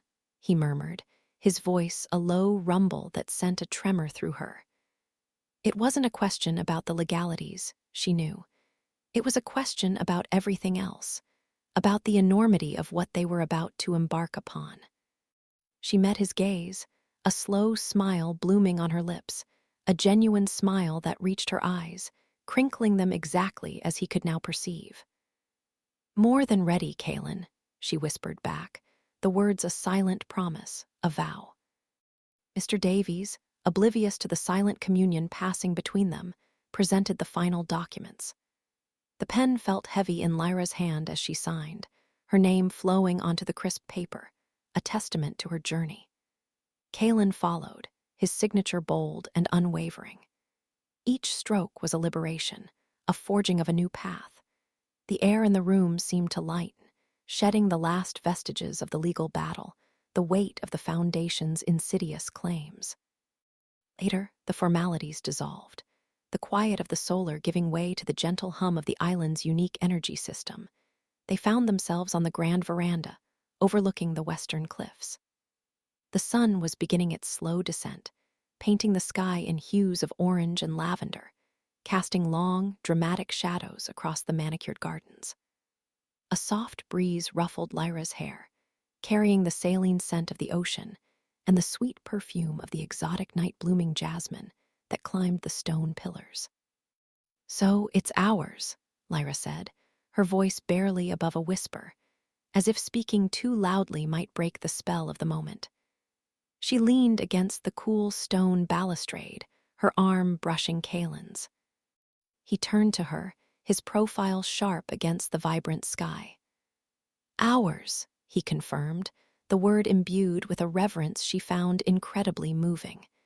"And now, the real work begins." She chuckled, a soft, melodic sound. "The real fun, you mean? No more dodging shadowy operatives, no more deciphering cryptic deathbed clues, no more existential threats to the very fabric of reality." Kaelen's lips curved into a rare, genuine smile, a breathtaking transformation that still stole her breath. "Perhaps a little less of that, yes. More of this." He gestured vaguely to the sprawling estate below, the futuristic domes of his R&D facility nestled harmoniously alongside the ancient, ivy-clad towers. Our vision, blended. This had been the conversation they'd been having, in fragments, for weeks. How to manage the island. How to reconcile their vastly different, yet surprisingly complementary, passions. Lyra, the architectural historian, who saw the spirits of the past in every beam and stone, who understood the arcane language of its original design. Kaelen, the tech visionary, who saw the limitless possibilities of the future, who had built a technological marvel upon ancient foundations. "I still want to dedicate a section of the archives to my aunt's research," Lyra began, tracing an invisible pattern on the stone with her fingertip. Her work on the island's ley lines, the energy source, the original builders. It's all vital. We need to preserve it, catalog it, make it accessible for study, for understanding. "And expand upon it," Kaelen added, his voice low and thoughtful. "The master control system for the energy source, that vast data archive. It's not just ancient knowledge, Lyra. It's a key to understanding forgotten technologies, sustainable power, even perhaps a different way of thinking about the world. My team can begin translating, cross-referencing with modern physics. Imagine the possibilities." Her eyes widened, sparkling with excitement. "Imagine integrating it, not just preserving the old, but bringing it to life with new understanding. We could have climate-controlled archives that mimic the ancient atmospheric conditions needed to preserve certain materials, powered by the island's own energy. We could use your AI to reconstruct lost sections of the original architecture, based on the subtle echoes I perceive." Kaelen nodded, a deep satisfaction settling over his features. "Precisely. And the estate itself. We can designate areas for strict historical preservation, where your insights will guide every restoration. But then, other areas could become living laboratories. Imagine a greenhouse powered by the island's unique geothermal vents, growing plants thought long extinct, their genetic codes preserved in the archive. Imagine a fully automated, self-sustaining ecosystem within the island's protected zones, monitored by advanced drones, yet completely unobtrusive." Lyra felt a thrill course through her, a rush of pure, unadulterated passion. This was more than a shared inheritance. It was a shared purpose, a convergence of destinies. Her eidetic memory, her ability to see the past, was no longer just a curious talent, but a foundational tool for building the future. Kaelen's cutting-edge technology was no longer just about innovation for innovation's sake, but about safeguarding history, about creating a bridge between forgotten eras and uncharted tomorrows. The library, she mused, thinking of the vast, multi-level chamber that had become her sanctuary. It needs a comprehensive cataloging system, cross-referenced with the digital archive. And the hidden passages, they need to be mapped, understood, perhaps even subtly integrated into a new security system, one that respects their original intent but enhances our protection. Sly is already working on that, Kaelen interjected, a flicker of amusement in his eyes. He's found a surprising new hobby in deciphering ancient traps. Says it's less predictable than modern laser grids. Lyra laughed, a genuine, joyful sound. Even Sly, with his gruff exterior and initial hostility, had found his place, his fierce loyalty now encompassing both of them, and the island they cherished. Anya's betrayal felt like a distant memory, a shadow quickly eclipsed by the bright promise of their collective future. They stood there for a long time, watching the sun dip below the horizon, painting the clouds in fiery golds and soft lilacs. The air grew cooler, and Kaelen, with a tenderness that still made Lyra's heart ache in the best possible way, draped his jacket over her shoulders. The fabric was soft, still warm from his body, carrying his subtle scent of ozone and something uniquely Kaelen. "It will be a sanctuary," Lyra whispered, pulling the jacket closer around her. "For knowledge, for discovery, for us." "For us," he echoed, his voice rich with emotion. He turned fully to her then, taking her hands in his. His touch was sure, steady, and infinitely comforting. His thumbs stroked the back of her hands, a simple gesture that spoke volumes. She looked into his eyes, no longer clouded by the confusion of prosopagnosia, but clear and focused, reflecting the dying embers of the sunset. She saw the love there, raw and deep and unwavering. And she knew, with an absolute certainty that resonated deep in her soul, that he saw her too. Not just her physical features, but the essence of who she was, the woman who had stumbled into his isolated world and, against all odds, had found her own reflection in his guarded heart. "I never thought," Lyra began, her voice thick with emotion, "I never thought I'd find a home like this, or a love like this." Kaelen's grip tightened gently. "Nor I was content in my solitude, or so I told myself. Blinded by it, perhaps. You showed me what I was missing. You unlocked more than just the island's secrets, Lyra. You unlocked me." A tear traced a path down Lyra's cheek, cool against her skin, but it was a tear of profound happiness. He reached up, his thumb gently wiping it away, his touch feather-light. His gaze lingered on her face, tracing the curve of her cheekbone, the line of her jaw, the soft fullness of her lips. The vividness with which he now saw her was a constant wonder to him, a gift he cherished above all the island's technological marvels or ancient secrets. "I see you, Lyra," he said, his voice husky, filled with a depth of feeling that made her tremble. "Every detail, every nuance, every beautiful part of you." And she knew he meant it. He truly saw her. Her quirky obsessions with arcane architecture, her eidetic memory that could recall every blueprint, every historical detail, her unwavering spirit in the face of danger, her capacity for love. She had seen the echoes of past occupants, but Kaelen, in turn, had seen the very essence of her soul. He leaned in slowly, giving her time, but she met him halfway. Their lips met, a soft, tender press that deepened into a kiss filled with all the unspoken words of their shared journey. It was a kiss of triumph, of relief, of a future forged in steel and sentiment, bound by the ancient stones of the island and the cutting-edge technology that now protected its heart. It was a kiss that tasted of ocean's salt, jasmine, and an infinite promise. When they finally broke apart, breathless, the first stars were beginning to prickle the deepening twilight sky.